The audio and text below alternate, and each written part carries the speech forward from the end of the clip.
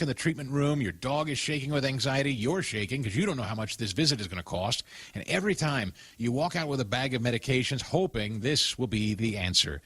Well, most canine health problems share one root cause. It's a weakened immune system, often from years of eating dead, processed food, and that's why naturopathic Dr. Dennis Black created Rough Greens. It breaks the vet visit cycle with live nutrients your dog needs to thrive from the inside. There's a reason it's known as America's #1 dog supplement. Thousands of pet parents are getting off the vet visit merry-go-round and seeing the difference. You can try it for yourself with a free Jumpstart trial bag. Just cover the shipping because the best doctor visit is the one you never have to make. Roughgreens.com. Use the discount code Chris. That's RUFFgreens.com. Promo code Chris, RUFFgreens.com, and use the promo code Chris to break the cycle today. MyPillow wants to say a big thank you to all of you in this audience for your continued support of their efforts. And to show their appreciation, they're offering an incredible sale with some of the best prices they've ever had. All when you use my promo code Chris. Right now, you can get the luxurious Giza Dream Sheets as low as $29.98. You'll find cozy blankets, comforters, duvets, all starting at $25. A six-pack towel set, just $39.98. Making it a perfect time to refresh your home. But the savings don't stop there. Everything is on sale, from dog beds and socks to couch pillows and so much more. Fox 2. I'm Michelle Polino. The Stranger Things finale is finally here. It's both streaming on Netflix and in theaters in North America. In the finale, the gang from Hawkins, Indiana, faces their final battle with villain Vecna from the Upside Down.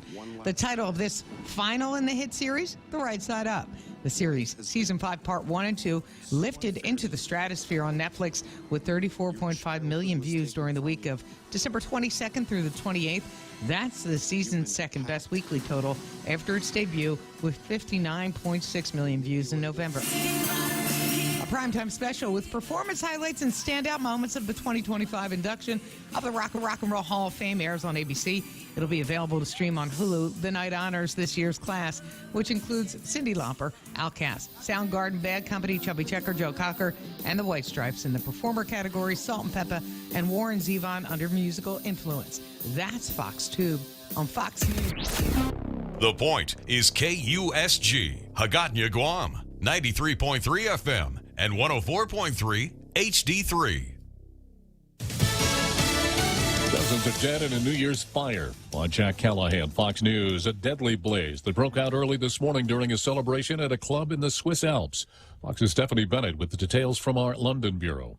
Officials say it's still too early to determine the cause of this fire and the blast. The community, of course, is in the heart of the Swiss Alps, just 25 miles north of the Matterhorn. 10 helicopters and 40 ambulances rushed to the scene after police say a blast and then fire broke out at La Constellation Bar in Crans, Montana. Authorities ruled out an attack. It happened around 1:30 a.m. local time. Swiss authorities haven't released an exact number yet, but say several dozen are feared dead and around 100 more injured, many of which were visiting from other countries. Work is now underway to identify the victims and inform their families, which police say will take some time. A daycare in Minnesota claiming to have been robbed recently, as Fox's Garrett Tenney reports. This particular daycare center was not featured in Nick Shirley's viral video, but it is one of the dozens flagged to state investigators earlier this year for receiving more than $1 million in federal funding, despite having multiple and repeated violations on record. The owners of Nokomis Daycare say surveillance cameras captured two men breaking into their business, claiming they cut through an outside cinder block wall, crawled through an interior wall, and busted their way in before getting into an office and stealing business records, including personal information of who attends the daycare. While the Minneapolis police are investigating this reported break-in, some are suggesting it could be a cover-up of wrongdoing. The reported break-in one day after the Federal Department of Health and Human Services froze funding intended for various programs in Minnesota because of the ongoing probe into alleged fraud. President Trump says his administration is removing the National Guard from Chicago, L.A., and Portland. It says in a social media post, federal forces will come back if crime rates go up. America's listening to Fox News. Knowledge is power. In just 60 seconds, the Evolt 360 provides you a unique experience and a detailed report of your body composition for you to take action to improve your health. The Evolt 360, turning information into inspiration to live a balanced lifestyle.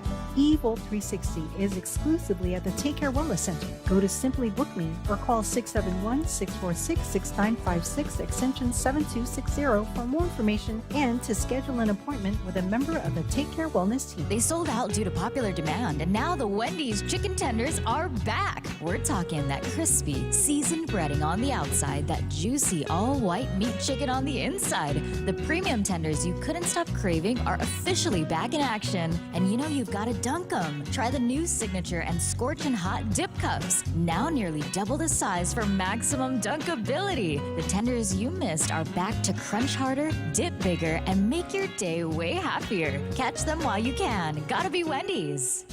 Congressional Republicans are facing pressure to address health care as subsidies for the Affordable Care Act expire. These now expired subsidies are the reason Democrats shut down the government in October, but lawmakers still couldn't reach a deal before this New Year's deadline. And now the pressure is on for Republicans to do something on health care this year, especially before the midterms. It's what lawmakers were working on before the holiday recess. Democrats wanted to extend the Obamacare subsidies to keep health care costs down, but most Republicans believe Obamacare is filled with fraud and want changes, although negotiations on new proposals stalled before Christmas. The president wants federal aid to go directly to patients. Writing on Truth Social, no more money to fat cat insurance companies. The money must go directly to the people to buy their own health care. Fox's Rebecca Castor reports another vote on whether to extend health care subsidies is expected later this month.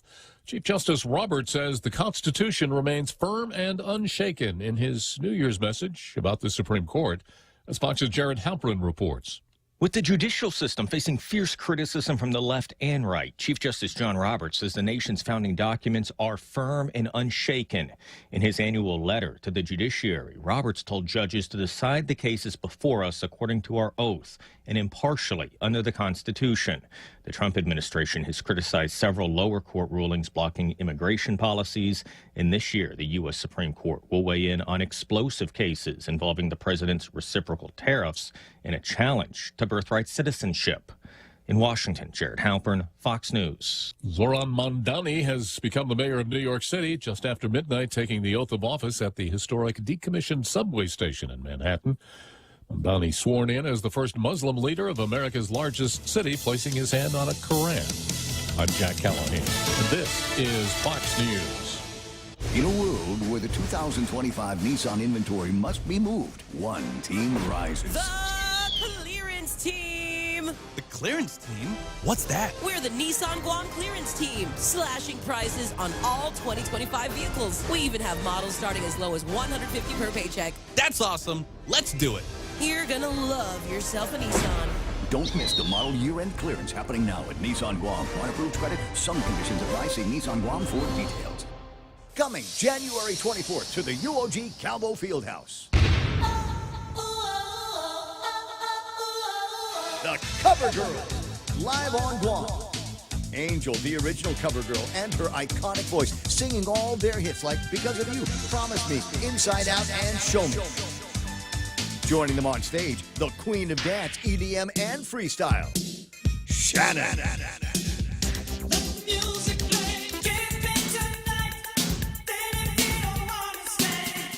Also, 90s freestyle diva singing all her hits, Jocelyn Enriquez. The radio plays our favorite song, and it's what keeps me holding on. Baby, do you miss me? Brought to you by Choice Broadcasting, Trivision Media, and Cherry Media. This is a Jams Media show you don't want to miss. Tickets and info at guamtime.net. Boss 104, Star 101, and The Point, in collaboration with Micronesia Mall, present the 2026 Health and Wellness Expo. Saturday, January 17th, from 10 a.m. till 3 p.m. in the center court. Join us as we showcase an array of healthcare businesses to help guide you into a lifestyle of healthy habits and wellness. Booths are available now. If you're a business that specializes in eating healthy, exercising, being mindful, and more, call 888 7346 and connect with Doris, Daryl, Michelle, or Shanzi for more info about the 2026 Health and Wellness Expo. Call 888-RDIO. Afternoon, good morning, Guam at 6:07 on Friday, the 2nd of January. I'm Donna DeJesus with a look at your local news on The Point. Police reported a high-speed chase in Barragata early Wednesday morning and ended with 2 arrests.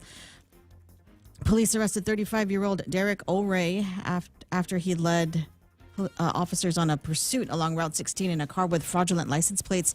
Officers say he drove erratically and veered onto the grass to escape. After the vehicle stopped, police discovered a loaded revolver and meth inside the car. O'Ray and his passenger, 35-year-old Benster Emmis, both faced charges for possession and an unregistered firearm. O'Ray was also charged with resisting arrest, reckless driving, and eluding a police officer. Meanwhile, Judy Wanpat has officially started her role as the new superintendent of GDOE. The Guam Education Board had appointed Wanpat as acting head on Wednesday evening to ensure a smooth transition and avoid a power vacuum. Wanpat's new management team includes Franklin Leon Guerrero as the deputy for finance and Jackie Kittigwa for educational support. Rosalina Liwag will serve as the deputy of curriculum, and Julie Ujoa Heath takes over assessment and accountability. Wanpat says her team will focus on restoring trust through transparency and data-driven policies.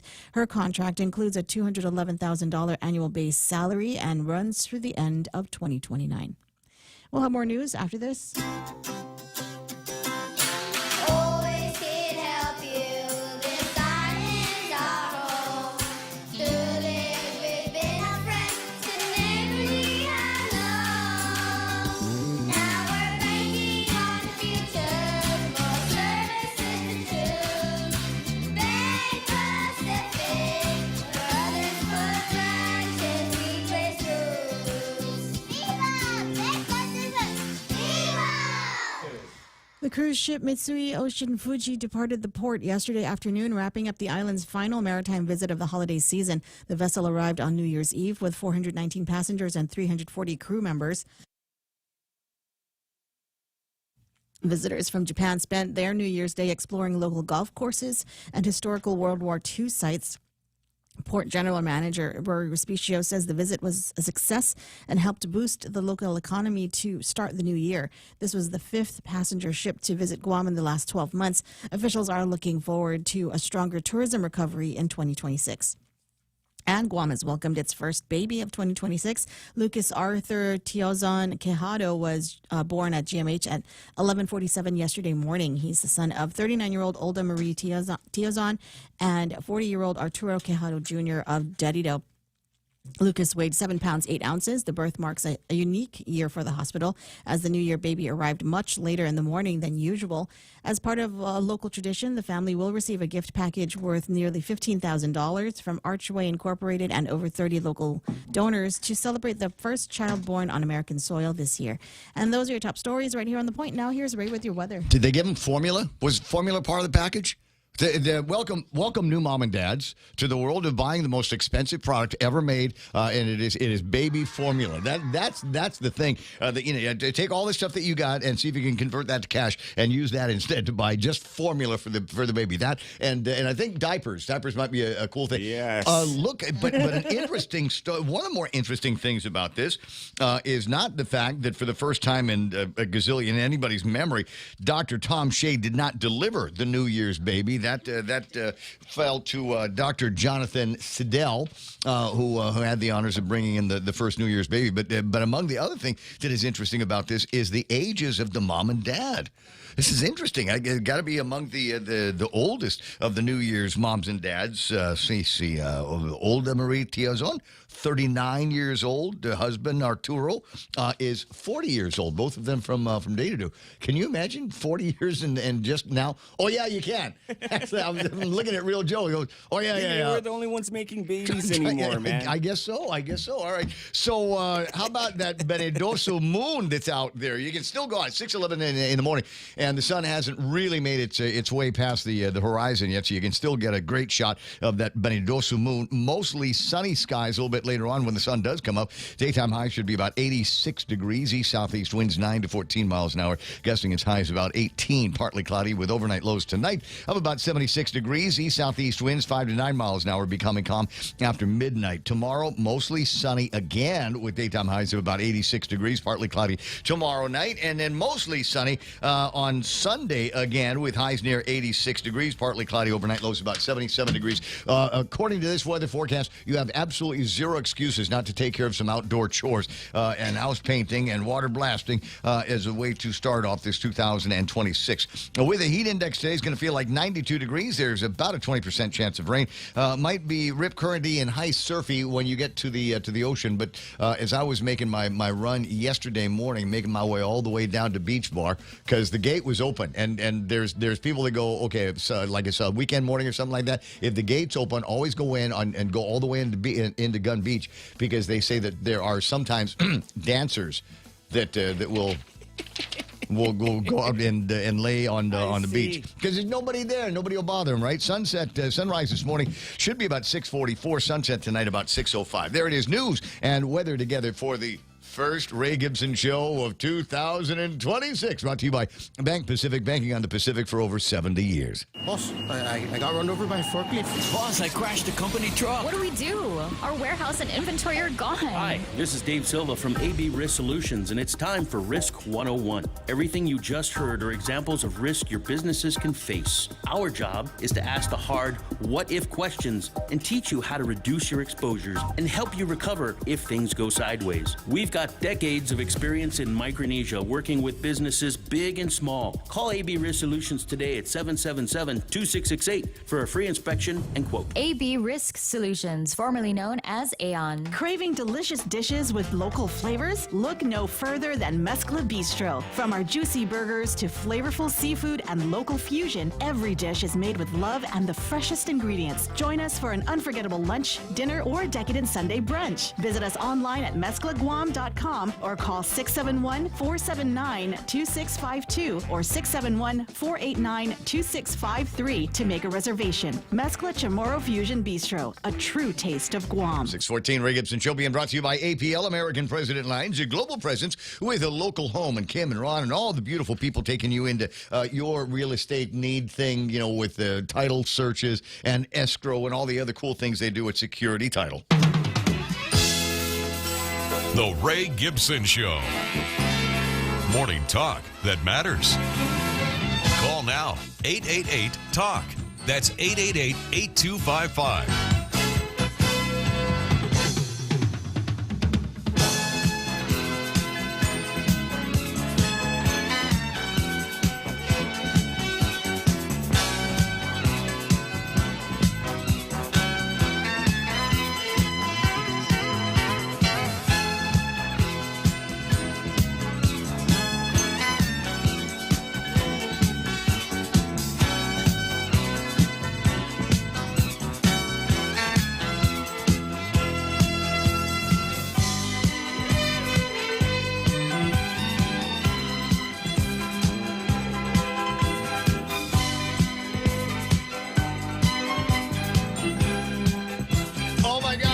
Weekend.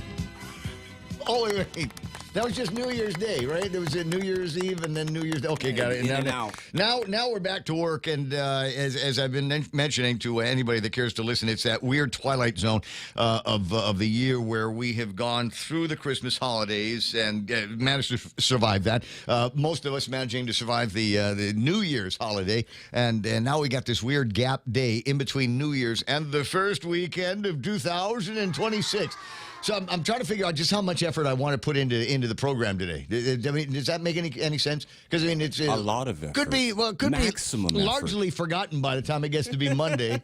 So we can just kind of start again. I mean, who's up and working with us this morning? It's like the operator and the guys over at the police department and the fire department, right? And good then morning. us. When you went to get the newspaper, was there a newspaper? No, there was not. There was not. No. Even they took the deal. The guy at the What are we going printer, to do? yeah. What are we going to do? Let's do the year in review, and then we'll just have a 4-day weekend like the government of Guam. What do you say? You want to? Let's do it that way. Holy crap, we're still alive? Yeah. So lots. Anyway, so welcome to the program. Excuse the mess. It is the Ray Gibson Show on 93.3 The Point. My name is Ray. Thrilled to be here with you, regardless of what day it is, regardless of what year it is. But this is actually 2026. That's it for 2025. All just the tears. Now you think all we're left to do is put all the financial paperwork together and get a tax return in so that we can get our big tax refunds from President Donald Trump here in the next little bit. So you got that. Looking forward to 2026, and I don't know. I haven't actually made any predictions. I'm start to kind of take a look around and see how things are feeling. Maybe after the holidays, because I've got that. I'm bullish. I'm bullish about right now because I've spent at least a couple of days this week on the beach and in the Tumon area, and I got to say that I've been rather impressed with the size of the crowds that I've seen in the. No, it's not. It's not bad. It wasn't bad yesterday. Wasn't bad yesterday. There was let me see a bunch of Koreans. Resolution people. The bunch. Oh, you want to talk about resolutions? I haven't even started thinking about that. I don't. For some reason in my mind, the only thing that I feel like I am resolved to do is get my 5K times down, number one, and number two, to get my screen time down. And, of all people, who's given me advice on how to get out from under my screen time? People who screen a lot? No, Arnold Schwarzenegger. Oh, of course. Former president, best president ever. Wait. No. Anyway, so Arnold Schwarzenegger's got this. He does a weekly email blast, and I signed up for it because I thought it might be interesting. And after 2 or 3 months, I've finally gotten something interesting enough to share with the listeners that maybe have a great thing, have the same idea in their head that they want to get out from under a lot of screen time and playing around with the phone too much. Anyway, lots and lots to get to in the table of contents. Believe it or not, we'll try to shoot through a morning show here, the way that we normally do, or not. I don't know. There's always the opportunity that we might forget how to do something and then realize that it was never we didn't really need it to begin with. We only have now. Yeah. And you know what's in my it is in my head about that is this thing with the underwater mining deal. Okay. So there's the governor and Joshy, Frank, Jimmy Craig, and the dog. And the dog, right? And the dog. And then more recently, there were a couple other people that said, oh, wait. If those guys don't like me too. I don't like it either. I don't like it. Therese Tarahi, former Speaker of the Legislature, Tony Ada, who last week, came out and said, I've got it. Do we have a press release ready? Yes, we do have a press release ready. And I'm wondering, outside of a few people over at the legislature and literally a handful of activists, does anybody else really care about this? I mean, is this one of those tabletop issues? Is this one of those kitchen? Is this what you talked about at the beach yesterday? What do we get out of it? Do we get checks every month? Everybody who lives here, we get a check. See, now that would be a cool thing. Yeah. Buy me off. I'll be happy to be bought off. Of course. Everyone else got bought. Like they bought off the Alaskans. Anyways, I'm just asking out loud because there seems to be a flurry of people that are going, me too, I don't like it. Me too, I don't like it. It's a real issue that people care about. You know what people care about in this town? That gas went down a dime. Yes, it went down a dime. Why? Because I was bitching about it all last week. Felt that. Yeah. And so I guess one of the guys at one of the gas companies, I noticed this as I was driving to the Eastern Side Sunrise this morning, popped over in the mobile station up in Zutton. You know, the one on the hill? Yeah. That little lonely mobile station. Well, not as lonely. There's an island. No, there's an Island Girl coffee place right next to it. Yeah, so you don't have to buy the gas station coffee. You can go and buy the Island Girl coffee that is right next to it. Anyway, so I noticed as I was driving around yesterday morning that the price of gasoline had in fact gone down in this town. Didn't go down a lot. Went down by a dime. I will take it. But what you don't want to hear, what you don't want to hear is the responses from some of the people that chimed in on my Facebook Facebook page where I announced that the price had gone down, because they're talking about how low the prices are where they are, and it isn't anywhere near $4.67. But the only high side on this was there was somebody that chimed in and said, "Oh, $4.68, not bad. It's much higher here in California." Oh, no doubt. Yeah, $8. It's got to be something like, I don't know. I don't know Like what the Rhoda. Ask Jerome. Jerome, somebody tell me how much the gasoline is where you live. Yeah, but I mean, at least in Rhoda, you can look at it and say it had to make a bunch of stops before it got here. In California, they refine the stuff right there in the States, or at least they used to, until a bunch of the refineries moved out. Like 3 or 4 of the massive refineries have decided that's it for Governor Newsom and his crazy California. So they packed up and moved off to someplace else. But still, in all, there might still be somebody that's doing the refining right there in the state. So it comes in as oil and goes out as gasoline. The rest of it is all is taxes, because California has never seen a tax it didn't love. Anyway, 6:22 in the morning. Speaking of love, sending love from Italy, B-man Dennis Larson, and images of their fireworks celebration on the screen right now. If you're watching on the Facebook Live and the YouTube Live and ThePOINT.gu, Rumble.com, and KUAM TV, absolutely gorgeous. Was that it? So it's a great fireworks. That's all they could afford. Apparently, it only lasted 40 seconds. But hey, how about that? Got everybody up at night for the deal, and the traditional eating of sausage patties on New Year's Day.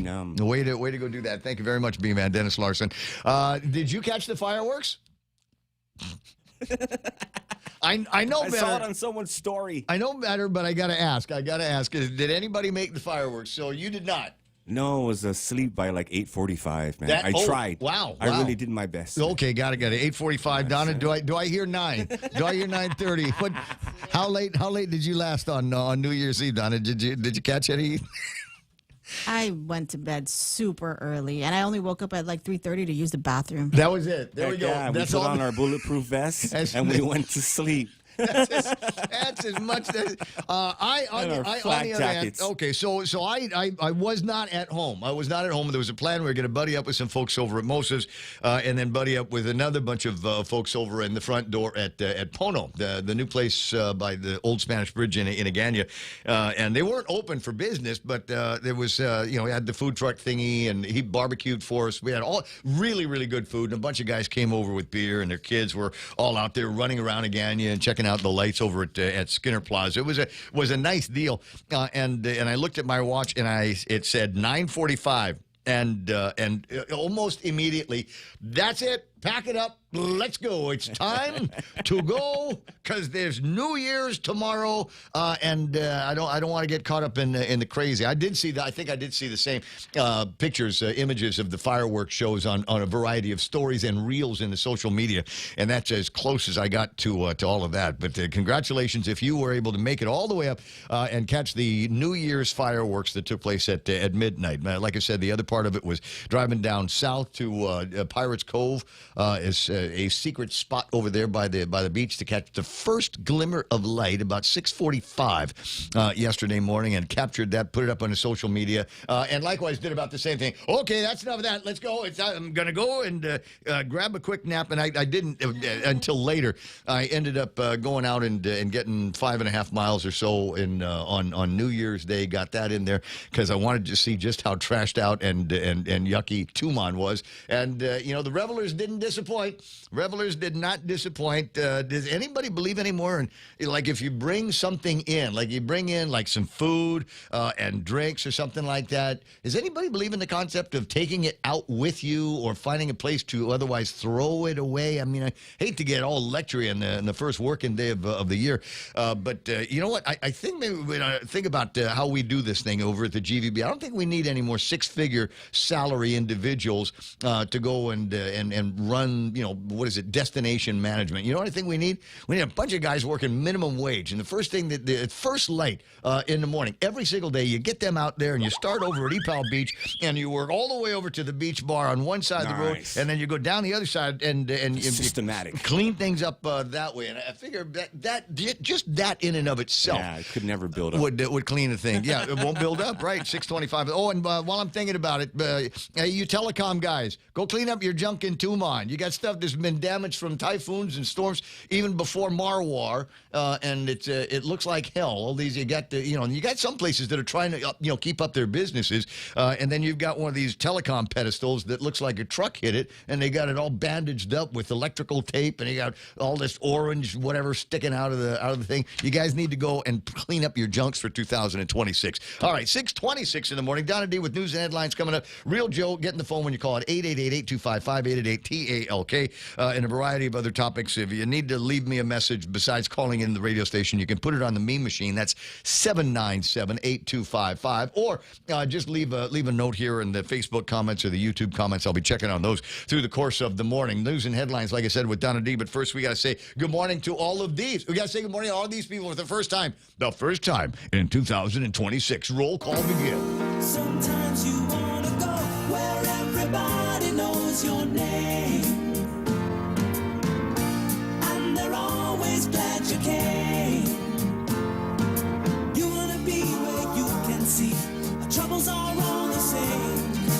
You want to be where everybody knows your name. You want to go where people know people are all the same. You want to go where everybody knows your name. That's nice. Love this. Watching the New Year, ringing in the New Year with Kuya Rico. That's from Sarita Gurin that was hanging out with them and their family and folks for New Year's. That's awesome. Hey, Rico, miss you, buddy. Big guy. You got to get back in the feed here. 6:27 in the morning. And who else is playing on the deal here? So, right off at the top, it looks like Auntie Bennett Lawn Duenas saying, Buenas, Vice Speaker Tony Ada. There's Henry Manglotnia, Elizabeth Mendiola Kitatu in the deal. There's Joe Kai saying, what up, Woostig? That's it. Morning, Woostig neighbors. Nice to see Henry Manglotnia in the thing. Lori with a wide Duenas. Let me see. There's me checking in. Let me see. There's Stephen Blake watching the machine Real here. guy. How about Jessica S.E. Cruz says, mushy. Good to see you online. Good to see you in the machine. Did I already say Stephen Blake is here? Real guy. Just now. Okay, got it. Musubi. For Ken Augustin. Happy first Friday of 2026. Yeah, I would put it that way if you want to. It's Friday, huh? Yes, Wow. It's Friday. Are you feeling Monday? Are you getting a weird kind of? It's a Monday vibe. I told you it's a weird gap day. It's the shortest weekend ever. Just one day for the New Year's, and we're all back into the fold in time to take another 2 days off, and then to start the year off with a full week. But not even for a full week for the kids. What is it? Everybody, all the DOE schools except 4. Are going to be closed on Monday, and students over at Simon Sanchez and John F. Kennedy are going, hey, man, what do we do? How come we got to go to school? Nobody else does. We'll explain again a little bit later on. Looks like Smug Wimp has found the machine this morning. Ken Augustin, Sandra Rages saying good morning and Happy New Year, Guam. All the way from Alaska. Let me see. Lonnie Solis saying Happy New Year. B-Man Dennis Larson. J.B. St. Nicholas saying good morning all, and yeah, Fry, yay.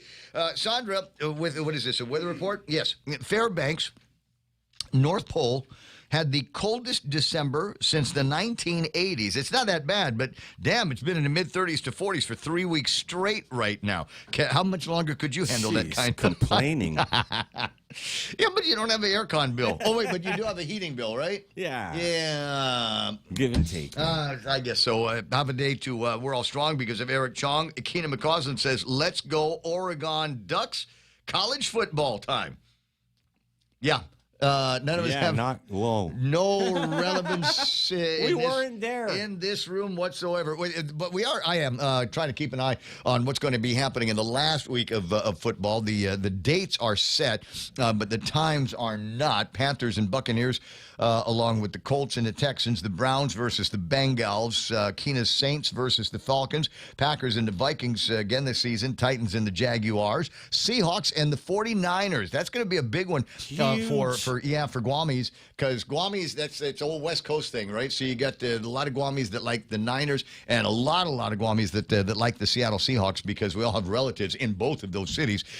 So that's going to be kind of a big game, big competition. Cardinals and the Rams, Cowboys and the Giants, Ravens and the Steelers. These are all Monday games. Chiefs and the Raiders, the Commanders and the Eagles.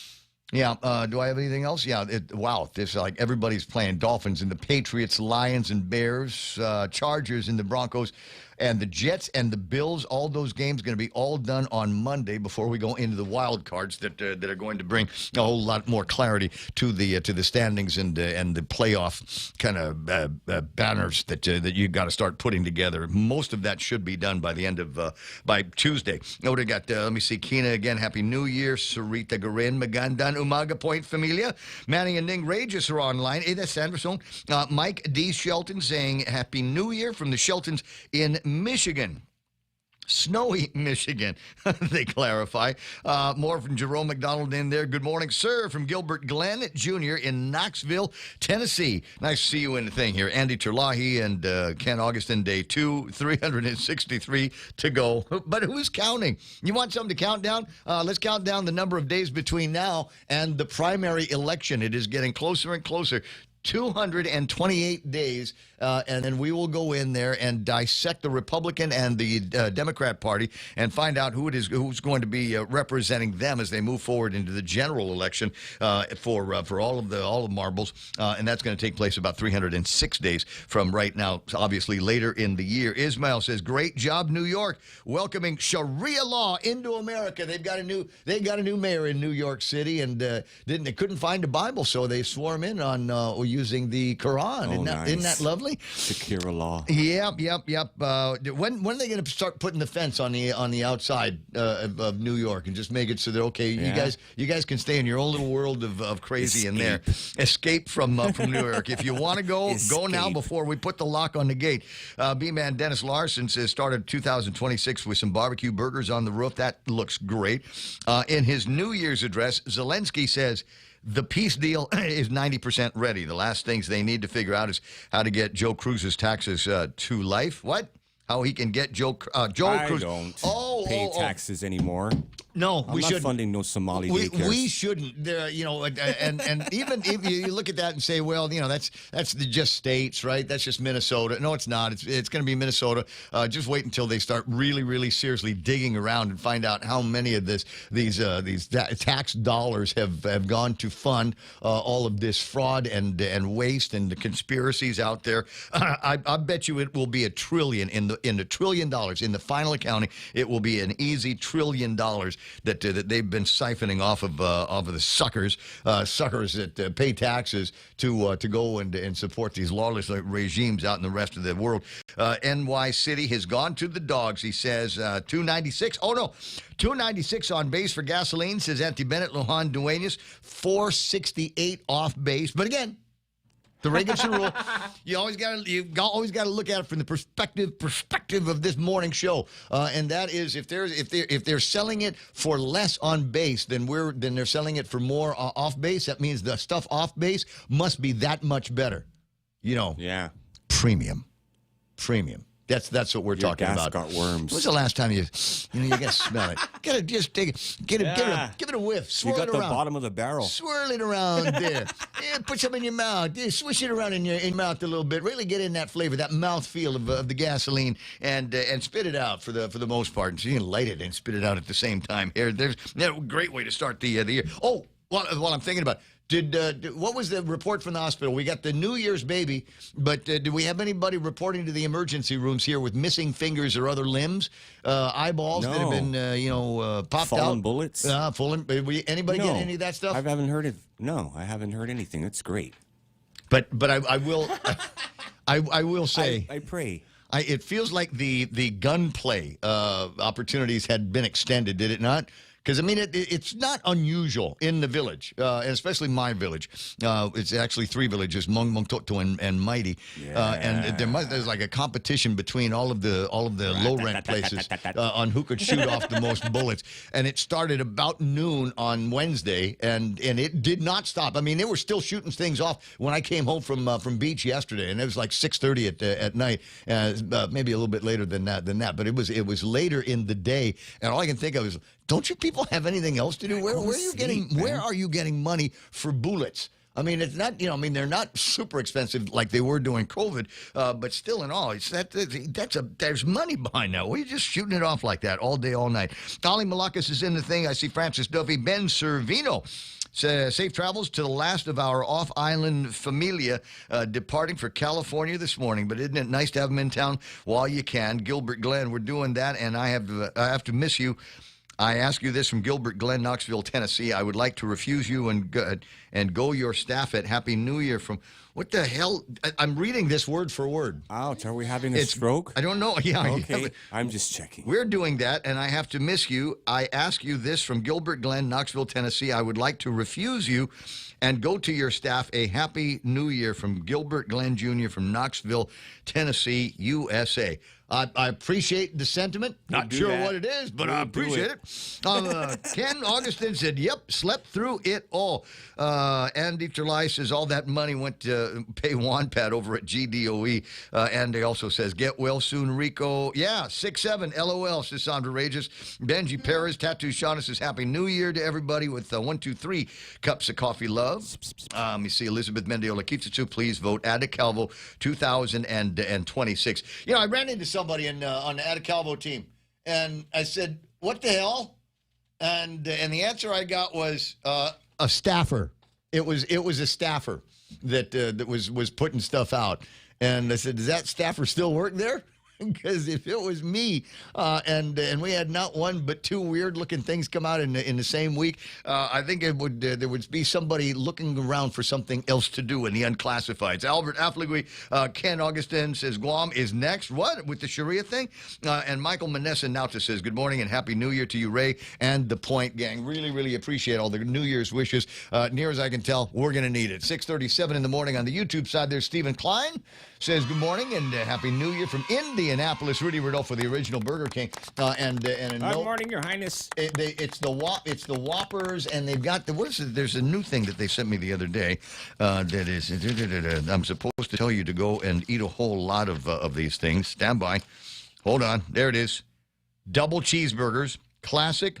Bacon double, rodeo double. That's the way you want to start the year, and all of that available hitting you up in the drive-thru over at the BK. Thank you, Rudy, and Happy New Year to you. Tommy Garcia, Tattoo Sean Gumatau checking in from as Lucas Telefo. Stephen Liz says good morning, Guam. Happy New Year. Heard a whole lot of gunshots in our neighborhood from responsible gun owners firing their weapons into the air. What? Good morning, Guam. Happy New Year to everybody. Buenas and Happy New Year from MP Ogo. That's among the adult supervision. Good morning. Nice to see Guam, USA. JW.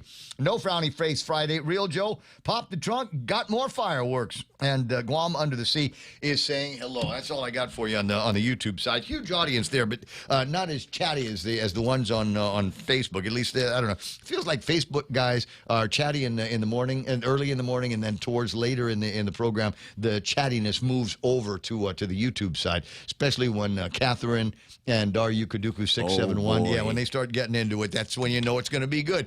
Anyway, 6:39 in the morning. As I lied to you earlier, I've got a lot in the table of contents, much to chew on, and we'll start doing that after Donna D gives me even more to chew on. About 6:40. Yeah, it's good enough time for the 6:30 news here with Donna D. Donna, how we doing on the first Friday of first Friday of 2026? What's the news, Donna?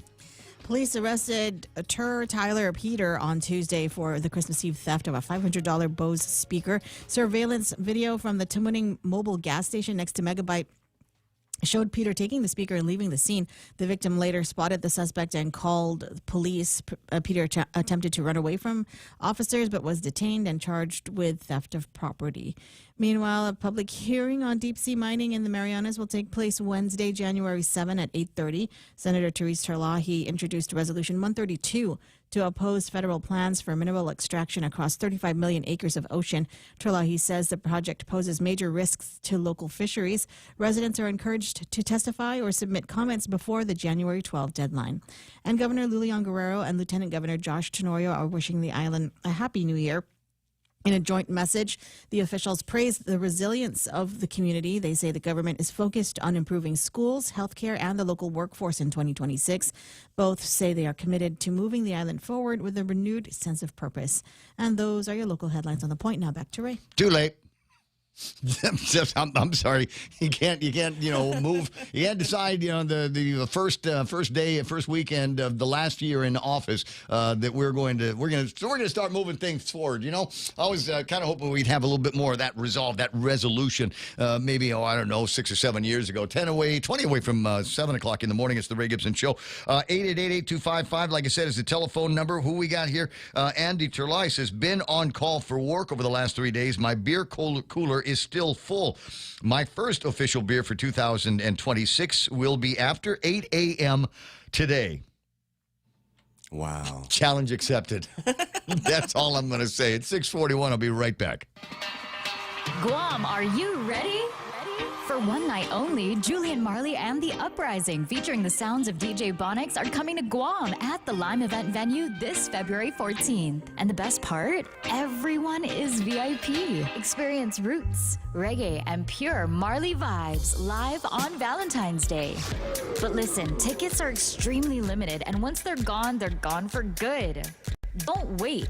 Get yours now at guamtime.net. That's guamtime.net. Brought to you by New Wave Studios Guam, Empire Realty, Star 101, Boss 104, and The Point. One night, one price, one legend. The holidays have arrived. More of us are out and about creating even busier roads and longer traffic lines to get our shopping done. This is a friendly reminder to all motorists to be mindful and courteous on our island roads. You're partying? Have fun, but be sure to have a designated driver. No matter how busy or how much fun you're having, remember to drive safe. Someone loves you. This message is brought to you by Proline Automotive.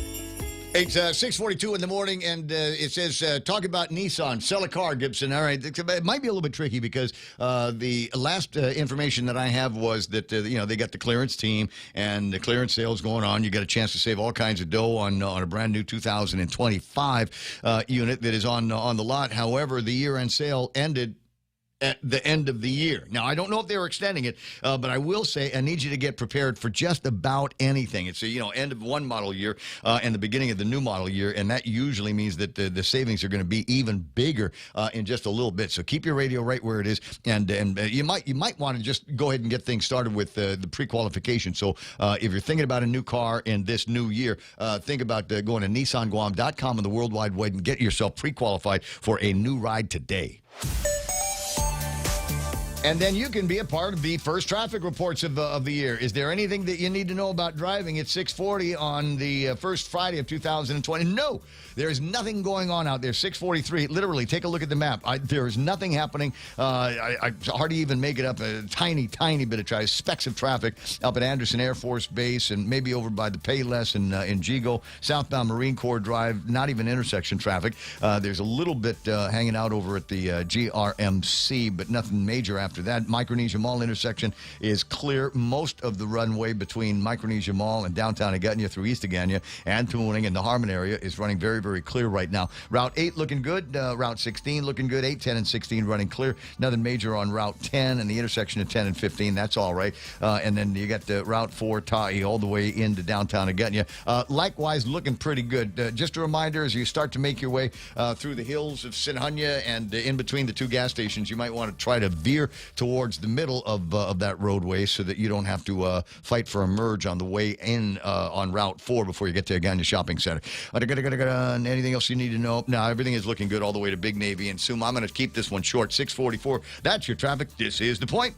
Celebrating the 176-year anniversary of American President Lines, APL is a trusted partner to the U.S. government and its military. Our U.S.-flagged vessels are proud to provide ocean transportation, logistics, and critical mission support worldwide, and most especially to our local partners right here on Guam and Saipan. APL has an extensive network that connects your shipping needs to anywhere in the world. The APL Guam team is dedicated and are here to help you. Call 588-4651 or visit apl.com. APL, global presence with a local home.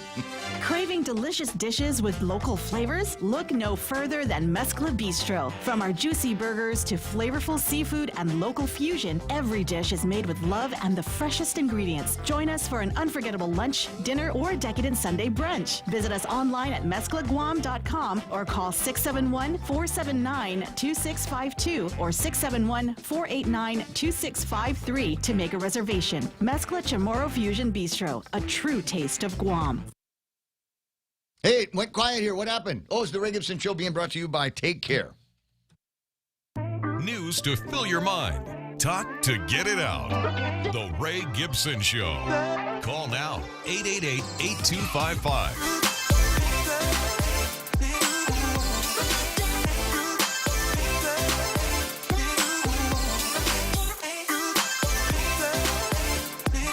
What have I got? 15 minutes away from 7 o'clock in the morning, Friday. No Frowny Face Fridays. And I don't think there's a lot of news here over the since we last talked on Wednesday that will give you too much of a frowny face. So I will say one of the things that occupied me and family over the weekend, I'm sure it was likewise with yours, was the health of Polly Mike.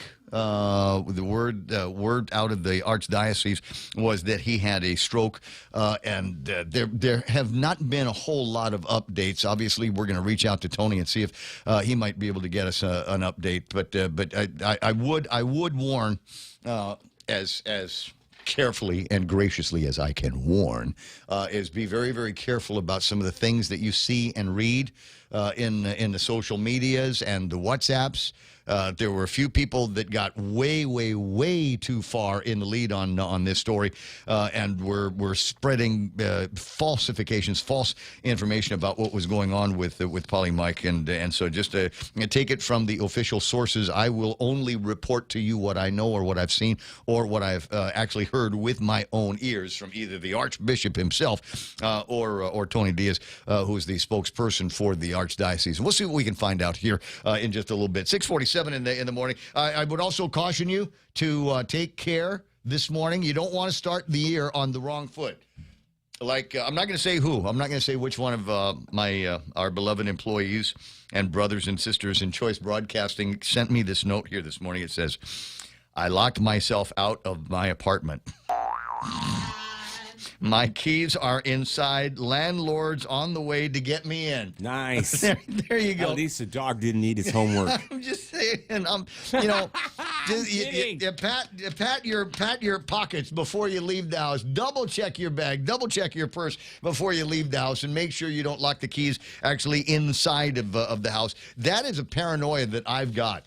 It is seriously a paranoia that I have, that I will lock myself out of the house, because there's there's people that I could call if I lock myself out of the house with my phone. What's the chances of something like that happening?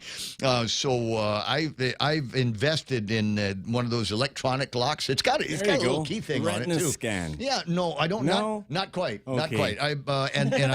I've always been happy with something like that. So God forbid if I forget, if I lose the keys, if I get locked out of the house, whatever, I can go and I can punch in a 4-digit code and let myself back in. Otherwise I gotta break a window. How many, by show of hands, how many of you have ever had to break a window to get back into your house because you locked the key in there? Oh, do you have a spare? Yes, it's inside the house where the spares are kept in the door. You gotta pull out the louvers. You got louvers, right? Back in the olden days. I give multiple people copies. If something happens here, you're one of 5 people on the phone tree that's going to get a telephone call to bring the spare over to the house. Anyway, 10 away from the top of the hour. Andy Terlai, new year, a new Modelo Oro Modelo Oro in Michelob Ultra out. I heard that yesterday for the first time from somebody that said almost exactly that. New year, new beer. And I thought, well, okay, all right. That's interesting. Yeah. New year, new beer. And it might be a little bit tough. I mean, I don't know. I spread my beer money around as much as I possibly can between Michelob Ultras and Heineken Silvers and the Corona Premier, et cetera, and a few of the craft beers that you can buy in the crafty stores around here. But I don't know. There's something gonna have to ponder. You ponder that as well. Smug Wimp says, I purchased a realtor style lockbox for the spare. Yes, agree. If for no other reason, because the kids might not be able to remember the 4-digit number, and so you get one of those little master locks like they have at the realtor places, and put the spare thing in there. Only problem is you're telegraphing that there's something of value in there, and I don't know if you've ever done this. Let's say, for an example, the code that you're using on your realtor box is 2026. I'm just ponder this now, because this is the way it worked on every one that I've ever used. You don't have to press the number in that order, 2026. You can press 2206 or 6220.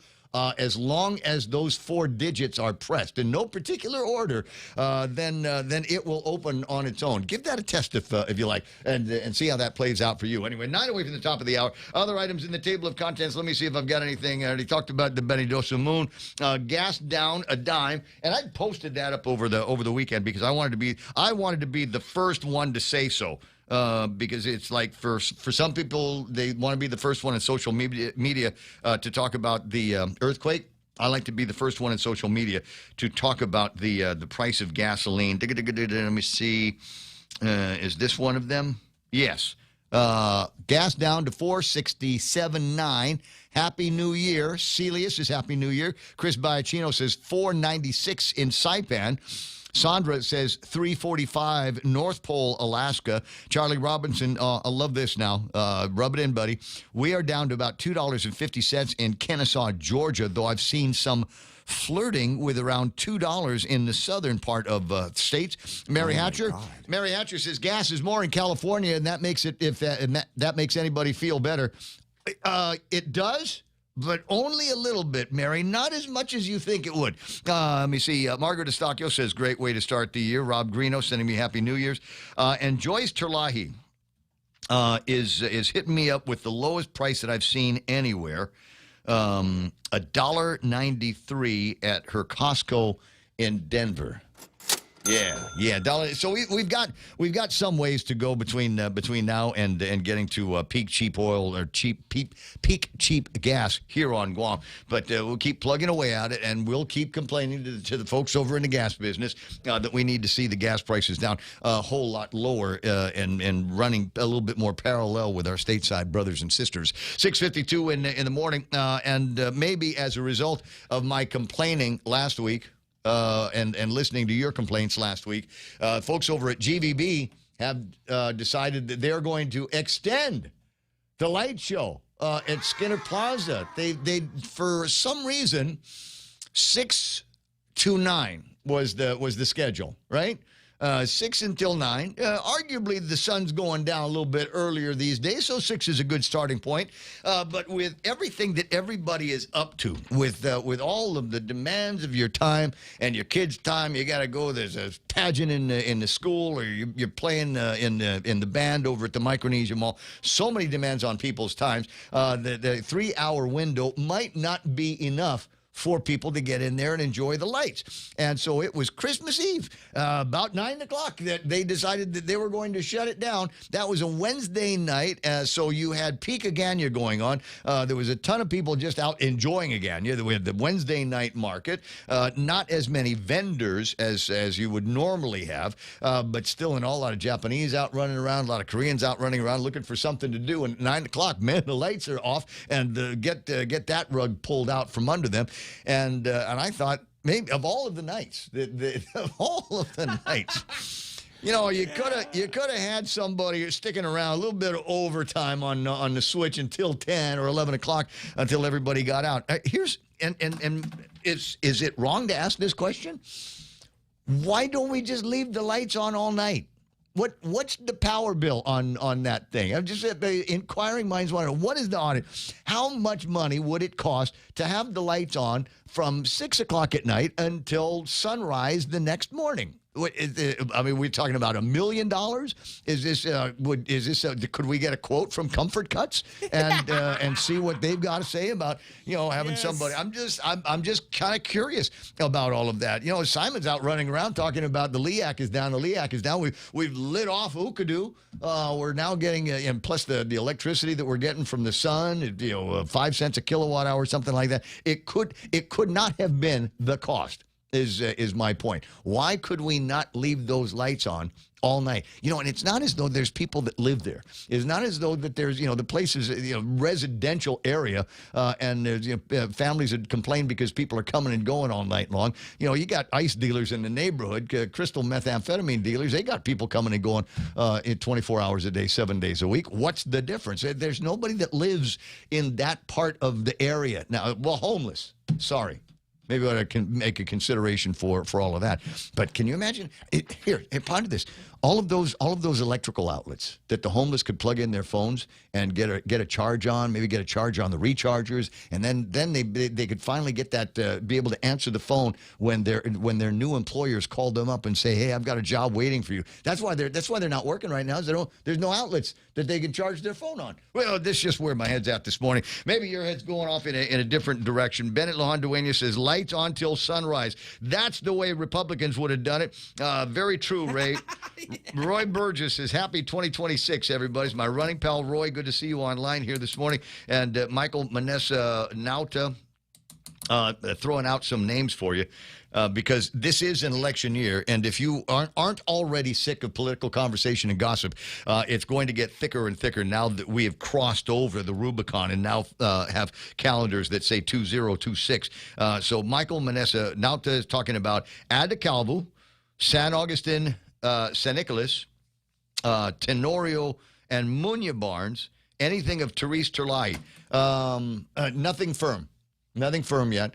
There is the team of Frank Blas and potentially Mary Okada, but there is no official announcement about that as of yet. I emphasize the word official because there's a whole lot of political gossip flying around about all of that.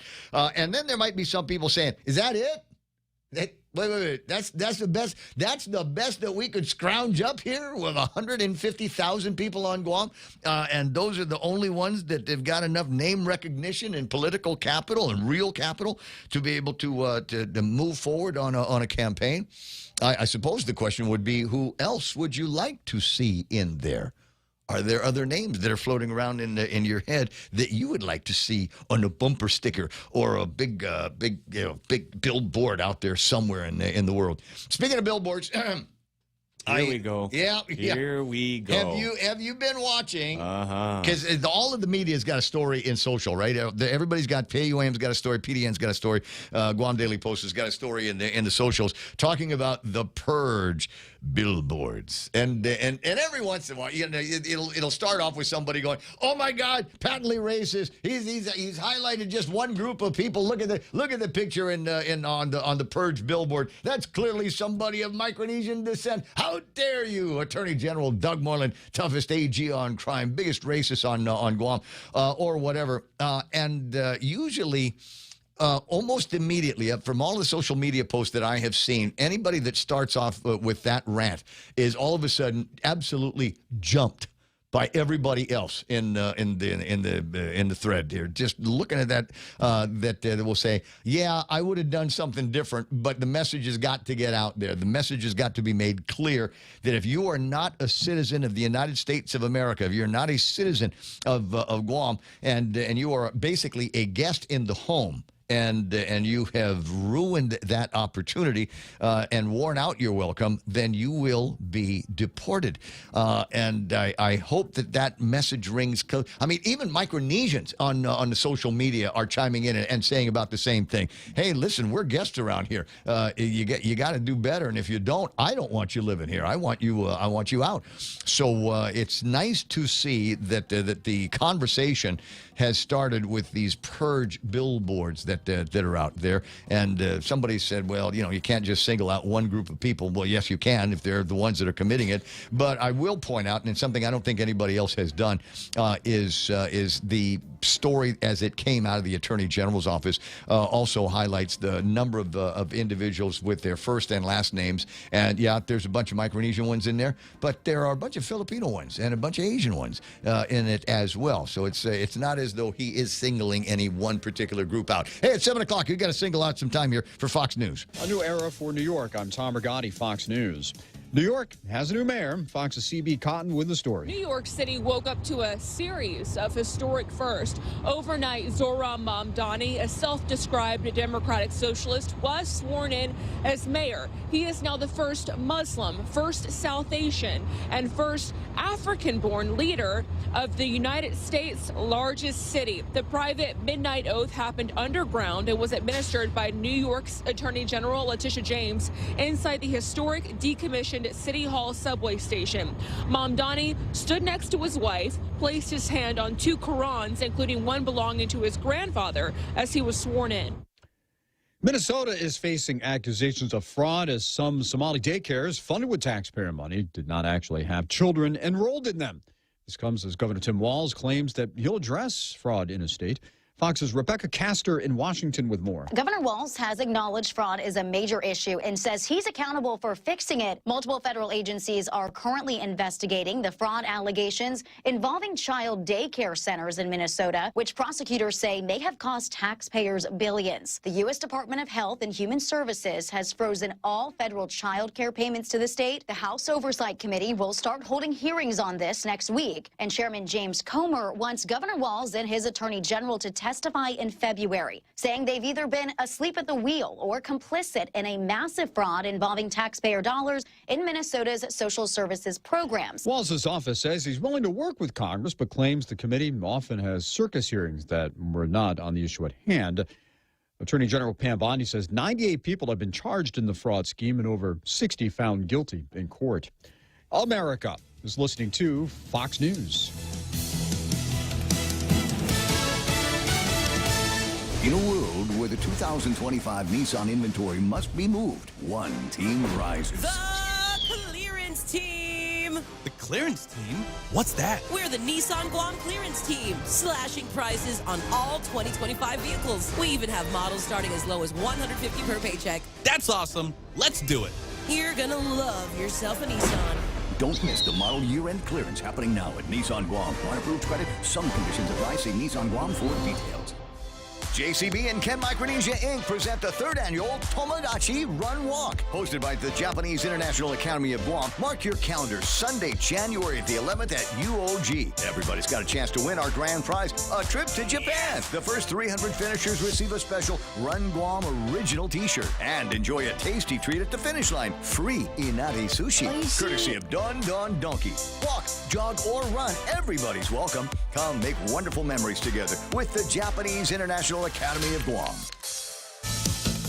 Well, one of the worst tragedies in Switzerland's history, that from the country's president, after around 40 people are killed, 115 injured in a fire at a bar in the Swiss Alps.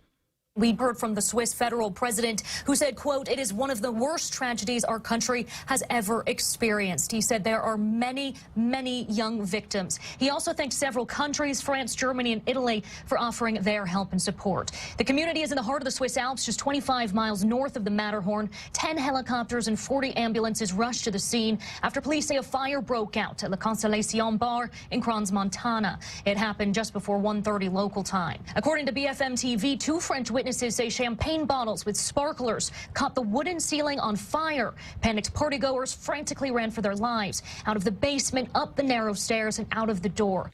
That's Fox's Stephanie Bennett reporting.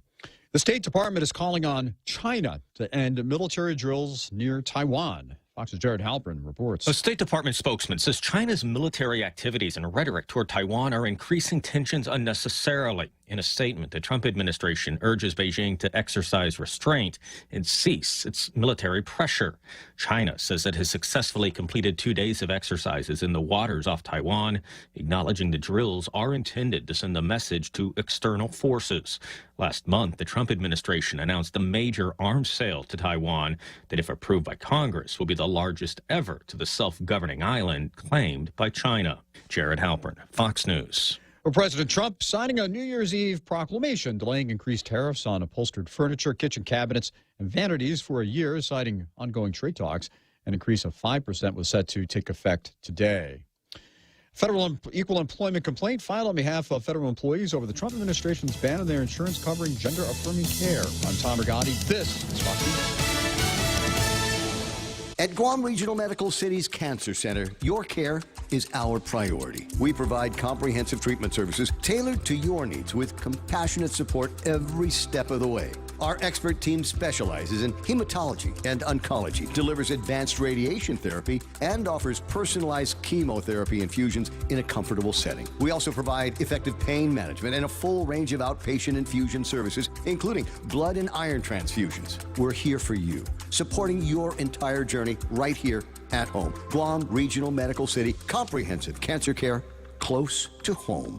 Celebrating the 176th year anniversary of American President Lines. APL is a trusted partner to the U.S. government and its military. Our U.S. flagged vessels are proud to provide ocean transportation, logistics, and critical mission support worldwide, and most especially to our local partners right here on Guam and Saipan. APL has an extensive network that connects your shipping needs to anywhere in the world. The APL Guam team is dedicated and here to help you. Call 588-4651 or visit APL.com. APL Global Presence with a local home. The Point, Boss 104, and Star 101, in collaboration with the Micronesia Mall, present the second annual Health and Wellness Expo. Check us out in the Center Court, Saturday, January 17th, from 10 a.m. till 3 p.m. Spend the first part of 2026 making new choices with us. Enjoy an array of healthcare businesses, showcasing how they can help you create a journey of wellness. Pick up some new healthy habits at our Health and Wellness Expo 2026. Brought to you by Take Care, Guam Cancer Care, ATVS, G6 Fitness, Toda Guam Foundation, International Sports Center, and Island Cancer Center. News this hour is brought to you by AB Risk Solutions. Off today at 7:07, I'm Donna DeJesus. Here's a look at your local news on The Point. Police arrested Donovic Isaiah Cruz on Tuesday for burglarizing the Cathedral gift shop. Officers responded to the shop after a worker reported a cash box with $350 missing. Surveillance footage showed a man with distinct forearm and hand tattoos taking the box early that morning. Police found Cruz at a nearby building later that day. They noted his tattoos and clothing matched the video. Although he initially denied the crime, investigators say he confessed after being shown a clear image of his face from the security footage. He now faces felony burglary and theft charges while already on pretrial release. Meanwhile, the Archdiocese is asking for prayers for Father Mike Crisostomo, known as Pali Mike, who is in critical condition. Archbishop Ryan Jimenez says the priest suffered a stroke on Wednesday morning and was admitted to GMH. Pali Mike has already undergone surgery and is currently being monitored by doctors and his family. He has served the local Catholic community for 29 years and is the administrator for St. Joseph Church.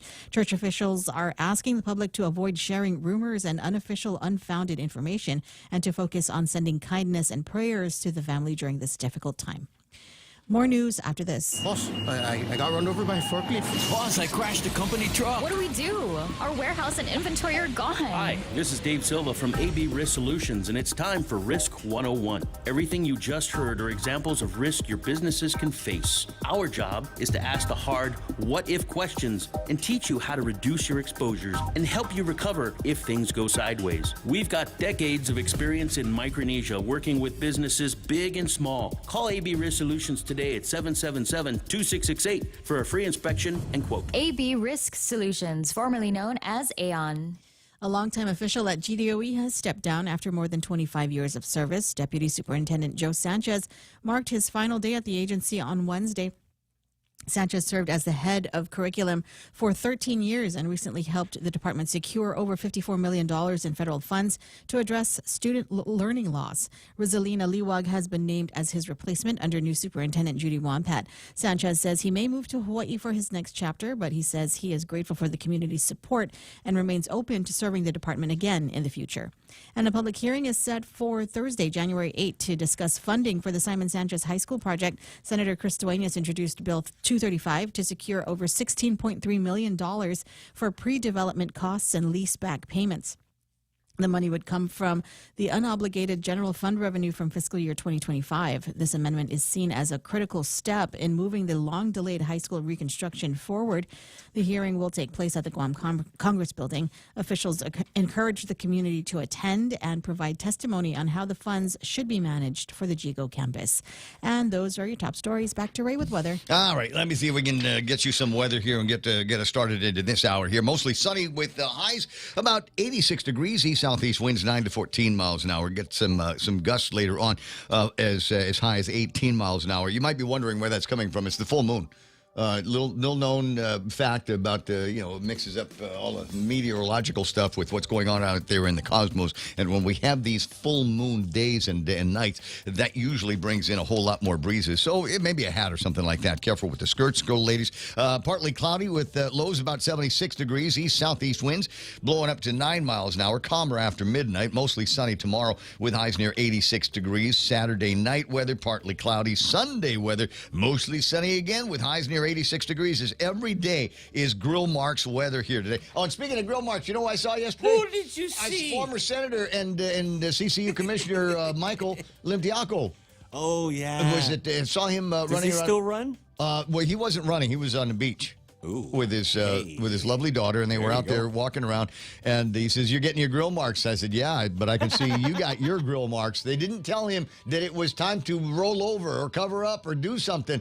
So he might have. If you see Mike today, he might be a little bit sun-kissed as a result of getting some grill marks in on New Year's Day yesterday. With the heat index today, will feel like 92 degrees. There is a 20% chance of rain.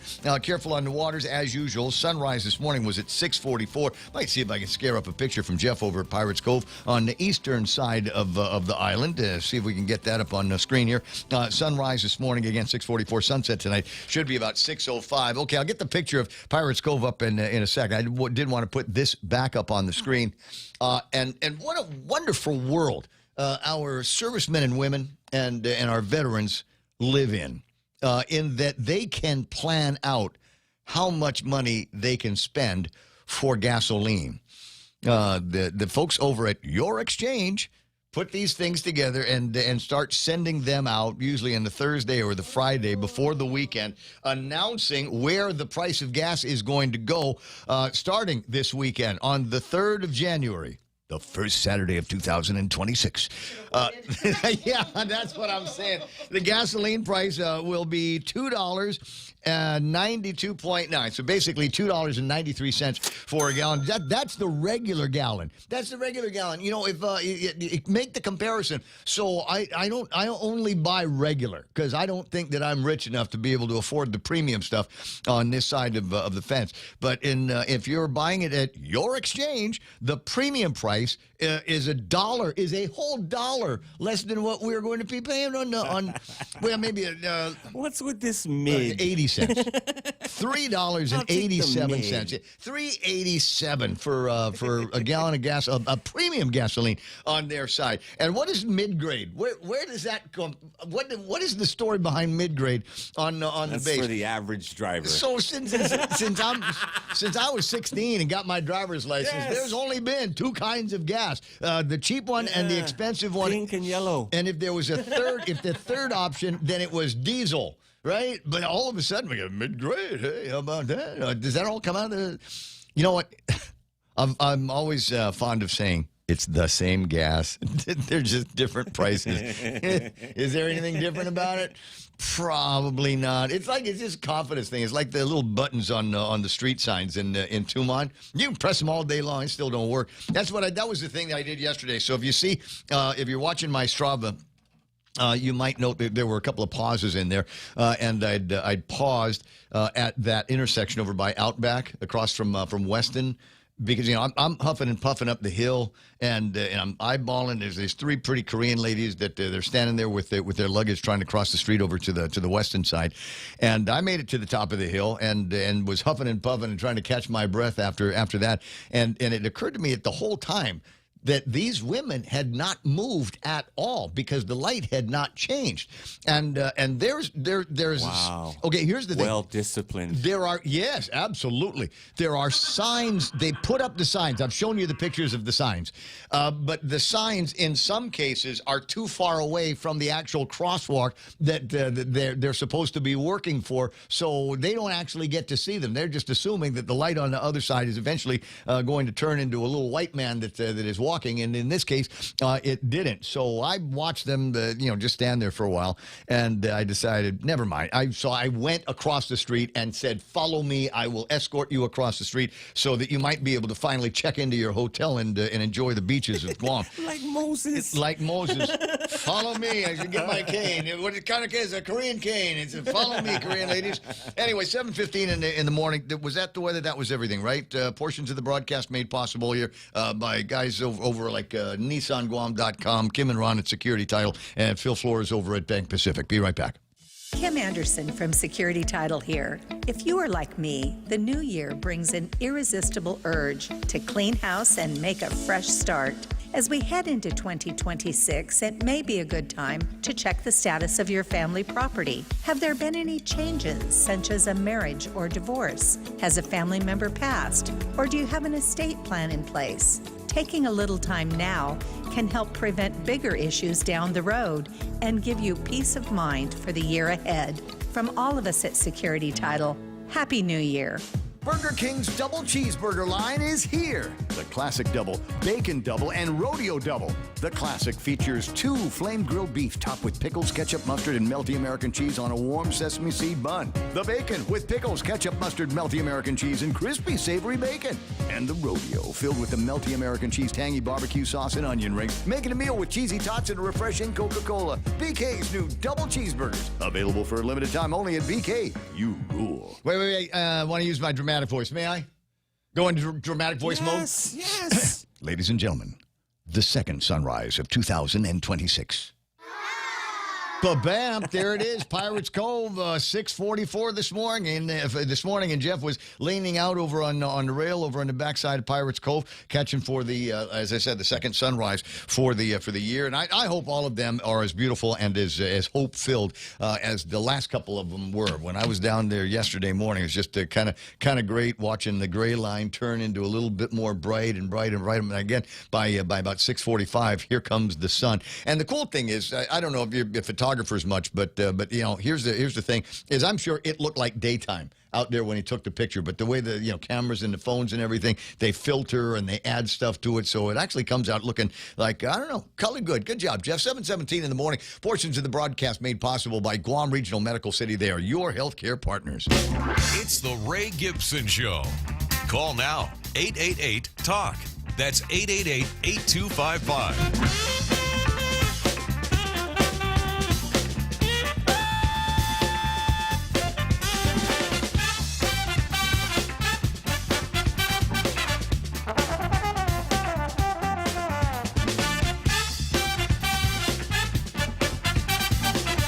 Friday morning, as you might expect, there's not a whole lot that was going on last week in the halls of legislature or Adelup.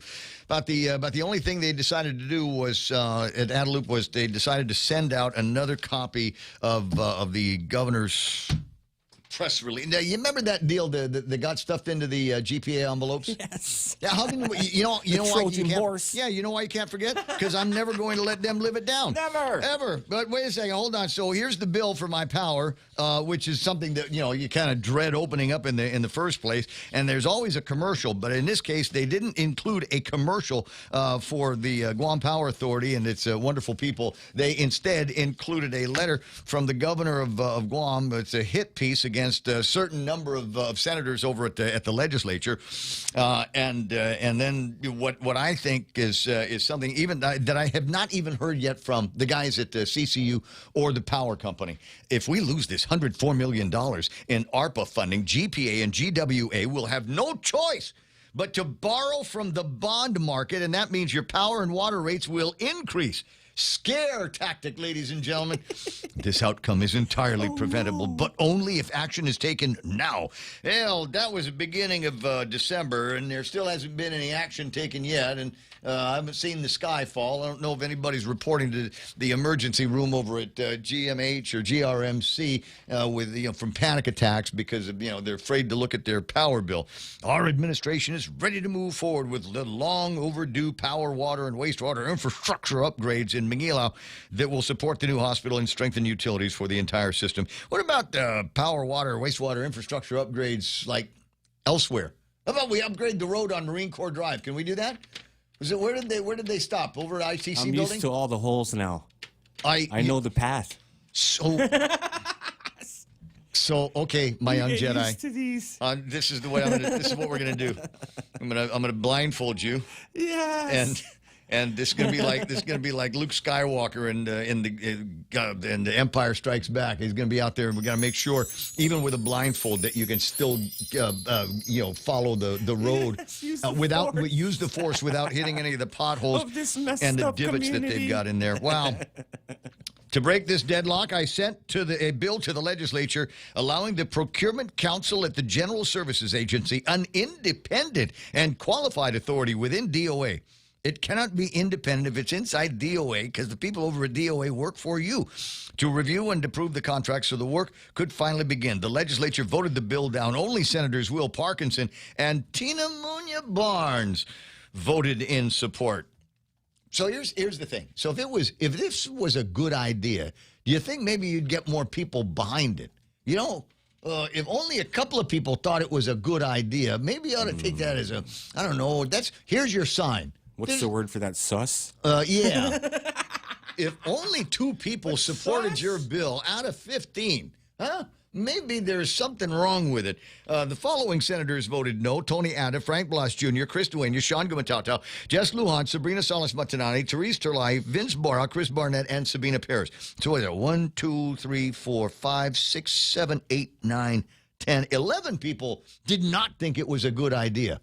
So maybe you need to go back to the drawing board and come up with another way to try to get things done. I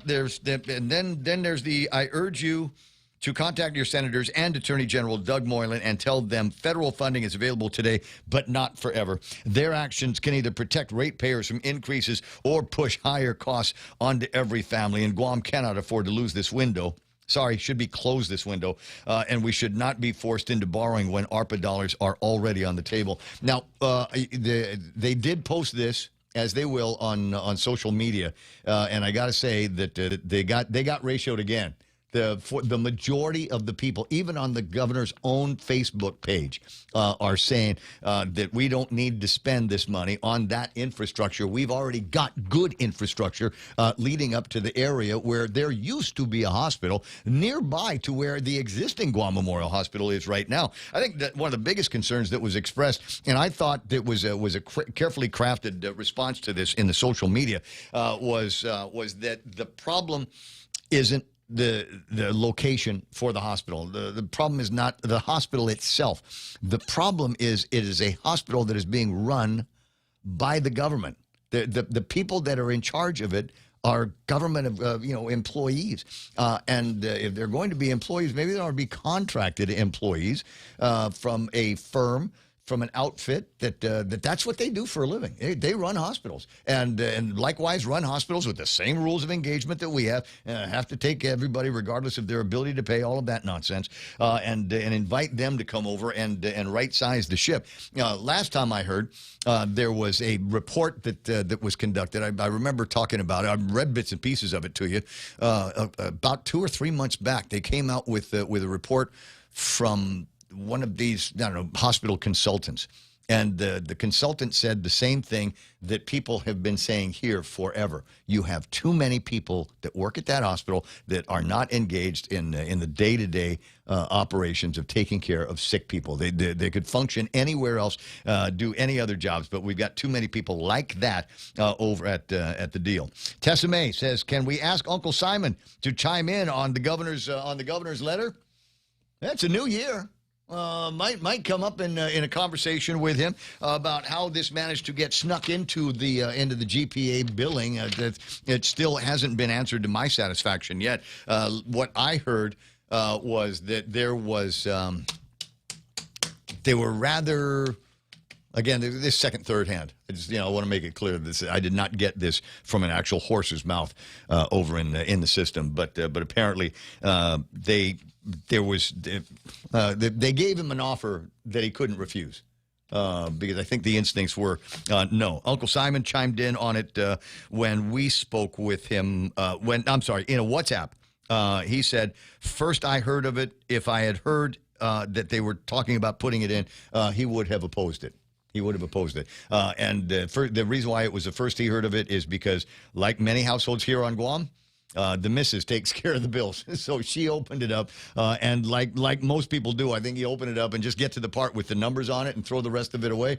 And that is likely what happened out there. 7:24 in the morning on the Ray Gibson Show. And take a look at what's going on in the markets here today and find out where we need to be going. Might not be a great day to look at the market because it was upside down on Wednesday. Their day. Their markets are closed today because it's still New Year's holiday and people are freaking out about Mamdani and the Quran. S&P 500 off by about 50 points. NASDAQ drove down 177 points and the Dow off by 303. Over 48,000? Yeah, still over 48,000. And might be a little bit of a New Year's rally moving through here depending on how the rest of the news day sorts itself out in states. FTSE is off by about 10. I got the Nikkei off by 187. Hang Seng Index drawing down 224 points. Shanghai Index is up, but nobody cares because it's such a small market, and it's the Shanghai market. So good for them, up by almost 4 points. Yay. DAX picked up 139 points. On the Dow here, what have I got? There was some green. United Health, Chevron Corporation, Boeing, Verizon Communications, and Walt Disney round out the top five around the bottom of the Dow. IBM, Goldman Sachs, Walmart, Merck & Company, and American Express. So we got that. If you're looking at buying some commodities, it used to be just kind of looking and seeing what's going on with oil. Oil at 57.42 right now. It's 57.96 when we last talked on Wednesday. Here's another commodity people have got their eye on. Gold at $4,341, and silver peaked over the last couple of days at like 77, but back down right now, $70.60 per month. Now I have, since I was a little boy, I've always been a coin collector of one kind or another. But even before I became a numismatist, which is what they call it in the hobby, I'd always developed the habit. Whenever I had got my hands on a quarter or a dime, I always looked at the side of it, and if it didn't have this little. If it didn't have that little clad line around the middle of the side, the reedy side of the coin, that meant that it was silver. And to this day, I still do that when I look at a batch of old coins, checking to see if they might have some kind of silver content in them. And as a consequence of always looking for it, I found a whole bunch. And so I'm thinking about, one of these days I might look at that jar of silver coins that I've got, not so much in terms of numismatic value, what year it was minted, what mint it came out of, whether it's a Morgan or a Freedom or whatever. I might look at it in terms of what the bullion value of is with that silver. Take a look at it, talk to your people, and see if it might be time for you to start thinking about adding some gold and some silver to all of the other investments. You might want to be thinking about some Forex. If you're doing some traveling now, 156.8 yen against the dollar if you're flying into Tokyo or Sapporo or someplace like that. I got the Philippine peso at 58.88, and the won still strong-ish against the dollar, 1,444 won to the greenback, which might likewise explain, among other things, why we've got so many Korean tourists that are flying in. I don't know what the arrivals numbers look through the new year, but my suspicion is it might be flat to up as a result of all of the movement that's been taking place in the last couple of weeks on the won. And another point that I would make, although I've got no way to verify it, I've got no way to otherwise thinking sort it out. But where I was hanging out on the beach over the last couple of days, it occurred to me that many of the Korean people that I was looking at, not ogling, mind you, looking. I was merely looking. Yeah, he wasn't staring. But they were wearing like bikinis. But they weren't doing selfies and stuff like that. It was like just laying out there, and I got a couple of mom and dads, and they had this look like they were celebrities of one kind or another. Like I should know them from a Korean rom-com or something like that, or maybe they're members of a band. I think one of the Korean baseball teams, the Samsung team, might have already arrived on Guam, so they might have brought their pretty wives with them or something. But it just seems to me that there's a little bit more by way of celebrity that you might find over at the beaches. But the thing is, you'd never know, is the thing. So unless you know. 7:29 in the morning, Tattoo Shauna with an interesting question. Where can we buy silver and gold bars here? I don't know. I know a guy. You know a guy? Yeah, but it's like, black market. Sort of kind of thing. What about the pawn shops? Can we buy gold from them? I think so. Do you suppose? I don't know about that. Tiny bars. Little tiny bars. Well, so they make those. You can buy silver in just basic stamps. But there's also places where there used to be a big business in making souvenirs. Souvenir bars of silver, something like for Merry Christmas or something like that, or anniversary of Tiger Woods' 50th birthday, and they'd come out with a silver bar for something like that. That used to be fairly common, but there's no hobby shops that I'm aware of here on Guam. Tattoo Sean asking the question. All right, Point listeners, do what you do. What is the answer? Where on Guam can you buy silver and or gold bars? If you know or you think you know, put it up in the comments on the Facebook side or the YouTube side and let me know about that. Last number that we like to look at is the Bitcoin number. How did Bitcoin end the year? How did Bitcoin begin? 2026. Wow. And now with the first Bitcoin quote, here's Real Joe Cruz. 88,239.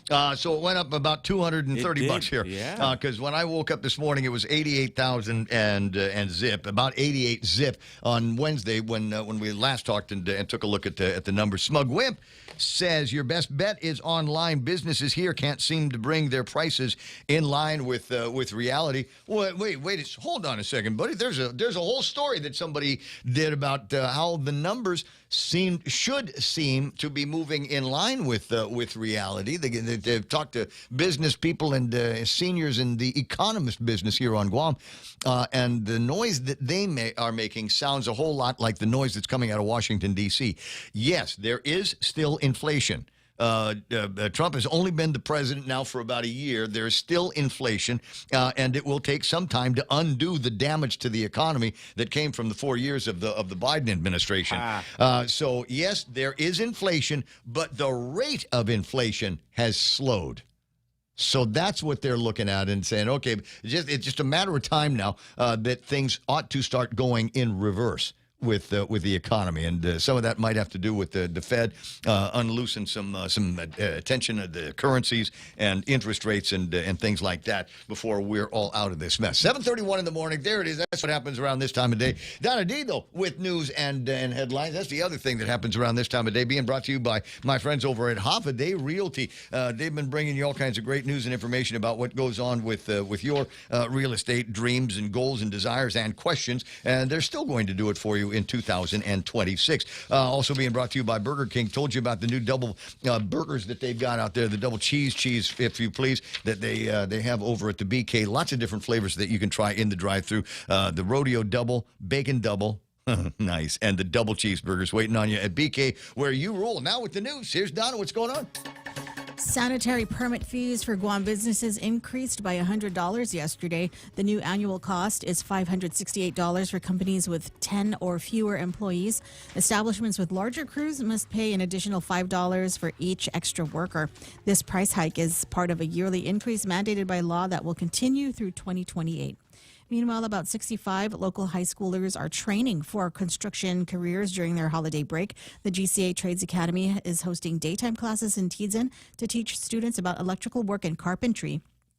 These core modules count toward graduation and future job certifications. Officials say the goal is to prepare students to enter the workforce as qualified technicians immediately after they finish high school. And the holiday light display at Skinner Plaza is now staying open for an extra hour each night. Visitors can view the festive spectacle in Hagåtña until 10 o'clock through January 6. GVB extended the hours following community feedback. Officials encourage everyone to visit the display before it closes for the season next Tuesday. And those are your local headlines. Back to Ray. Let me see, 7:33 in the morning, and you know, always make a big deal about the point.gu on the World Wide Web, because it's one of the places where we get you news and information, links to interviews, etc.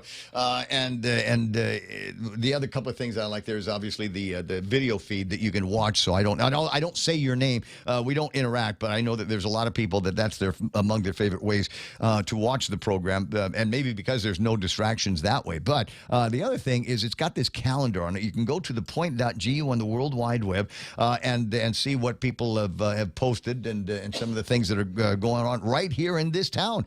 Like among the first races that we got for the year, the Get Fit for Kids race over at Chamorro Village. I think one of the other big races coming up this weekend is the Airport Run. And that's the one that starts over at the Home Depot parking lot. And then you run. It's only got one hill, Joey. You can't. Yes, you can. There's signs. There's no pedestrian signs. I don't. JQ. Stay away from there. I think JQ can sort that out. I think he knows the guys. Yeah. But anyway, so you got the Home Depot, and then you run up the hill towards the 76 Circle K, and right there at that intersection is where you turn around, and then you get to run back down the hill, which is adventurous. And I will submit to you that you need to take very good care running down the hill. Running up the hill is not that big a deal, but running down the hill might be tricky. The last time I ran this race, I fell, and I wasn't the only one. There were like 2 or 3 other people that walked out of that race with bloody knees. There's the surface is uneven, and so one of the places where it gets real uneven is about where the people slow down for a water stop. Well, I was trying to avoid the people slowing down at the water stop because I wanted to go in and finish the race, and I hit one of those spots where it was uneven, rolled the ankle, and bam, down.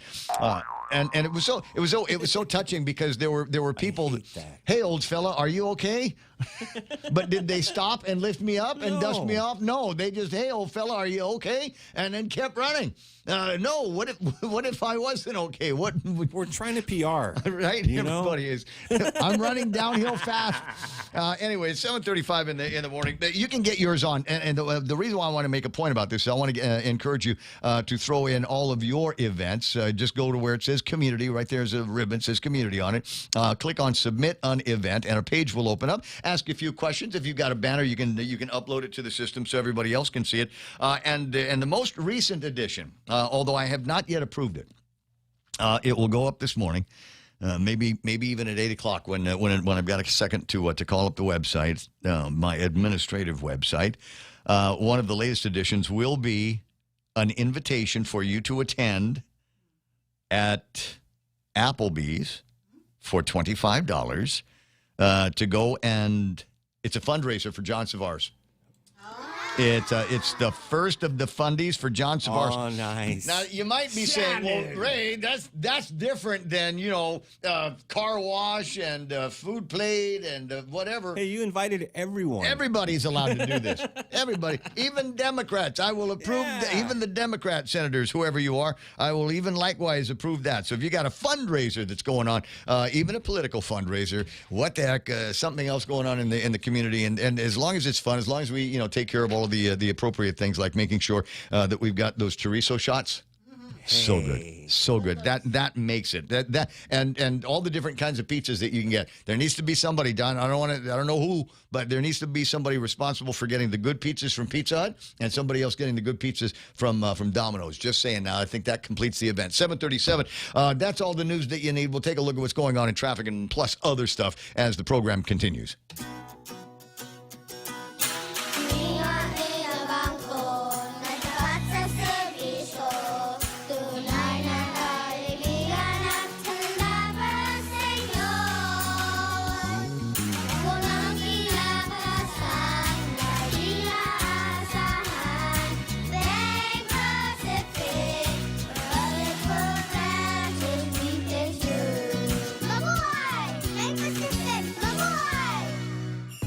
The holidays have arrived. More of us are out and about creating even busier roads and longer traffic lines to get our shopping done. This is a friendly reminder to all motorists to be mindful and courteous on our island roads. You're partying? Have fun, but be sure to have a designated driver. No matter how busy or how much fun you're having, remember to drive safe. Someone loves you, This message is brought to you by Proline Automotive. Beyond the Box time, 7:38 in the morning. First floor of the Micronesia Mall. They'll open up about 10 o'clock this morning. And so if Santa Claus didn't get you what you wanted for Christmas, well, you're going to have to go Christmas yourself. You're going to have to New Year's yourself. How about some new technology in 2026? Upgrade your Mac experience. Upgrade your iPad experience. Upgrade your iPhone experience. They'll tell you how to do that, show you all the toys at Beyond the Box in the Micronesia Mall. Hey, ask them where they can buy gold. Actually, yeah. You might want to. So I don't know about gold bars or silver, but I used to know a guy, and his get-rich deal was that, and I know guys that are doing this with cryptocurrency now. His get-rich deal was every paycheck, whenever he had some leftover money, he would go to the jewelry store and put some money on real gold and real silver that somebody had already turned into a ring or a necklace or earrings or something like that. He didn't wear the earrings, but he knew what the value of it was, and so spent a lot of time doing that. Was able to use that as a basis, as a foundation for some of the actual riches that he was able to do once he got into business for himself. In 20 minutes, it'll be 8 o'clock in the morning. Thought I heard that traffic noise in the background. Go ahead and zoom that back up so the listeners can tell that it's traffic time on the radio, but there's no traffic to report. Only a little bit of traffic at Anderson Air Force Base. We make our way southbound on Marine Corps Drive towards Isang Song, and there's nothing happening there. Only a little bit of traffic up by the hospital that's leading people off of Ben Blas Highway down to Marine Corps Drive. A little bit of traffic between there and the Micronesia Mall, but it opens up completely, and you got pretty much a straight shot through most of the Marine Drive corridor. You will have obviously stop for the intersections, and there's one or two major ones between there and downtown Agatinya, but enjoy the drive. Hey, and if you work in the, is there GovWant today? No, I don't know. There's no GovWant today. Okay, when the lights are off. When there's GovGuam again, can you guys do me a favor? I mentioned this the other day, and I passed by again yesterday, and it looks like hell. So, like 2 months ago, there was that water slide, landslide on Marine Corps Drive. Oh yeah. Yeah, water slide. Like in the what was the name of that place? No, the water slide like at Onward again, yeah. And the one up in Splashdown. Splashdown.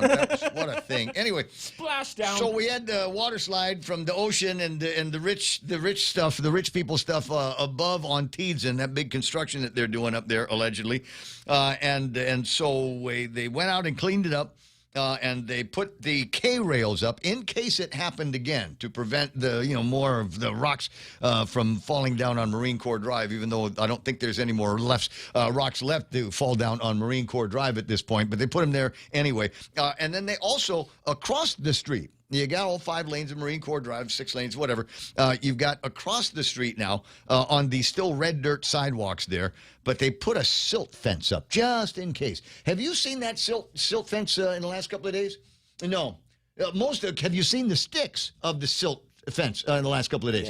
Yeah. I don't think that thing was meant to be permanent, or maybe you got it secondhand, or I don't know what the heck whose idea it was, but they put it down there to prevent any more of that red dirt runoff into the ocean. That was good. But since then, the silt fence has deteriorated to the point where it's useless now, and it's an eyesore. And we have now added yet another eyesore to the East Agania area. It wasn't bad enough that you've got those people that live in that junky house, and they're just adding more junk to it. It's not bad enough that there was all that junk that was laying down next to Linda's. Yet we have now added a new eyesore to the East Agania area, and hopefully somebody over at, the Island Beautification Task Force run by Josh Tenorio, maybe they can go out there and either put a new one in or just take the old one out, because I don't think we got the kind of weather here that we have to worry too much about water slides and landslides down the side. 7:42, be right back. From small teams to growing companies, the United World Elite Business Credit Card from First Hawaiian Bank can help turn your purchases to rewards your business can use. Plus, enjoy MasterCard benefits designed to give you peace of mind. Apply for the United World Elite Business Credit Card today, and if approved, earn 50,000 bonus miles when you spend $5,000 within the first 3 months after account opening. It all starts with yes. Terms and conditions apply. To learn more, visit one of our branches or go to fhb.com/United Business. Coming January 24th to the UOG Calvo Fieldhouse. The Cover Girls, live on Guam. Angel, the original cover girl, and her iconic voice, singing all their hits like Because of You, Promise Me, Inside Out, and Show Me. Joining them on stage, the queen of dance, EDM, and freestyle, Shannon.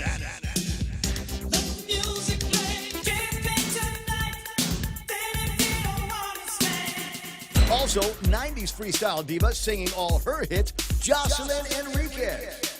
The radio plays our favorite song, and it's what keeps me holding on. Baby, do you miss me? Brought to you by Choice Broadcasting, Trivision Media, and Cherry Media. This is a Jams Media show you don't want to miss. Tickets and info at guamtime.net. Okay, so it's quiet now. Portions of the Ray Gibson Show being brought to you by my team over at Take Care. Rediscover Talk Radio here. Your FM News Talk Superstation. This is The Point.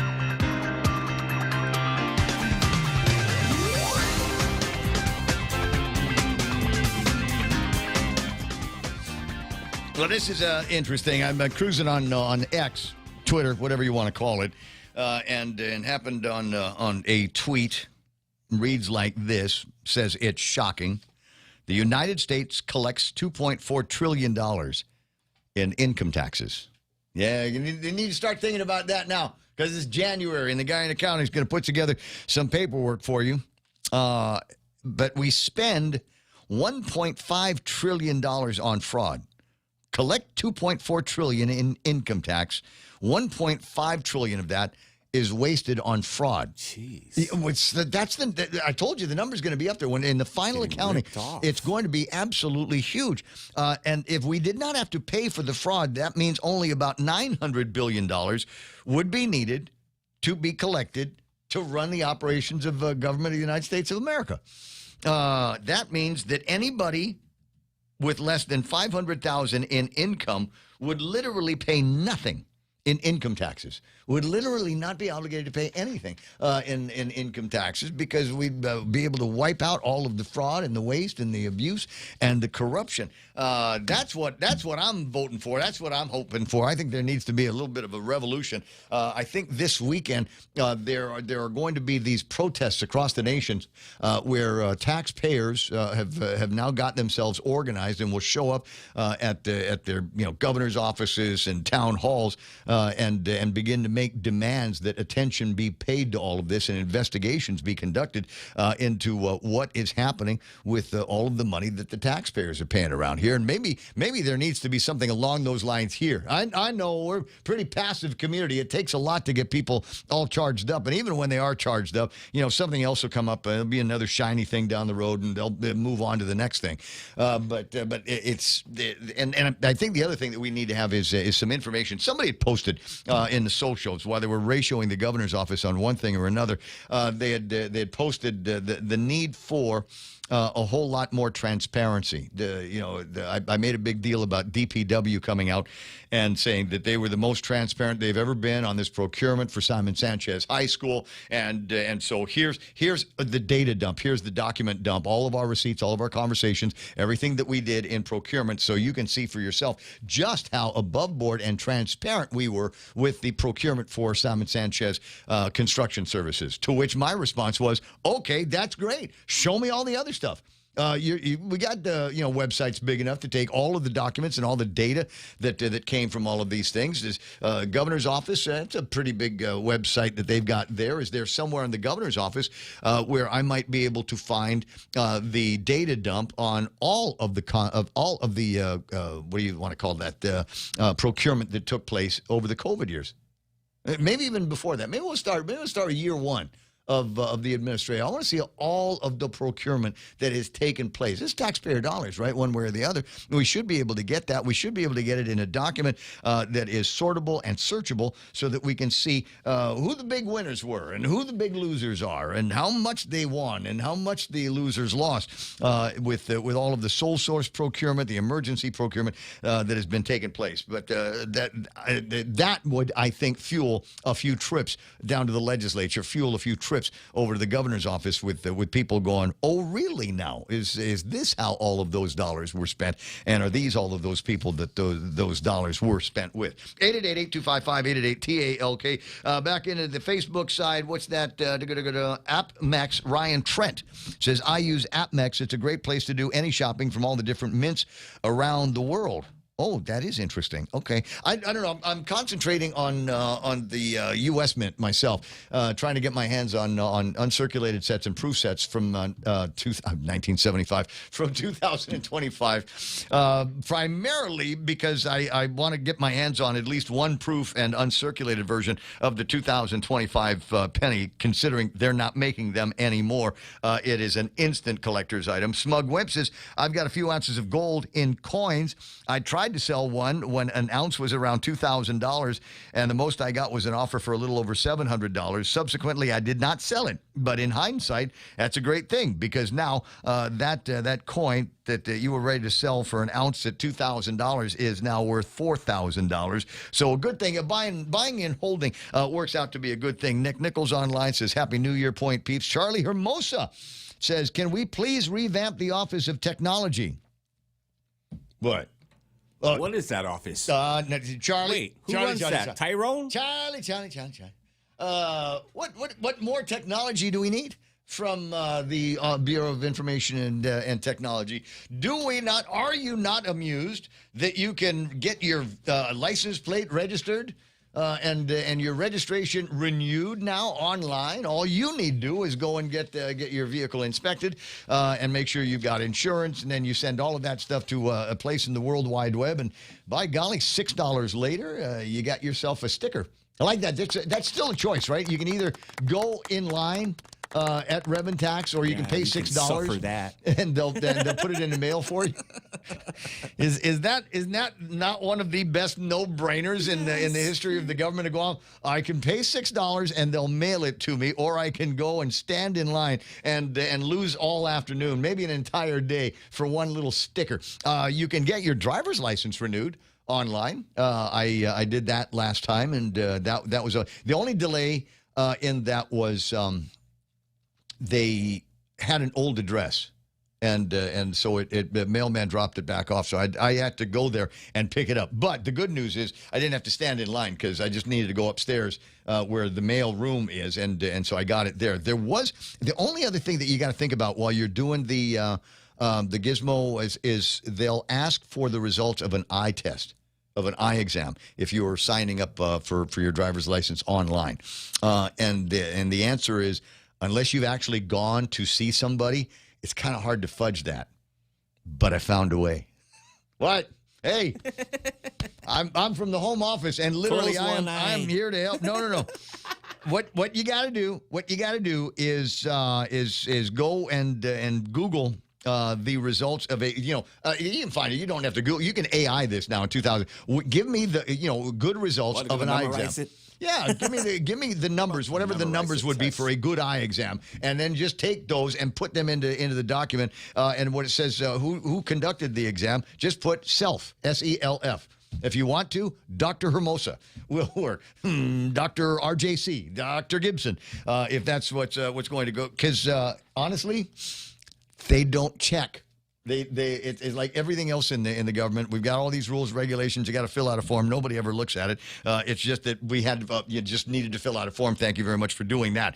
What's that? Ken LG, FYI, do a FOIA to DOA for a list of vendors with payment records. Ken LG says, I've done it for DOA and GMH. Okay, well, share with me what you got if you get a chance, because I'm dying to see what could happen with that.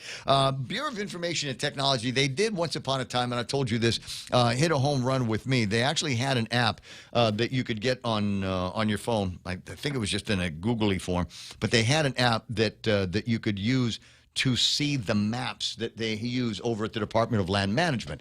Now, the Department of Land Management has a specific kind of map that they use that has different numbers and different ways that they identify lots of property here on Guam. And for the most part, if you're not in it, you don't know. It's not a secret code. It's just their code for it. But they had the app, and that was cool because you could look up an ad for something happening, somebody picking up a permit for a liquor permit. So they don't use addresses for that. They use the maps, the map locator from the Department of Land Management. So you can see that they're adding yet more drinking establishments to your neighborhood, and then you can decide to do something with it. Anyway, they for whatever reason, they lost the string on the app and access to the data or whatever, and it went away.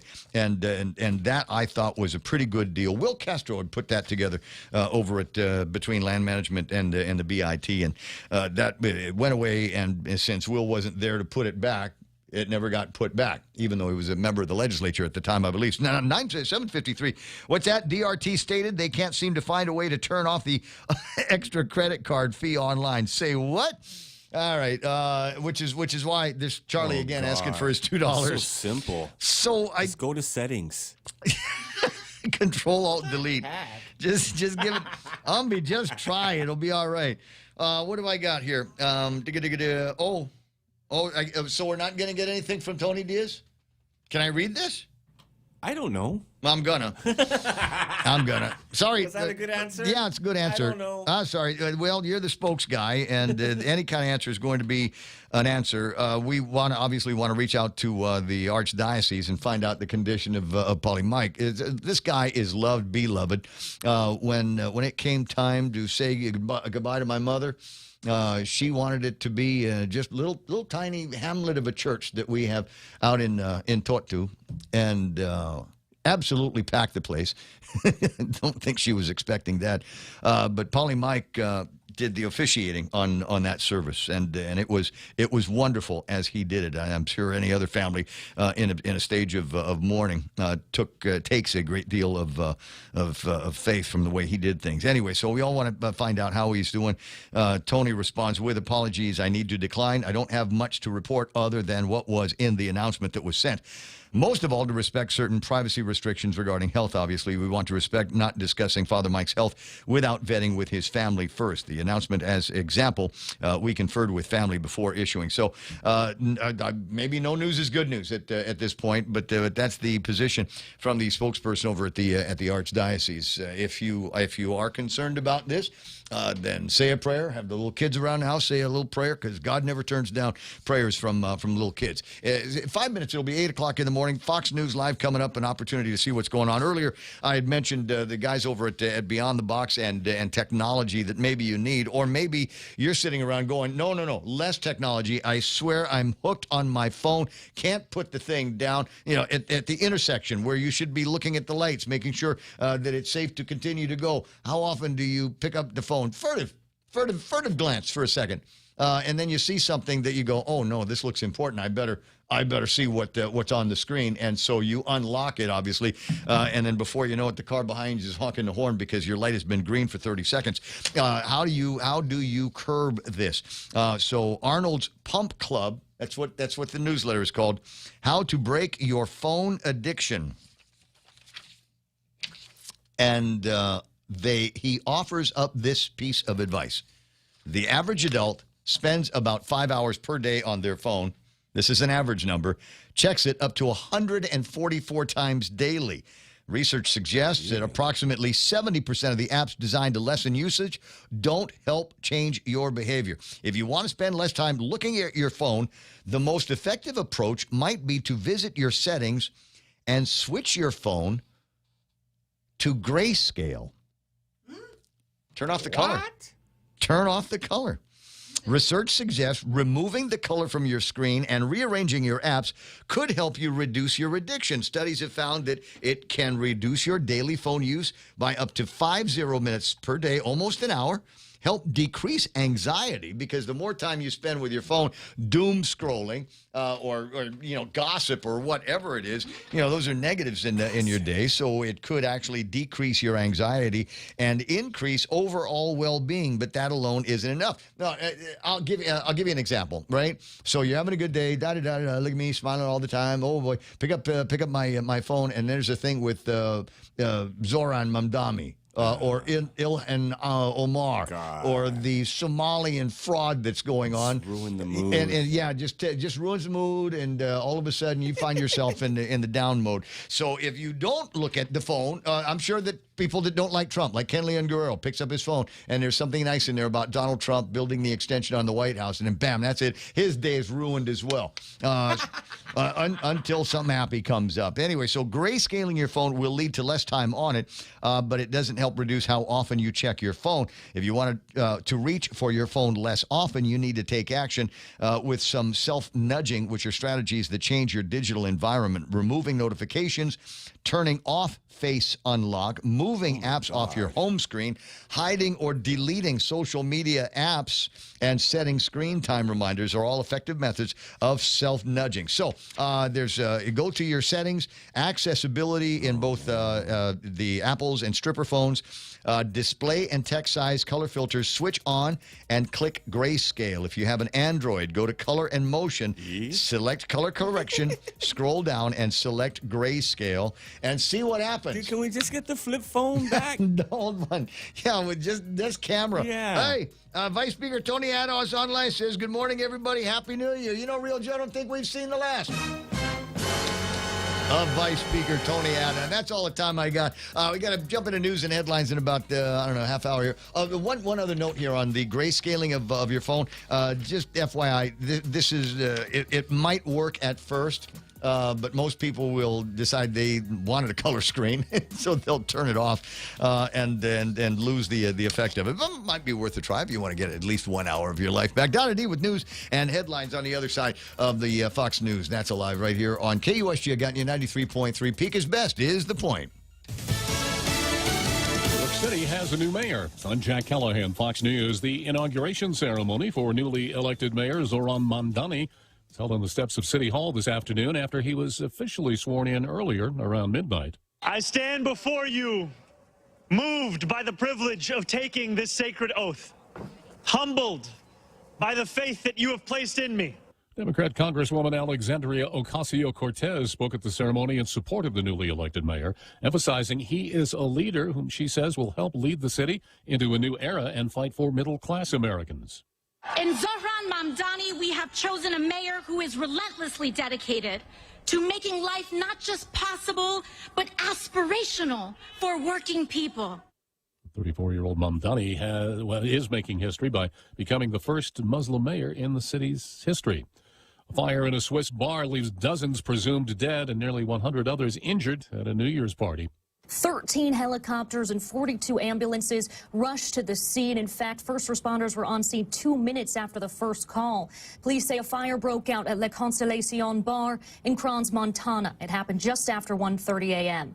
The cause of the fire is not officially known, but two theories have emerged. Some say it was a firecracker, while two witnesses claim champagne bottles with sparklers caught the ceiling on fire. Panicked partygoers ran for their lives out of the basement, up the narrow stairs, and out the door, while others broke windows just to try to escape. Officials say the fire likely triggered the release of combustible gases, causing a flashover or a backdraft, basically an explosion.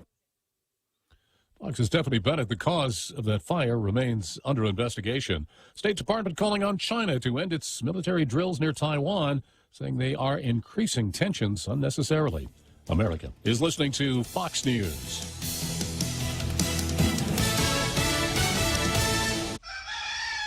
This season, KFC turns up the flavor with the all-new KFC Hot Honey Wings. Crispy, juicy KFC wings drizzled in that perfect mix of sweet honey and just the right spicy kick. One bite, and you're hooked.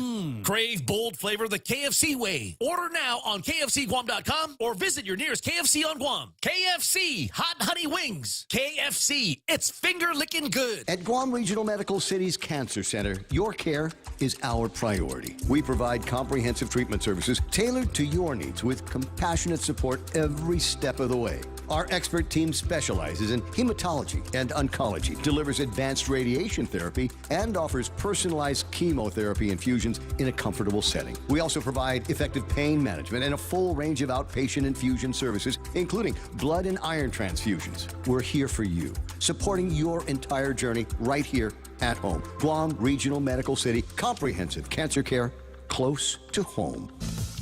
Daycare center in Minnesota is claiming to have been robbed recently, as Fox's Garrett Tenney reports.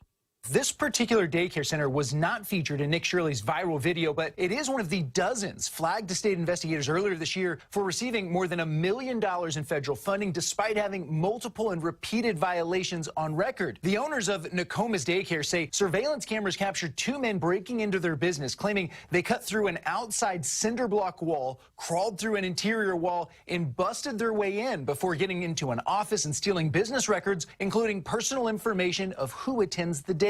While the Minneapolis police are investigating this reported break-in, some are suggesting it could be a cover-up of wrongdoing. Department of Health and Human Services has frozen funding for various programs in Minnesota because of the ongoing fraud probe. Congressional Republicans facing pressure to address health care as subsidies for the Affordable Care Act expire. These now expired subsidies are the reason Democrats shut down the government in October, but lawmakers still couldn't reach a deal before this New Year's deadline. And now the pressure is on for Republicans to do something on health care this year, especially before the midterms. It's what lawmakers were working on before the holiday recess. Democrats wanted to extend the Obamacare subsidies to keep health care costs down, but most Republicans believe Obamacare is filled with fraud and want changes, although negotiations on new proposals stalled before Christmas. The president wants federal aid to go directly to patients. Writing on Truth Social, no more money to fat cat insurance companies. The money must go directly to the people to buy their own health care. Fox's Rebecca Castor reports another vote to extend the subsidies is expected later this month. President Trump says his administration will remove National Guard troops from Chicago, L.A., and Portland, but adds they'll come back if crime goes up again. I'm Jack Callahan, and this is Fox News. Celebrating the 176-year anniversary of American President Lines, APL is a trusted partner to the U.S. government and its military. Our U.S.-flagged vessels are proud to provide ocean transportation, logistics, and critical mission support worldwide, and most especially to our local partners right here on Guam and Saipan. APL has an extensive network that connects your shipping needs to anywhere in the world. The APL Guam team is dedicated and are here to help you. Call 588-4651 or visit apl.com. APL, global presence with a local home.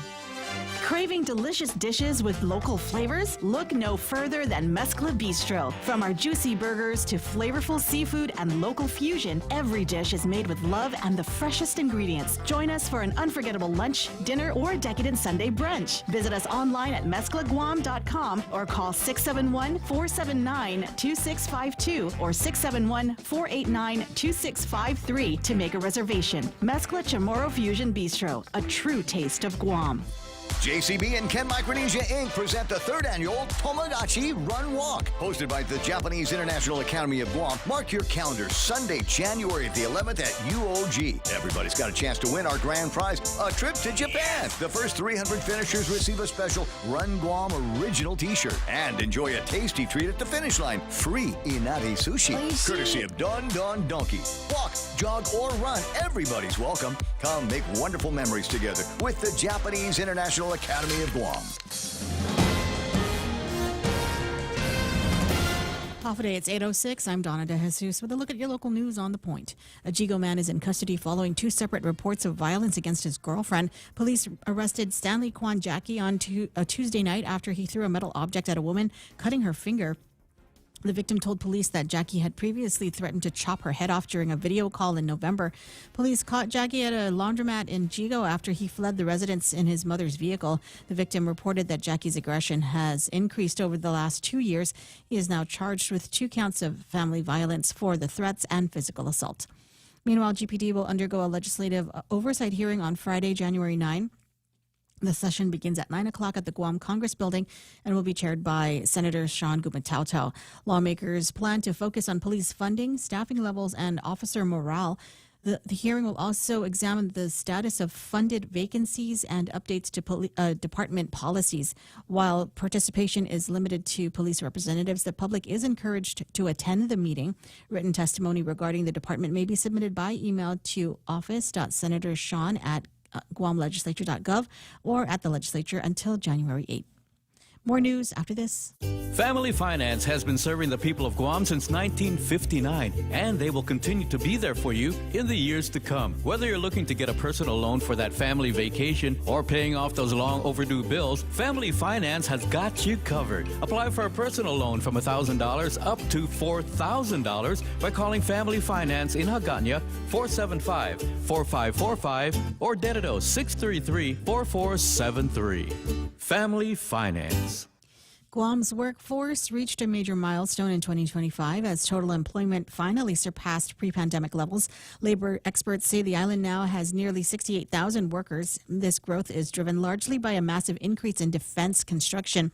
While tourism arrivals dropped by 3% compared to last year, officials say the industry is stabilizing and moving toward a broader global market. Inflation also slowed to 2.6% in 2025, though prices for most goods remain higher than they were 5 years ago.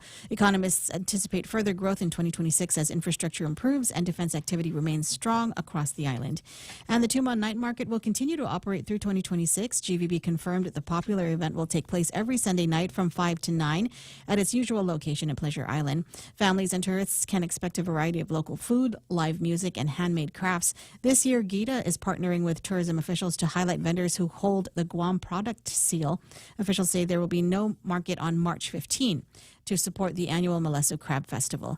And those are your top stories. Back to Ray with weather. Okay, got you. 9 after 8 o'clock in the morning. What have we got for the weather for today and tomorrow and Sunday? Unless something significant changes, let me put up the weather satellite image for the region here. Unless something drastic changes, I don't think we're going to have anything major. I think we get mostly sunny between here all the way until Monday, the 5th. And that one is looking like it's going to be nice. If you take a look at the satellite imagery I have up on the screen right now, you can see Guam and the Mariana Islands, and there's nothing in the region. Just a little bit of cloud cover here and there, but nothing crazy. Not a whole lot by way of wind and rain packages. Most of that is to the south and very north of the Mariana Islands. So, as I said, if you've got outdoor activities that you've been putting off because of the weather, don't put it off this weekend to get it done. Go and make some new memories from 2026. With the heat index today, we'll feel like 92 degrees. There's a 20% chance of rain. And sunset tonight will be the second sunset of 2026. Will be at 6:05 p.m. Hashtag tell the others. There it is, news and weather together on The Point. Stay cool all year round by checking out Johnstone Supply for your HVAC and refrigeration needs. Located at 170 Guerrero Drive on Picanel Road in Tamuning, call Johnstone Supply today at 671-649-0581. That's 671-649-0581. Open 8 a.m. to noon and 1 to 5 p.m. Monday to Friday. Open Saturdays from 8 a.m. to 12 p.m. and closed on Sundays. Stay cool with Johnstone Supply. In a world where the 2025 Nissan inventory must be moved, one team rises. The clearance team. The clearance team? What's that? We're the Nissan Guam clearance team, slashing prices on all 2025 vehicles. We even have models starting as low as $150 per paycheck. That's awesome. Let's do it. You're gonna love yourself a Nissan. Don't miss the model year-end clearance happening now at Nissan Guam. On approved credit, some conditions apply. See Nissan Guam for details. Okay, good. Ray Gibson Show being brought to you by my friends over at Marina Grill. In fact, they're such good friends. We've got gift certificates to give away between now and 10 o'clock this morning. I will come up with a clever Ray Gibson style question and throw it up on the radio. And all you need to do to win the free stuff from Marina Grill is to call me and give me a correct answer. Or if we're feeling kind of super friendly today, we just call and just congratulations. Yeah, whatever. That's right. No problem. Just treat it like, government job. Yeah. Thanks for calling. That's all you needed to do. But anyway, so we'll tell you about that and tell you how to win a little bit later on. In the meantime, be thinking about the next lunch opportunity you have. Or, hey, weekend is coming up, and they open up early on the weekends so that they might be able to put some kind of breakfast thing in your face. And they got the good ones. They know all about that because they got a chef from up in Saipan. And last time I was up there and at the restaurant that he worked at was the big deal there was garlic rice and corned beef hash. Should I continue? Right? You got some tomatoes there. Maybe a little bit if you ask them nice. Maybe we can put some pork and beans out there and some broiled tomatoes. Oh, I don't know. They take requests. Go find out how great they are and enjoy a breakfast with you and your family and your loved ones. The first breakfast of 2026 waiting for you at Marina Grill. getting you back to the talk faster. It's the Ray Gibson Show.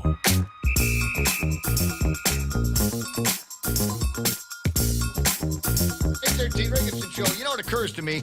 Every morning I see either Vice Speaker Tony Ada's name or Tony and Annetta and Pinko Ada on the Facebook Live, and this would be because Tony, I'm serious now. I don't want you to miss the target again like you did last week with the octopus thing. Yeah, no, I get what you or maybe a staffer was trying to do, but the timing kind of ill placed here. So here's what I'm thinking. There's enough Republicans on the chat here. If you've got it would be like you were talking directly to him. But you don't have to say, "Oh, Vice Speaker Tony Ada, I have an idea. I've got a cunning plan." Just do one of those. Hey, you know what'd be cool? Is if we could have somebody go out there and I don't know put the middle lane markers on Hospital Road again. The outside lane markers are there. The white stripes are visible, but the yellow ones with the yellow dots on the inside, so you know where the turning lane is for the braille. Yeah. Maybe we could put those out there. Somebody else chimed in on the thing. And told me that one of my classmates and lifelong friends is back in town and might actually be listening to the program. I graduated in the Father Duenas class of 1980, and there was a guy in the class, easily one of the biggest guys in the class. I mean, just a mountain of a man, even when we were 17. But his outsized heart. We used to say his heart is as big as General Delivery. He was just one of the nicest, most generous people that you could run into. Bruce Cotting is back in town. For those of you in the Father Duenas class of 80 or whatever, maybe you've got memories of him. You could. You see, I was going to say, how do you want to do this? See if you can go find a Barcenas Fair somewhere.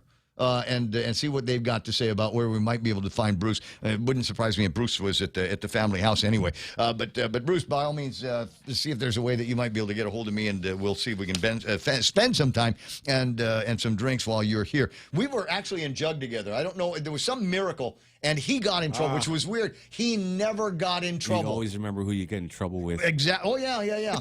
And it was one of those stupid, they didn't really have any assignments for us, but there was this big pile of dirt that they wanted. Literally, this was the punishment. Using whatever tools and means necessary, take this pile of dirt and move it over there. Just because. Just move it over there. Someone will move it back. Eventually. Yes. There'll be another troublemaking clowns at Father Duenas that will move it another 6 feet back into its original position. And he used to have this big-ass truck, and it had these big-ass tires on it, because they made trucks like that back in those days. Big old American beast. And I had the idea that maybe, what we could do is we'll drive the back of his truck over this mound of dirt, and then he'll hit the gas, and then the truck, using the wheels of the truck, will spray the dirt over to the desired location.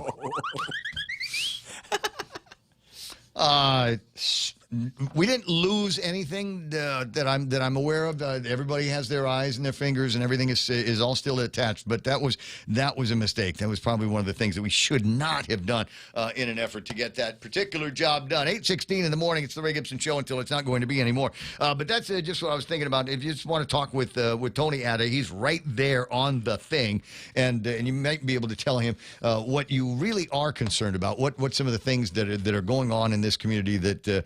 And it doesn't that, obviously, I'm sure he's aware there's a problem with crime. I'm sure that Tony Ada is aware that we've got issues with our hospital and healthcare on Guam. I'm sure he's aware of the issues that we have with giving our children a high-quality education for... No, I'm sure it's got to be in there. It's going to be top 5 things, floating around in the guy's head, worrying about the economy and all that. I'm sure he's got that. Broken? What we need to be able to tell him while we have him hanging out on the line here, what some of the other things are that bother us. Some of the other things that we would like to see corrected if you are blessed by being the governor of Guam. We were mentioning the other day. I was sitting in the restaurant with my daughter, looking over looking across the way at the duty-free building. And what was that story Donna did about how certain vendors in there that aren't necessarily DFS, the DFS company, the vendors are being asked to get their stuff out of there now. Yeah, it's time. They're going to start closing things up and locking it down. Fragrance first, I guess. And so the question is, what's going to happen with the building? Now, when people ask what's going to happen with the building, they generally ask what's going to happen inside the building. What's going to go in there that will replace DFS? Is it going to be something like the second floor at Agania Shopping Center? Just a lot of these, side hustle businesses, little places where you can go and have a one-off T-shirt made. Just that little knick-knacky kind of stores like that. Or is there going to be another plan? Because we've seen some of the other more Tony buildings in the Tumont area start to lose their tenants in the buildings, and they don't seem to be getting replaced by a whole lot. So that in my mind is one of the questions: is what's going to happen inside, but the other one is what's going to happen outside. And I think, was it you, Joe, that had shouted out, had suggested mural? Oh, yeah. We'll put murals all around there. Yeah, because otherwise it will be a blank slate, and I'm worried that they're just going to leave all the posters and all the drawings and things like that, all the marketing for the brands that they've got in the stores. I'm worried that they're going to leave those up, and in 6 months they'll all be faded and tattered and torn and look kind of slummy. Yeah, and algae, and so that I think is one of the more important questions that maybe somebody over at the GVB needs to be thinking about asking is what will happen to the exterior of that building. We do want to send a message that it's closed, but we'd also like it not to be an exhibit, a standing testimony to the fact that it's closed. What can we turn it into? Maybe the other thing is we'll put a big cross on it. Just a big, gigantic brass cross, crucifix. Here. Yeah, and just because people will do that. They'll, yeah, okay, that makes sense. It's big enough to be a church. We'll turn it into a church. We don't have to actually have anything in it. We'll do it like the Somalians do. We don't have to have anything in the church. We'll just have a big cross on the front of it. There you go. We'll light it up, and we'll put something in there that look like what hours the services are, that kind of thing. Yeah, but don't actually, because then people will, it won't look like we failed at tourism. It won't look like one of those things like we tried it and we were pretty good at it for about 70 years. Yeah, but it couldn't last 55 years or something like that. Just could not make it go the entire way. So that's that or the mural. And I think if we are going to do something along the lines of a mural, perhaps we have to have some kind of mural contest, if you will, and have them go out there and read. You know what? Like the guys. Like the Cocoa Bird on the side of the Antigua building. Oh, yeah, that's nice. And some of the other murals that we've got in the downtown Hagåtña area. We just get what's his name? The Fuking is his name? Ooh, be careful. I was very careful when I said that name. I think you're right, but man. We'll get him That's out an there. artist. Yeah. So we don't know what else to do with the bill. When I first... Michelle Peer could paint the whole building. Right? Yeah, metallic colors, yeah. So somebody buy her a bunch of ladders, bucket of paint, 2 or 3, and put the thing out there. I don't know. Just think the thing is we got to come up with some kind of a plan because they're just going to close, and unless somebody in the government starts asking, okay, landlord, what are you going to do with that building?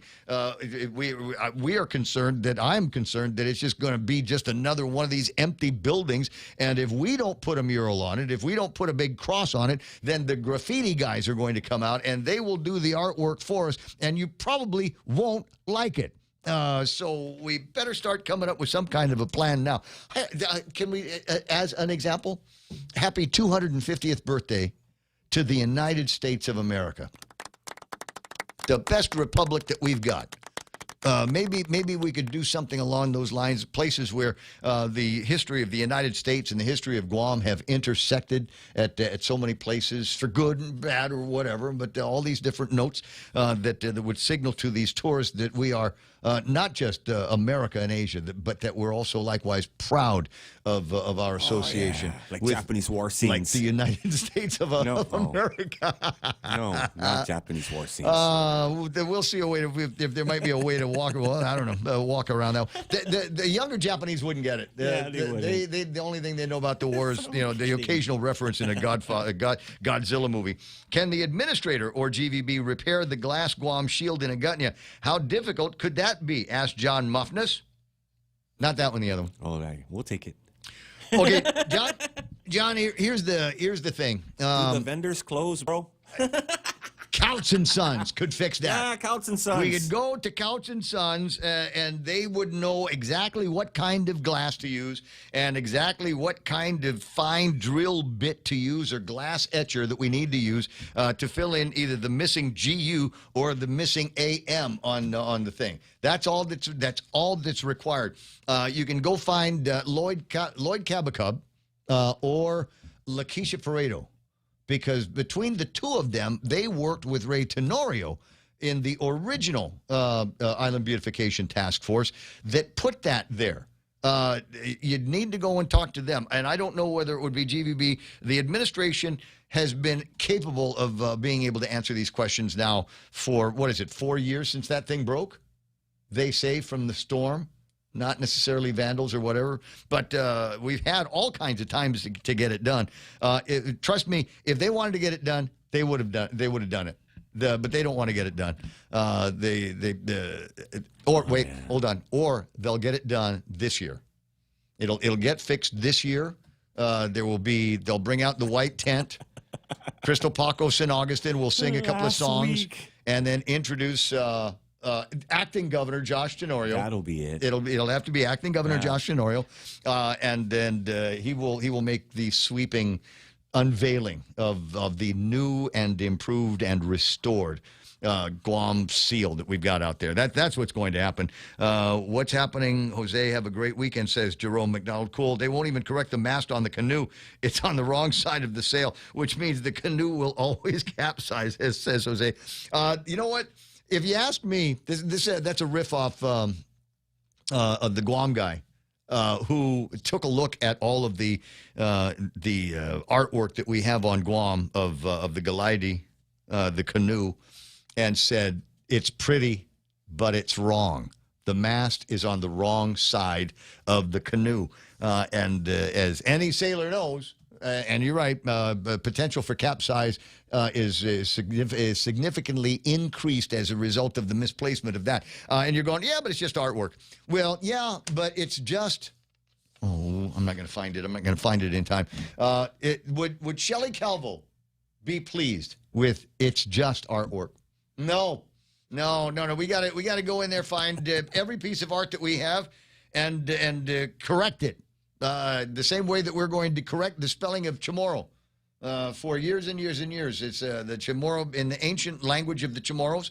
There was the ABCs, but we had the AB, and then there was a CH before we got to D. A lot of people don't realize that because, a lot of the books blew away in Karen and Pamela. They don't realize in the old Chamorro alphabet, it's Chamorro. That's the way we got to do that. Anyway, so that's the thing. There was a whole write-up that came out. It was a press release or something like that, and I know there's a story. And I'm going, again, I'm sure that it was a staffer or somebody, because my response is, let it go. Leave it alone. Maybe people will forget by the time it comes time for an election, where we're looking at the downside of an economy that has not responded as quickly as we want it to after COVID. We've got all of the problems that I've already talked about, plus the ones that you were talking about. And the big deal over in at least one office over at the legislature is permanently changing the spelling of the word Chamorro. Until we permanently change it again. Until somebody comes up, there'll be another committee, and they'll come up and they'll say, no, that's not right. We did not. There's a version of the letter R, and it needs to have a thing. Maybe there needs to be 2 R's in there or something like that. They're going to come up. It'll be another 5 or 10 years that somebody needs some headlines, and they're going to come up with another way to spell this. In the meantime, the Saipanese and the Chamorros up there in the other islands just keep rolling their eyes and laughing at Tennessee, Guam. 8:27 in the morning. A little bit later on. got Donna D with news and headlines coming up, and I'm looking around to see if there's any other cool stories that I've got in front of me. And there actually are, just trying to mix it in with the local stuff. But unfortunately, there's just not a whole lot of local stuff going on that you're telling me about. Facebook Live, YouTube Live, ThePOINT.gu. You can call in at 888-8255, 888-TALK, 7978255. Another note from that Arnold Schwarzenegger Pump Up, the Pump Club. Lift up the world is the motto, Joe. Nice. Yeah. Pick it up and put it down. The scientific way, to beat a hangover. Some of you might still be having one. First rule of avoiding hangovers is to avoid drinking in a way that will cause a hangover.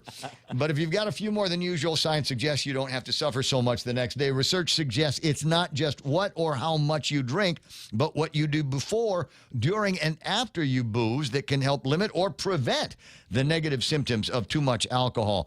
Your hangovers are the result of how well your body metabolizes alcohol. When you drink alcohol, two enzymes help you break it down. Some people produce less of one enzyme, which leaves you with a pounding headache.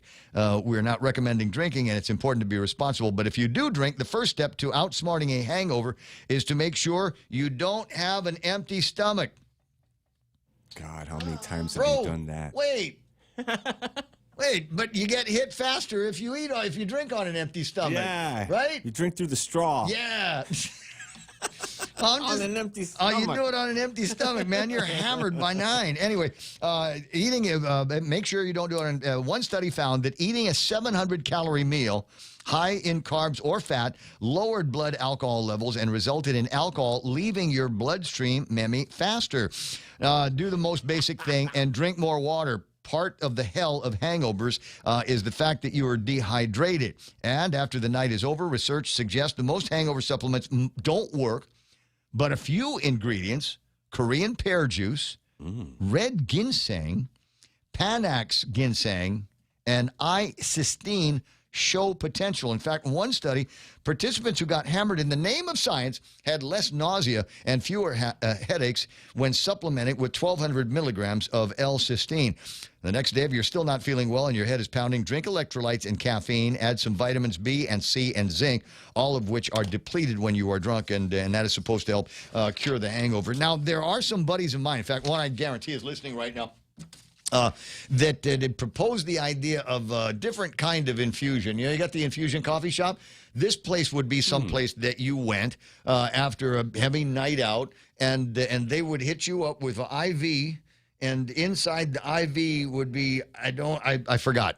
They told me vitamins. That was some kind of a concoction, and maybe just hydration among everything else. But a concoction that would immediately, because it's in your bloodstream right now. You don't have to go through the stomach and the guts and mouth and whatever. It's right there in your bloodstream right away, and it was supposed to eliminate almost completely all of the ravages of a hangover, so that you could go about and have a functioning day. Or start drinking again, one or the other. And some people say that is the ultimate cure for a hangover, drink some more? Hair of the dog. Just chase down that hair of the dog, start all over again. Bottom of the hour, it's 8 o'clock. Donna D with news and headlines. Coming up in just a second, we'll take a look at celebrity birthdays into the new year and see if I might be able to help you score yourself some gift certificates from Marina Grill. Stick around. They sold out due to popular demand, and now the Wendy's chicken tenders are back. We're talking that crispy, seasoned breading on the outside, that juicy, all-white meat chicken on the inside. The premium tenders you couldn't stop craving are officially back in action. And you've got to dunk them. Try the new signature and scorching hot dip cups. Now nearly double the size for maximum dunkability. The tenders you missed are back to crunch harder, dip bigger, and make your day way happier. Catch them while you can. Gotta be Wendy's. This February, skip the roses and give them a night they'll never forget. It's Subscribe to Love, happening February 13th, 2026 at the stunning Leo Palace Resort. She's my sunshine in the rain. Starring two of the smoothest voices on the internet, Jeremy Passion and Gabe Bunda. Your fingers cross mine. Together for one unforgettable night of music, vibes, and island romance. Couples, singles, and a whole squad. This is your Valentine's celebration. Tickets available now at guamtime.net. Make this Valentine's weekend unforgettable. Get set to subscribe to love.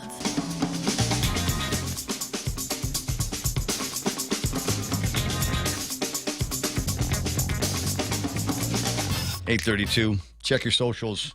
Friends of yours are sending you pictures from the States, and they're freezing their butts off. They're absolutely. I'm looking at them. You know, I got the cousins and stuff like that. They're doing some traveling. They're from here. They're from here, and they're in states for whatever reason. Yeah, wearing 4 underwears. And they're in places where they're absolutely cold. And what's the first reaction? Let's go outside and take pictures in the freezing cold. Okay, I got you. Yeah. So good for you. Good on you. When are you coming home? And the warm feeling that you get the second that they open the front door of the United airplane when you're flying back home. Yeah, and they open the front door there and just rolled into the tarmac, and all of a sudden, all of the humidity of Guam comes to you right now. It's sadness. I can feel your hair flattening on your head just talking about all this stuff. It's never regret, because it's never regret. I know what you're saying. Okay, back again. There's that humidity. Hey, it smells like the Leon Guerrero Tenorio administration in here. You smell that?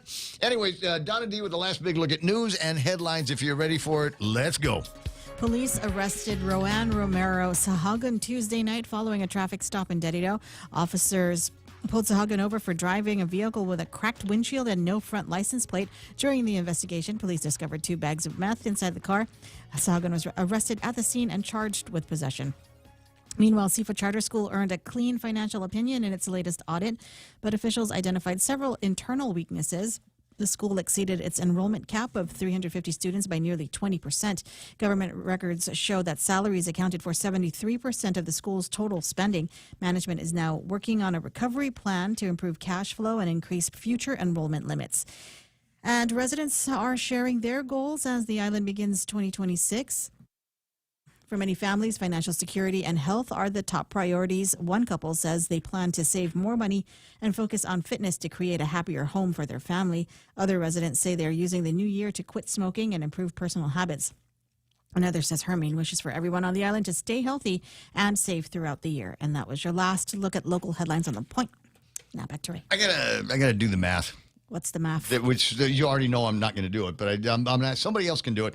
How much more money in your pocket because the price of gas went down a dime? Yeah. So what does that mean to you? $3.68 a gallon now. I got to figure out how much the Frontier takes, and put some gas in that a couple of times a month, and then you times that by 12. So how many additional dimes do I have? How many more beers can I get? How do you put that in individual beers or 6-packs or 12-packs? Or are you saving enough money to be able to put that instead of comparing it to the price of a 6-pack of whatever beer you're drinking? Maybe, I don't know, a lap dance or something like that. 8:35 in the morning. Donna D, are you ready for celebrity birthdays from the first day of 2025? Okay. 6? Okay. So, well, I know, I keep celebrity putting birthdays for the same. 25 So January 1st, celebrity birthdays yesterday. Frank Langella. From Dracula, The Americans. He was also in Frost Nixon. Fine actor. He's 88 years old. Grandmaster Flash from when Real Joe was in high school. And he had the big ghetto blaster boombox. Remember that day? Grandmaster Flash, they say a hip-hop pioneer from the Furious Five. He is 68 years old today. Ice Spice, also rapper, but not a hip-hop pioneer, is 26 years old. No wonder I don't know that. Yeah. Ice Spice. Let me see if there's anything that we're celebrating today. Not really, but they're looking over the month of January just in itself. And there's a lot of things to be aware of in January. It's Book Blitz Month. Oh. Book Blitz Month. Makes sense. I read something recently in the socials. There's one of these things that you run into on TikTok or Instagram or something. It's just one of those life quotes or something like that. And it was a quote about don't be ashamed or feel guilty because you bought books that you haven't read. It's okay It's all right, and because I do, I have pangs of guilt because I will go to the bookstore and I will buy a book and go, oh, this looks like a fun book. This looks like exactly the thing. What's and, a fun book? Anything by Douglas Adams. Okay. Anything by It's Douglas got Adams. pictures. The guys that did Good Omens. Okay, yeah, Also, those guys, fun books. They're fun to, delightful books. But every once in a while, I'll get, something that's gonna like good book for business or good book for, self-help and self-love and all that. And then I'll crash and burn somewhere around chapter 3 and go, yeah, okay, this one putting in the donation pile, and then never get around to donating it. It's Coffee Gourmet International Month. Yay. Go check the Coffee Wife and see what they got happening over there. You know what?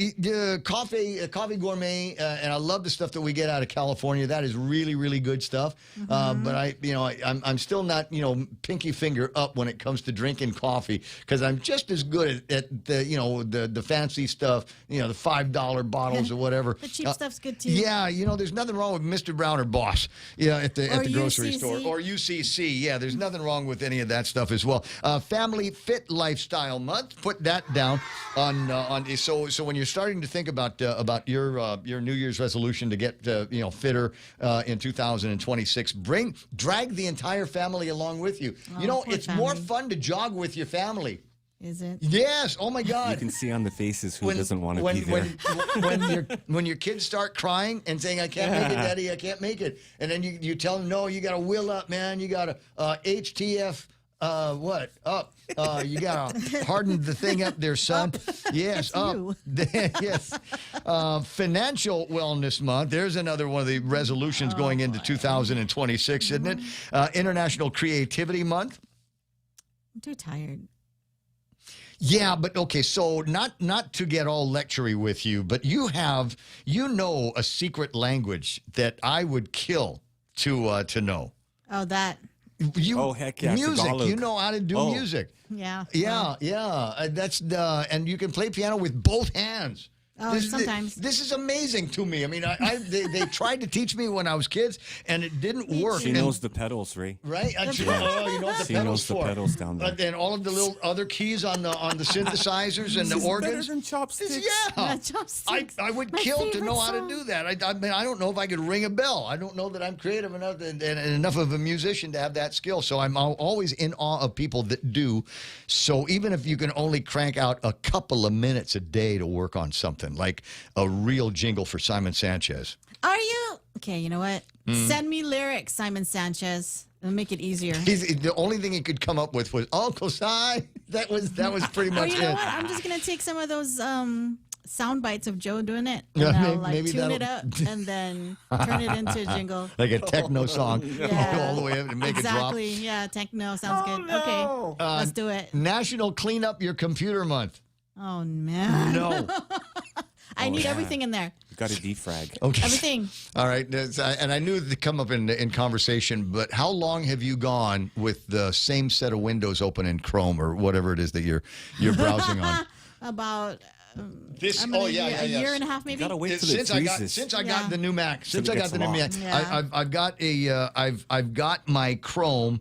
And it has my Gmail open on it, and it's got 5 or 6 spreadsheets, a couple of word processing files that I always keep open. Websites that I go to on a regular basis, and I never.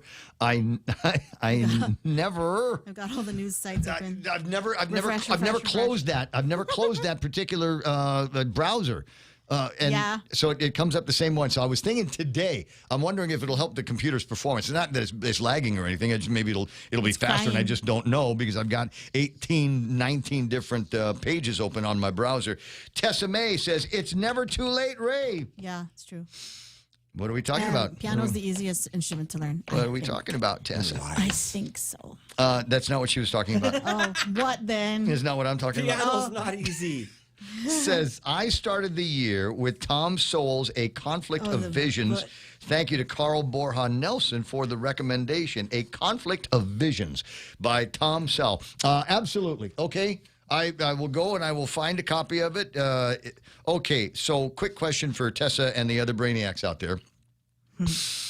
Listening to an audiobook versus reading the book.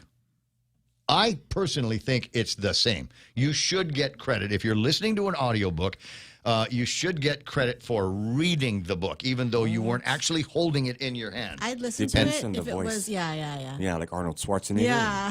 There's a I'd listen real- to that. Yeah. Yeah. All right, so where was I? I was National Clean Up Your Computer Month. Get rid of the porn.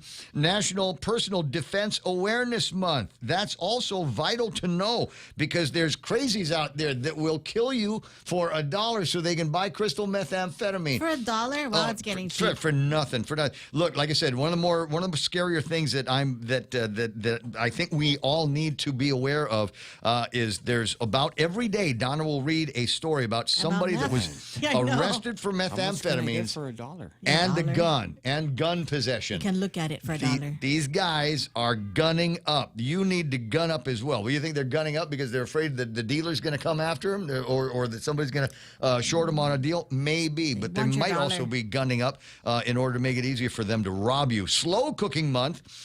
Man. Walk your pet month. Okay. Trash is going to get in trouble. He has an appointment. This is why He's a fatty.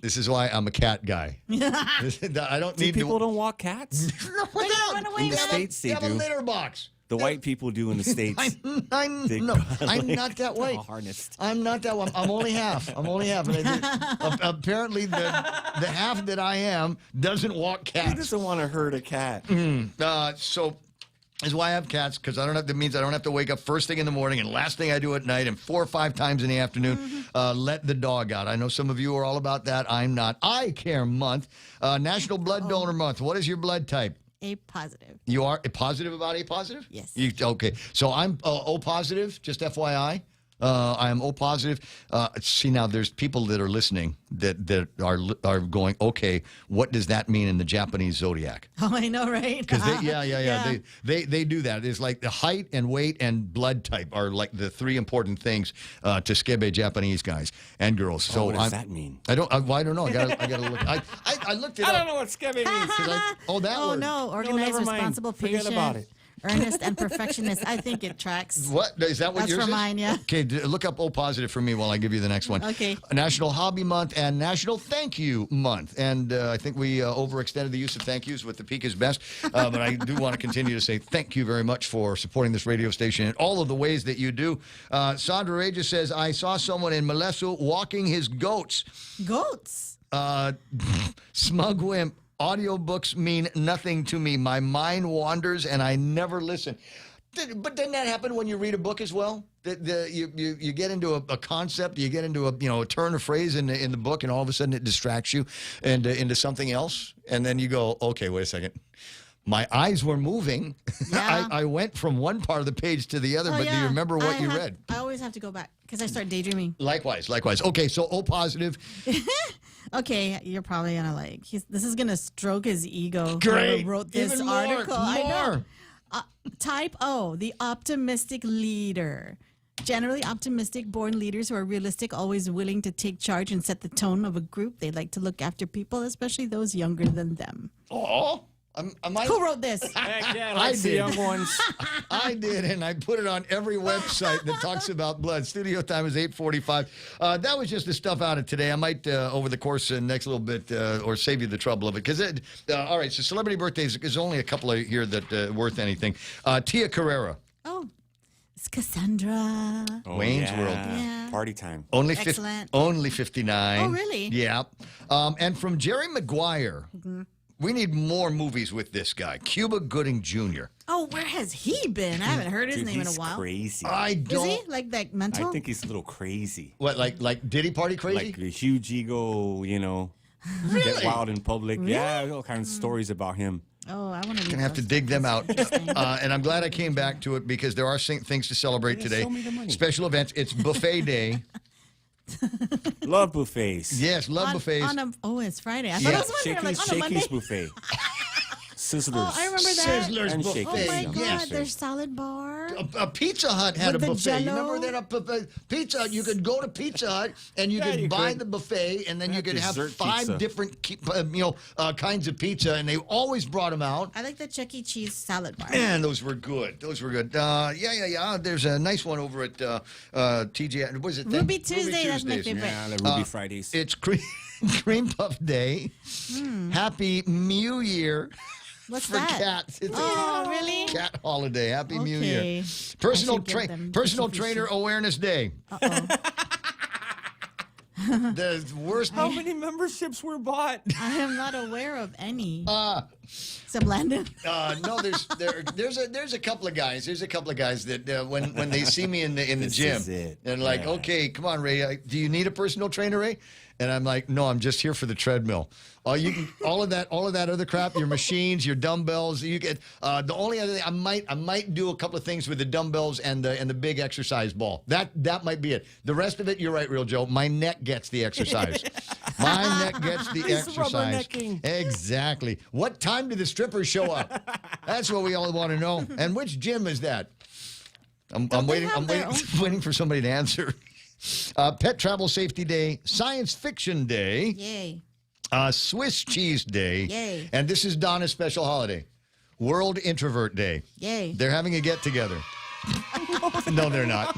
No, we ain't. They're not. Studio time is 8:48. Donna, that's enough out of you. Bye. All right, see you next year. Oh, wait, that's I'm late for that, right? Yeah, I Okay, haven't guys. seen you since last year. Yeah. I'll see you checking Monday. 8:48 in the morning. She's going to be all done with that. Phone calls, 888-8255. Yes, it's Friday. There's a report you have to give me, right? Yeah, okay. Well, get to that, and while you're doing that, we'll play these. Kim Anderson from Security Title here. If you are like me, the new year brings an irresistible urge to clean house and make a fresh start. As we head into 2026, it may be a good time to check the status of your family property. Have there been any changes, such as a marriage or divorce? Has a family member passed? Or do you have an estate plan in place? Taking a little time now can help prevent bigger issues down the road and give you peace of mind for the year ahead. From all of us at Security Title, Happy New Year. Guam, are you ready? For one night only, Julian Marley and The Uprising, featuring the sounds of DJ Bonix, are coming to Guam at the Lime Event venue this February 14th. And the best part? Everyone is VIP. Experience roots, reggae, and pure Marley vibes live on Valentine's Day. But listen, tickets are extremely limited, and once they're gone for good. Don't wait. Get yours now at guamtime.net. That's guamtime.net. Brought to you by New Wave Studios Guam, Empire Realty, Star 101, Boss 104, and The Point. One night, one price, one legend.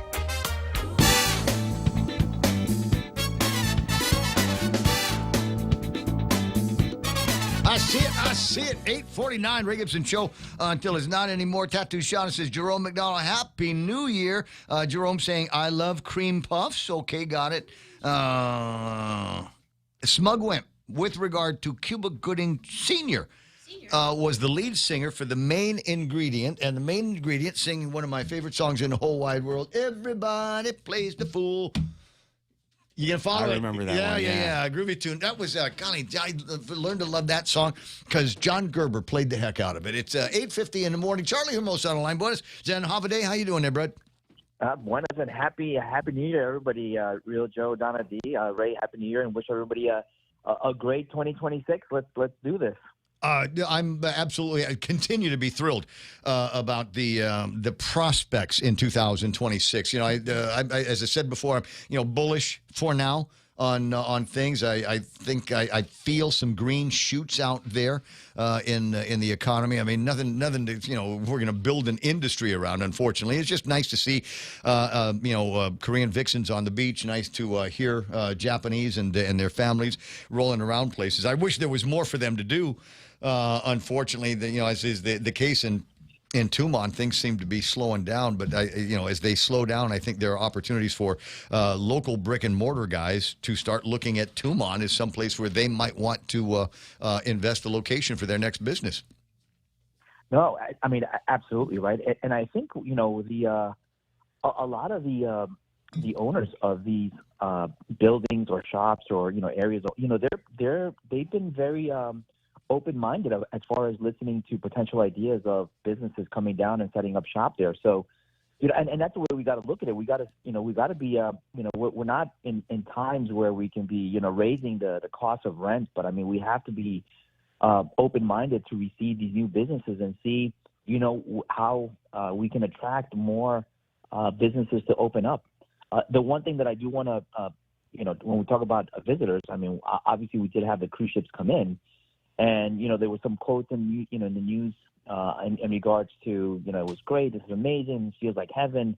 But they went from the cruise ships, they went to play golf, and it was actually a beautiful day. And I mean, you're going to get a great experience. They were welcome. But the one thing that we've always talked about is consistency. And we had the dancers, our cultural dancers, but we don't do that all the time, right? I mean, when do you get that vibe? It's only when these like special things are happening, and that's we got to be consistent. And if you go to any other island, like for example in the Caribbean, I mean they're welcome, like they're 24/7. I mean, and so I think that we need to be consistent as far as receiving all our guests, right? I mean, and so but those are the things that we got to be able to look at in 2020. But again, it goes back to something I talk about all the time, and it is high touch.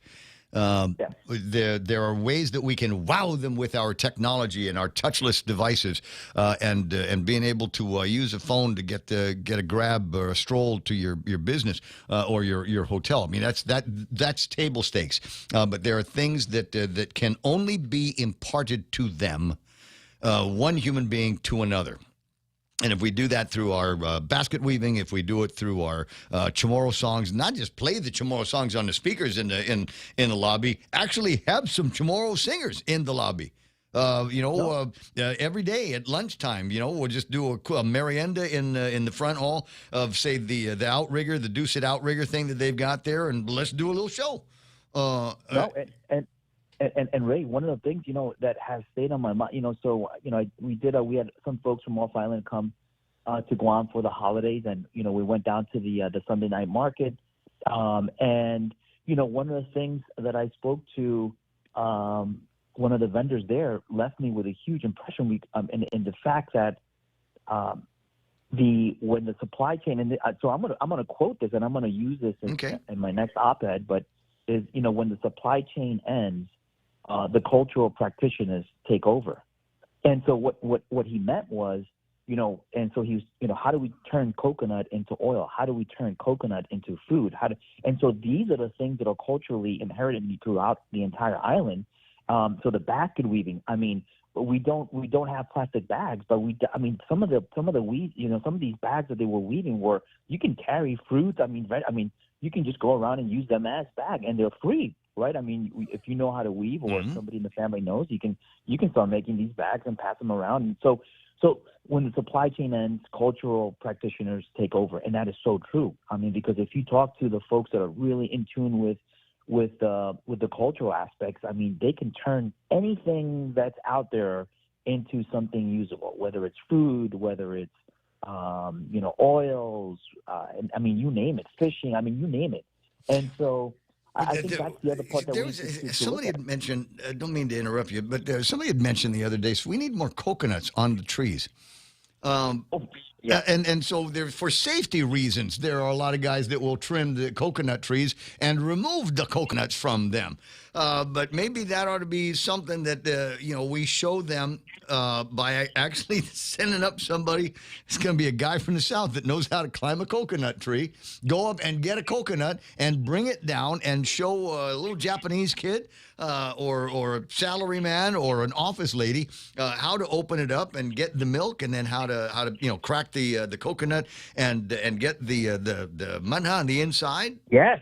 All of that stuff, and then how we're going to make that. And going to make coconut candy out of this, or we're going to use that, and we're going to figure out how to, we're going to coconut oil, do something with the coconut milk, mix them a drink. I don't know, throw some vodka in there. No, and to your point, I mean, so you just made that point. We need more coconuts. So what are we doing to get more coconuts? And I remember, my dad one morning went out, and he took the cart the beach cart, and we woke up, and he came in strolling, and he had a whole bunch of coconuts in the cart. And I said, Dad, I said, where did you go? I said, where did you pick these up? He's like, oh no, I just went down the block and I just went through all the areas that I saw trees, and I just kept on picking up all the coconuts from the floor. I said, yep. God. I said, but again, I think that where, that point, how do we get more coconuts? And this is how we should be thinking about, like, we can't get to the point where we're looking at all our trees and we're like, nah, they're gone. This sucks. We don't have any more coconuts. We can't wait for that. No, just keep planting coconut trees. We'll figure out, eventually we'll figure out how to deal with the rhinoceros beetles. But in the meantime, keep planting the coconut trees. And you don't have to plant the ones that go up real high. I think there's a kind of golden coconut. Somebody gave me one years ago, and I put it in the ground in a spot. And within, I don't know, a week, it had taken root. Within 2 or 3 weeks, it had sent out a shoot that would eventually become the first of the leaves on this thing, and it was before too much longer, maybe a year, maybe 2. We were taking coconuts off that tree and using that all the time. I mean, in my loop here, my consumer loop, it was get the coconut, husk it, leave the husks aside, let those dry out, because you can use that as a mosquito repellent, number 1.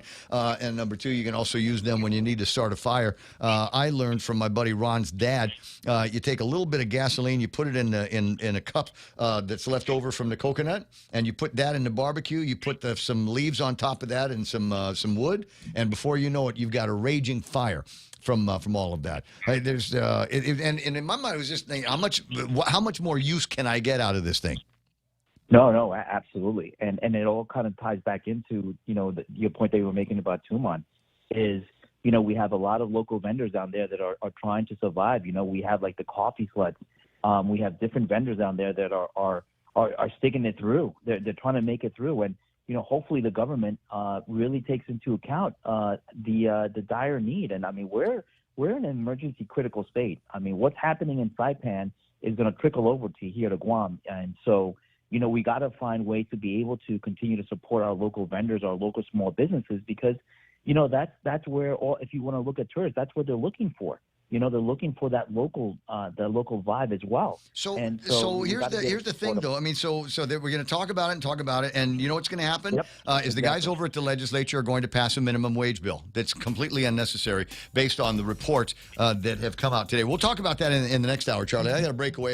You can hear the music in the background, but yeah. So they're going to make a big noise and proclamation about how they want to help out the small businessman, help out the small business. But I got a feeling they're going to bend us over on this minimum wage thing unless we really get in and fight it. We got to go and show what they did to California's employees. They thought they were doing them a favor when they increased the minimum wage to $20 in a bunch of sectors and absolutely wiped them out. The businesses couldn't hang, and they ended up firing people instead of being able to give them raises. So the people have got to be very careful about what's next and listen to the experts in the private sector for once. I'll talk to you pretty soon, bro. All right, sounds good. Happy Friday. Shoots. Is it a happy Friday? First happy Friday of 2026. All right, Real Joe's going to press the button on Fox News right here. KUSG Agana. This is The Point.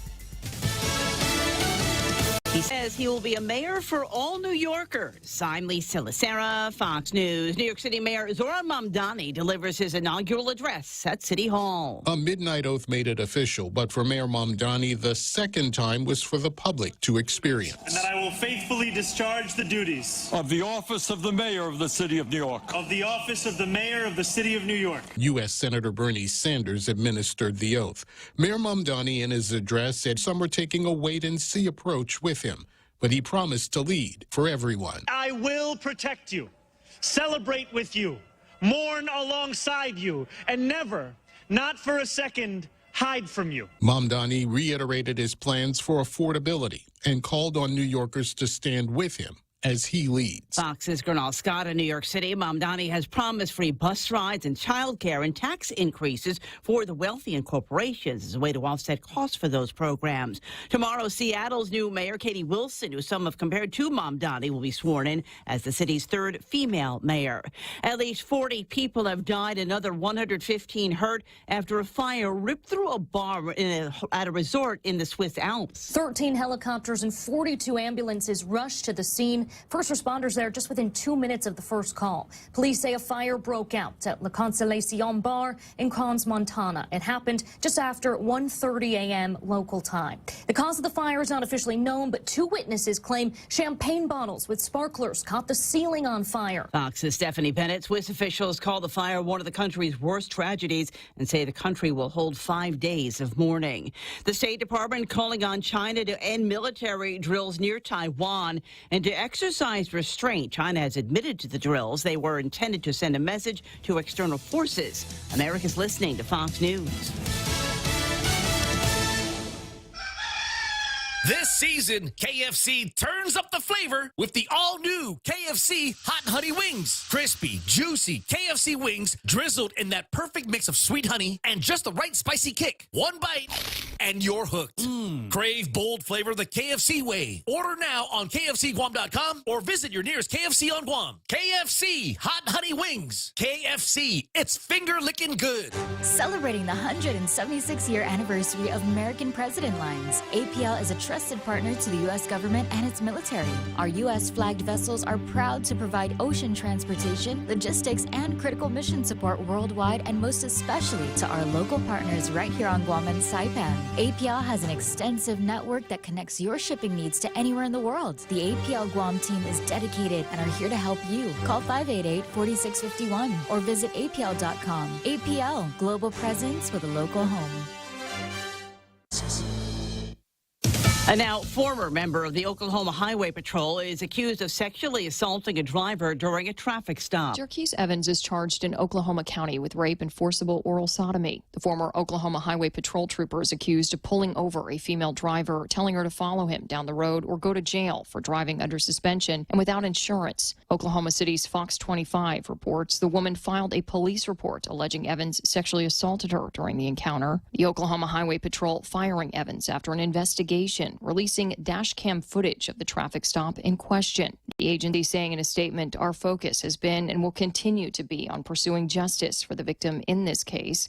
Also revealing a preliminary hearing is set for early this year. Kristen Goodwin, Fox News. The government of France is defending its decision to grant citizenship to George and Amal Clooney, citing their contributions to France's international influence and cultural outreach. This coming after a junior member of France's government expressed concerns about perceived special treatment. The couple and their twins became naturalized French citizens last weekend. Dolly Parton marks her favorite Tennessee destinations with a new project. Here you come again. Dolly Parton is rolling out her own brand of Southern hospitality for visitors to Tennessee. Parton has announced Dolly's Tennessean travel stops, reimagined rest stop areas that will feature new and updated entertainment elements throughout the state. In a release, the country music icon said, "I have spent the bulk of my life on the road, and more specifically on a bus." Parton has partnered with the Tennessean Travel Stop brand to relaunch its flagship location in Cornersville, Tennessee. With additional locations expected to be announced later in the year, Parton also shared her favorite place in Nashville in an interview with Airmail. In a nod to her own musical legacy, she pointed to the Grand Ole Opry. Fox's Michelle Polino. I'm Lisa Lacera. This is Fox News.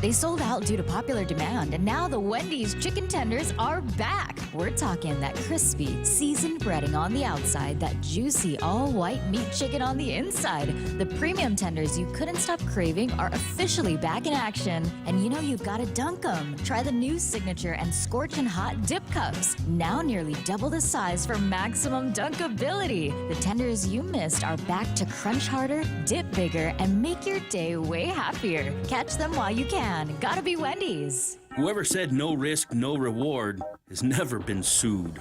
Hi, I'm Dave Silva from AB Risk Solutions, and our job for over 70 years has been to help businesses just like yours manage risk. Manage risk? We will never be able to totally eliminate the myriad of risks every business faces, but we can help you manage them and recover when disaster strikes. From mom and pop operations to high-rise hotels, we're the experts businesses have counted on for many years. Call me today at 777-2668 for a free risk review and consultation. AB Risk Solutions, formerly known as Aon. Okay, it's Raymond Gibson Show 609.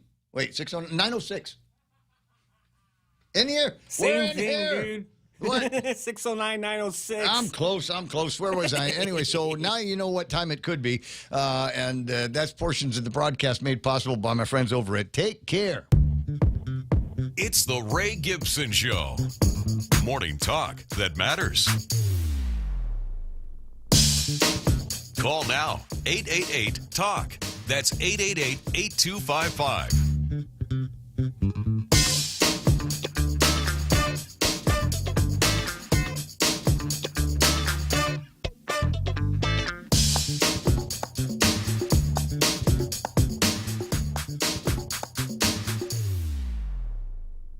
Yes, you're talking. There's going to be talking here. 7 after 9 o'clock in the morning. Catherine, if you're on this morning, you're in luck. Catherine noted last week or this week or what is in 2025. She said that she liked it when we had health segments on the program, and we've got another one. We got another one coming up for you in just a second. But while I'm thinking about it, Tessa May said to get a copy of A Conflict of Visions by Thomas Sowell and get a copy of that. And so here it is. I'm going to get a used one. I don't normally get used books, but I found with another book I got from Amazon.com that sometimes you get a used book and somebody's actually written, had made notations in the columns and highlighted certain sections. And I thought, you know what, that's kind of clever. I like the way they're doing that because it makes it easier for me to be able to identify what I think is going to end up being something important, number one. And number two, it will help me so that I might be able to get into the same frame of mind as somebody that's already read the book.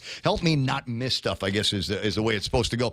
Now, speaking in terms of missing stuff, I got a request from one of the sales guys that, hey, let's do an interview about cancer. And I said, okay, I like that topic. But he didn't give me too many other details about it.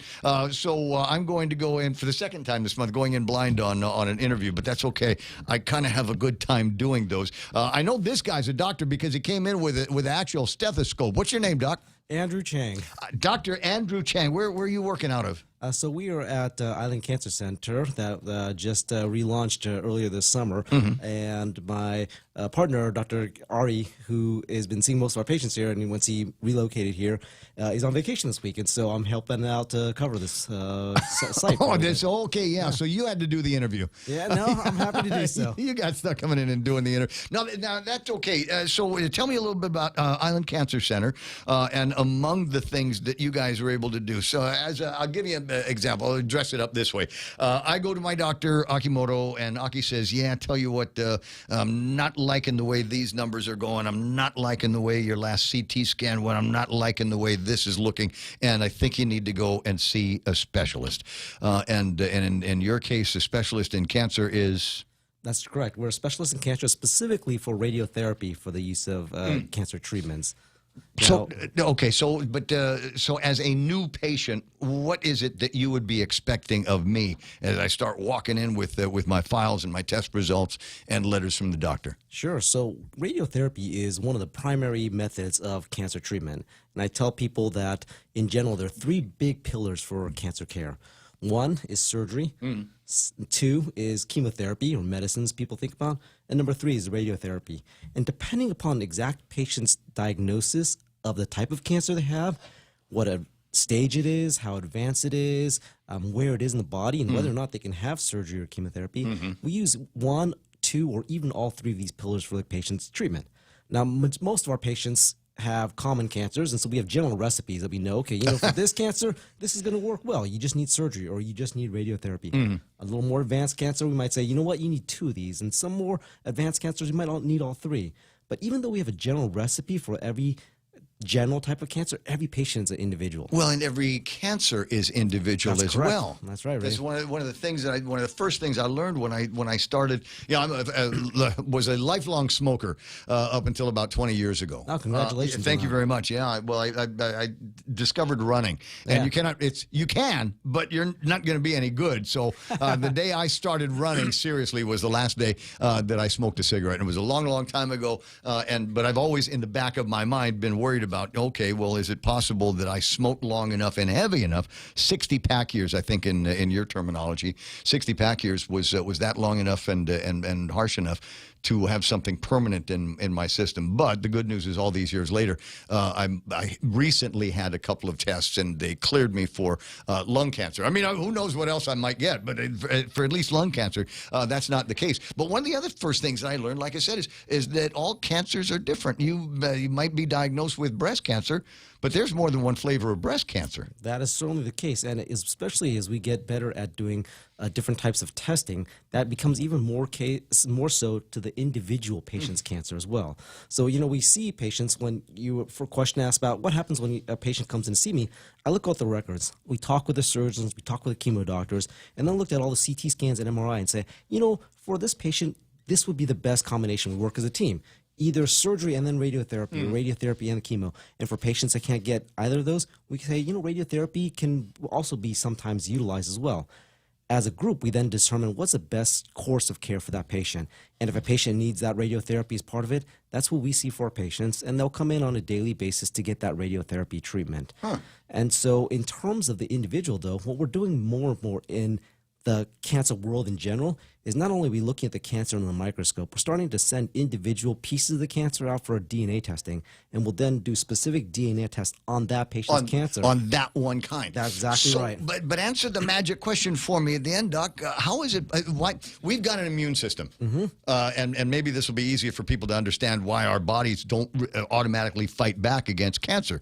And that's because the cancer is actually something that the human body actually expects. It's not a foreign invader. That's exactly right. And that's how I described it to my patients. If you think about the immune system like the soldiers that defend the body, what a cancer is in essence a traitor. It's someone that wears the flag of the body, right? Normally, if you have bacteria or virus outside the body, it comes in, it's got a different flag. The body says, hey, that's the enemy. We shoot that down, get rid of that bad guy. Yeah, you'll have a fever for a couple of days, maybe need Tylenols, maybe take a little bit of aspirin, but you'll be able to soldier through it.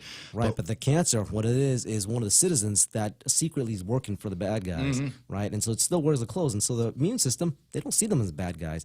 And so we allow those guys to slip through, and then that's when they become malignant. Part of those treatments that we're talking about, the newest ones, what we're doing is we're individually sequencing each cancer's DNA. And we can say, hey, look, there's a little mutation, right? That flag's not quite right. It doesn't quite have 50 stars. It's got, 46 stars. And if we can see those little minute differences, then we can alert the immune system and say, hey, look for that specific change that's not quite right and target that therapy for that particular patient's cancer. So how do we educate the immune system? And so there's a couple of different ways to do that. First of all, you can give medications that will highlight that. We'll do things where we will tag it. We'll look for that unusual mutation and create antibodies that will target that will then bring medications there or radiation to that area. Other things we can do are on the very more advanced selection, take a little sample of the body's immune system and then customize it, grow it specifically to target that mutation, that individual change that allows it to be cancerous. That's a long process, but that's where we're going with the cutting edge of medicine. That's obviously very, very interesting to hear about. So what do we do now that we've got these antibodies? Do we strap a cancer bomb to the antibody and then have it go in there and then start taking down the defenses of the actual cancer DNA? We can do that. Some of the things that first do is just simply identifying it. You highlight it and you tell the body's normal immune system, hey, take a look. This guy's wearing a counterfeit flag, right? Yeah. And the immune system will then start attacking it. That's part of the CAR T therapy. Other things we can do are attaching chemotherapies that are specifically attached to that antibody, goes to that area, or we attach radiation. That's what I do, right? We'll put little isotopes of radioactive technetium or iodine, and that goes to the area latches on and then gives the therapy very locally to just that cell. So so my head here, okay, got it. So I've presented now. I've got one of the cancers, and here's the little recipe that we can try out, and maybe there's things that we can do, as you said, with the cutting edge stuff. But can we use the cutting edge tools that you just described in a preventative manner? Is there a way that we might be able to say, okay, Gibson was a smoker, or in Gibson's family there is this kind of cancer? My father died of a fast-moving small cell carcinoma, gave him 19 days to live, and then he was out from that particular disease, and it was one of those things where nobody saw it coming until it was already there, and your one symptom is death. So the question that I have is, are there ways that we might be able to determine the possibility of a kind of cancer you have in your body, and start moving some antibodies with these cancer bombs in there? Yeah, I think we will eventually move that direction. You know, one of the things that we know about cancer is it doesn't just have one change that turns them cancerous, right? Again, like the idea of a trader. You start feeding them along, they start doing a little bit more, start selling more secrets, right? A cancer is a spectrum. It's a normal cell that eventually starts not listening to the regular signals of the body, starts disobeying orders, and eventually gets to the point that it starts hoarding the resources, and that's what really damages other things. That's why when you go to your doctor, they do these screening tests that look for precancerous, right? Lesions that are going to change into cancer if you don't do something about that. These changes could be the beginnings of skin cancer, where they say it's starting to look a little ugly. It could be the beginnings of breast cancer, where they call it precancerous lesions. Those are the types of things that if we find it early, we can get rid of it beforehand. That's going to the next step, where they're saying, even before we can see this, can we find that mutant DNA circulating in the blood, what they call circulating tumor DNA? Blood tests where you can find the cancers before they become fully cancerous and get rid of them there. So yes. Okay, so I just took a test. I was over at Medical City in the Philippines, and one of the things that they wanted me to do was spot mass. Where they drew an extra vial of blood, and they sent it to the Philippines, to Vietnam, and they put it through some kind of a scrubber and AI, and they have people that do nothing but look at this all the time. And what they were looking for was DNA that had been cast off or sloughed off of. That's exactly right. Of cancer. That's what I was talking about. Or the precancer. So they call it circulating tumor DNA. Beginnings of tumors that are giving small amounts of DNA into the blood that are abnormal, and you just get a vial of the blood, or a couple of vials as the case may be, they'll run it through these programs and say, hey, we're starting to see these little evidences of, again, a uniform that's got some stars that are not quite right on the flag. That's indication that there's something going on. Can we find where it is? And so that's where we are going in terms of screening. They're pretty early still, so there's not a whole lot of great ones yet that we have.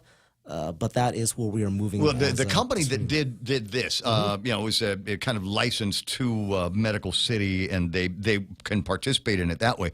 But the paperwork that I got from the actual company, the final report, thankfully came back negative for the 10 most popular kinds of cancer that people are getting these days. But there's another one that will identify, I think, 360 different cancers. But it was just kind of interesting to me that there's the possibility that it's there, it's out, it's circulating in your blood, and we can identify it. Yeah, that's a fantastic way of being able to be very sensitive in our tests.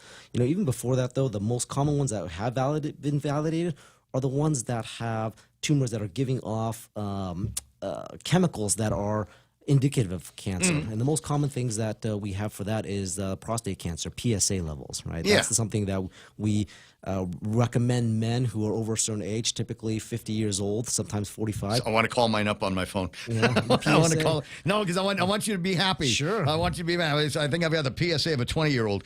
I was surprised when I got the numbers, like super excellent. I'll get to that in just a second. But anyway, so it all gets to be kind of fascinating, because now we're talking about the ability to see something that you can't see. Prostate cancer, slow mover. Even after you detect it, you've still got time, because it takes a while for prostate cancer to take root and effectively become deadly. But then, like I said, there's others that move a whole heck of a lot faster. But it's just the idea of being able to detect the possibility in your system, so that you can start looking out for the other markers that you need to see and make changes to whatever it is that you got to do with your lifestyle or your medication. That's very much correct. And, you know, PSA was one of the best inventions we have for the detection of prostate cancer. In the 1980s, 1970s, before we had PSA, most of our patients that came to us with prostate cancer had very bad advanced disease. It was causing bone pain. It was causing problems with nerves not functioning and so forth. With the advent of PSA and the increasing use of it, we started finding these cancers earlier and earlier, such that most of the time men with prostate cancer now are early stage that we cure very well. Right. And that's fantastic because prostate cancer is the most common cancer among men in the United States. We estimate probably half of men over age 70, 75 have some beginnings of prostate cancer over there already. And so we encourage men to get regular screening for that. And that's something that a lot of our patients come to us for. Well, and so the thing about a PSA test is outside of getting stuck with the needle, it's kind of non-intrusive. I mean, otherwise checking to see if the prostate is larger. There's an ultrasound version of it. They generally charge a little bit more for that, but back in the old days, it was a DRE. Yep. Yes, right. digital rectal examination. And we used to run a PSA on the radio station. It basically said, listen, you don't want to die of embarrassment. That's right. And so, at some point you got to do it. Take your pants down. Let the doctor do what the doctor needs to do. He's not having any fun with it either. Yeah, none of us like that. You don't like it, I don't like it. We do it because we have to. All right. So PSA score from the last test that I took just around, just after Thanksgiving, before we got into the Christmas holiday rush, 2.12. That's fantastic. Yeah. So the reference range is between 0 and 5.6, 2.12 for a 63-year-old man. Not bad. That's right. That's fantastic. Something to keep looking forward to. So we get back to Island Cancer Center and what they do. And as you said, the idea here is radiology, radio treatments, and there was something that remind me. I wanted to talk about other uses for this. So you go in, and between you, the other cancer doctors determine that this is going to be a place for one of different kinds of therapies that we can use, including chemotherapy and surgery, etc. And maybe radiation is going to be a part of that as you're moving through. In some cases, one that I'm become very familiar with recently, there's a surgery, uterine cancer as an example, Sure. and generally the process of treating that is a hysterectomy. Just go in, take everything out. When you take when you do the hysterectomy, the parts of the body that might be infected with the cancer generally taken out with it. And so that one surgery is all the therapy that you need. But I'm told that now they're saying, okay, just to make sure. Now, after you're done with the hysterectomy, then you can go in and we'll do a couple of passes of radiation on you. That's correct. And that's one of the things that we look at and we work closely with our surgeons for. A lot of times when you go into the surgery, the difficult part is cancer is very insidious. It's got little legs, like weeds of a root that get in there. And if those weeds are next to major blood vessels or major nerves, a surgeon can't go in there and just cut everything out without damaging a lot of critical structures. And so a surgeon takes out as much as possible. But if there's those weeds behind, what we come in oftentimes afterwards is with radiation that we are giving to the area specifically to kill any of those little fingers that might be left behind. So it's one of the things the surgeons work with after they do the surgery. They talk with our other colleagues, pathologists, and look at it and say, how far do these little fingers go around the area we took? Does it go right up to the area I cut? Then I know I left some cancer cells back? Gotta be. Or is there a good amount of space between it? And if the amount of space, does it involve specifically for the urine cancer, for instance, does it involve the muscle? And if it involves the muscle, that puts it a likely chance that little pieces, little seeds have gone out into the lymph nodes around the area. And so we know that if we use radiation to very specific things, right, if it crosses over a certain amount of depth of the muscle invasion, then we know we have a better chance of getting rid of the cancer completely if we do radiation on top of the surgery. Yeah. So the question is, though, what tool do you use to determine how much is left behind? That's a great question. So it's a lot of the imaging that we use. Historically, it's been X-ray scans with CT scans, contrast. Some places use MRI now, able to do that. PET scan's another good tool in some cancers. And that tells us how much is left. But one thing after surgery is very important is taking a look at it in a microscope, working with those pathologists to say, yes, this is how much I see the cancer that was there, how much is likely left behind. So once you've determined that, does that also give you an idea of how much you want to turn on the heat on this? Different ways, different frequencies that you might be able to use with this, and then different strength of those frequencies. That's correct. Not only those things, but to which locations, right? In some uterine cancers, for instance, all I'm worried about are that area where the surgeon how to sew everything back together, right? The tumor bed. Sometimes we just give radiation there. In a little bit more advanced uterine cancer, where the tumors are going out into the muscles around it, then I got to worry about the lymph nodes. So now I'm not only treating a small area, I got to treat the pelvic lymph nodes where they're going to track. If a little bit more advanced might have a lymph node involvement, then I got to treat the next lymph nodes, because the whole idea of the treatment is not only just to get the cancer, but to get the next step, to get the little fingers that have extended beyond what we see. You've mentioned lymph nodes, and I forgot to go to medical school, so I'm unfamiliar with where they are in my body and the role that they play in a healthy body. That's great. I should have started with that. So normally the immune system, the white blood cells, the ones that fight off the invasion, circulate around the blood. But alongside the blood, tracking parallel to all the major blood vessels, are in essence guard stations where they concentrate.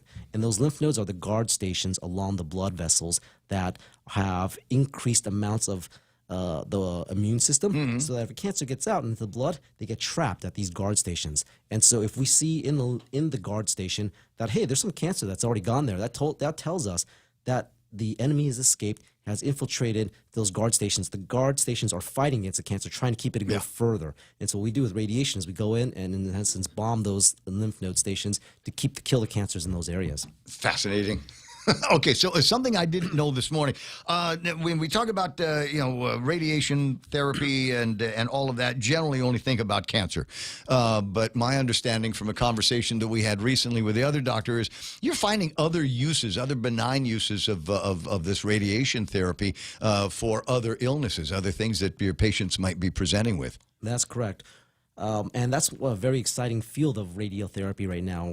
Some places are changing their names from radiation oncology to radiation medicine, because we're finding more and more things you can do for radiation that is not just malignant.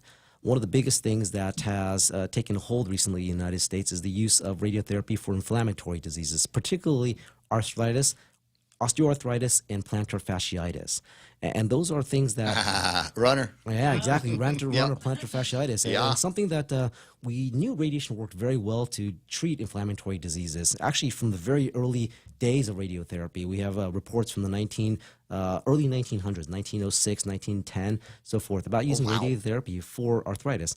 It's because we know radiotherapy reduces inflammation very well. And so we used to use it for all sorts of things like this, arthritis. That sounds counterintuitive to me, though.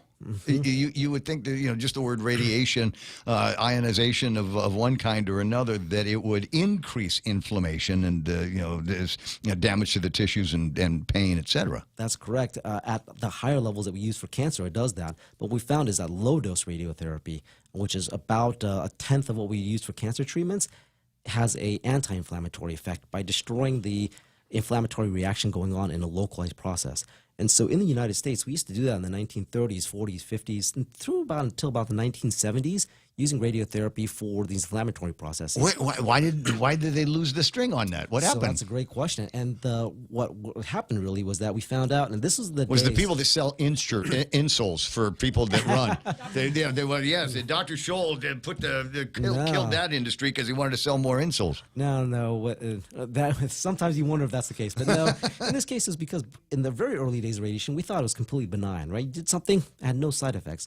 What we found out was that radiation can have side effects that occur later on. And the biggest one that we learned since then was that radiation itself can cause a cancer. It's a small rate, but the radiation itself can cause cancer. And so we as a community said, you know what, if that's the case, we should stop doing radiation for everything until we find out exactly what the risk of that indeed are. Right? Back in those days, in the 1930s and 40s, you could go to the shoe store and you could just put your foot in the x-ray to measure your shoe size. Right. We just did it because we thought it was completely benign.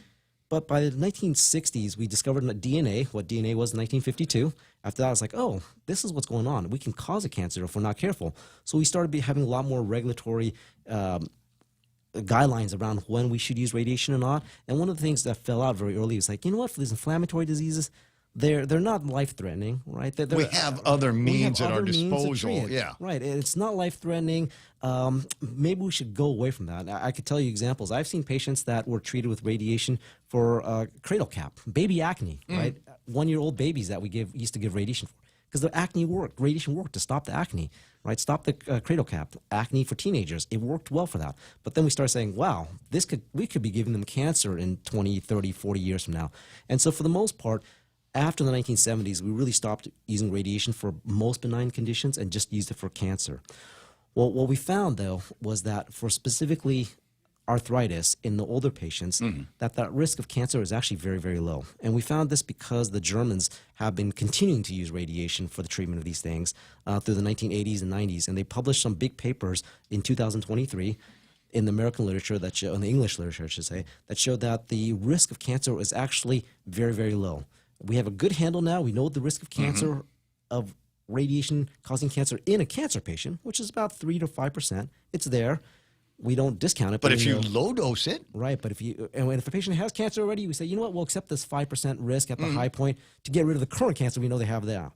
But for low dose, we found that if we do very low dose, we found after thousands, tens, and actually hundreds of thousands of patients, is that dose of radiation is so low that we're not seeing cancer come out as a result of it. If you limit it to patients who are 50 or over, that's what the Germans use.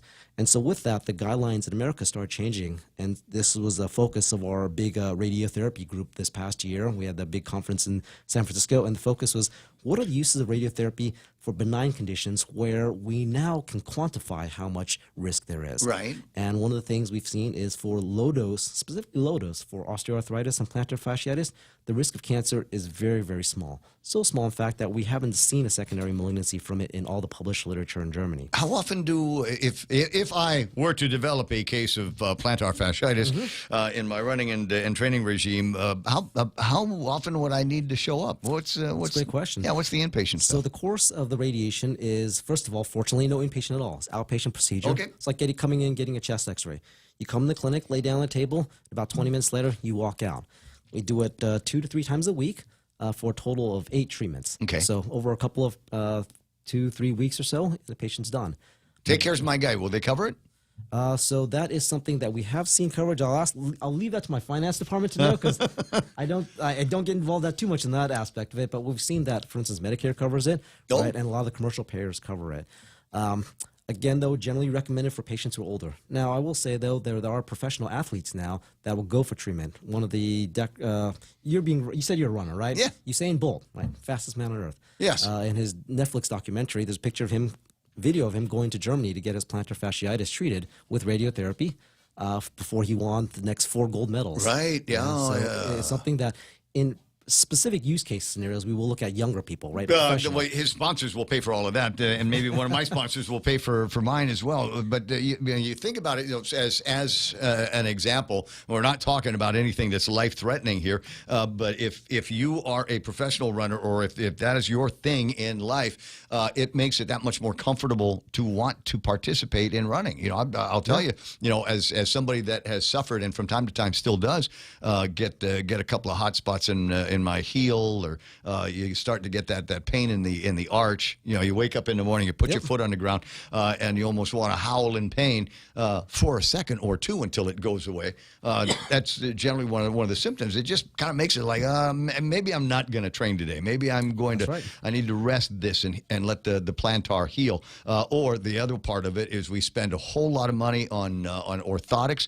We spend a whole lot of money on shoes that are designed to prevent, if you will, plantar fasciitis. To the degree that they do or not, I don't know. School's still out on that. Sometimes I'll put my foot in some of these shoes and know that they're going to give me some kind of ache or a pain.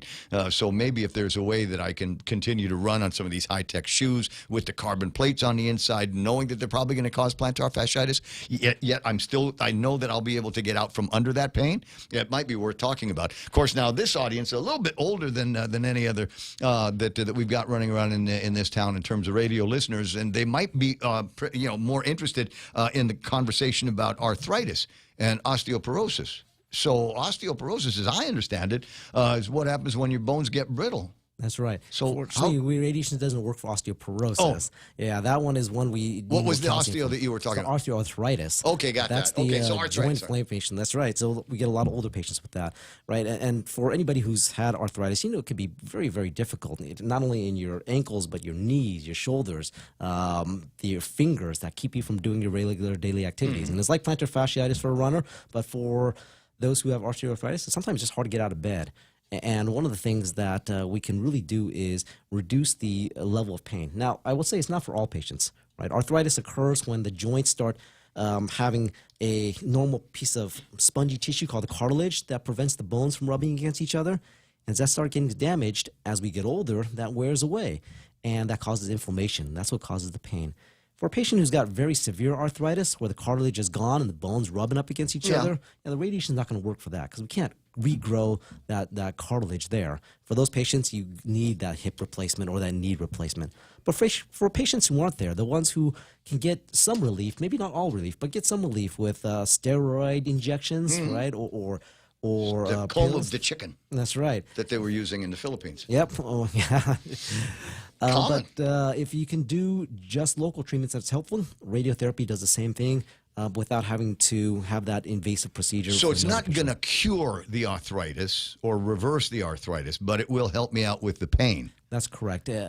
What it can do, though, is sometimes stop the inflammatory reaction keep it from progressing, from getting worse. One of the big papers that was presented earlier this year at that big meeting, or I guess I would say last year now, it's 2026, right? And earlier in 2025 was the big publication from Korea. And what they saw was that about 10% of patients about 10% fewer patients needed hip replacements because the radiotherapy works so well to prevent the symptoms, kept the hips from getting worse to the point that patient says, you know what, I don't need this surgery anymore.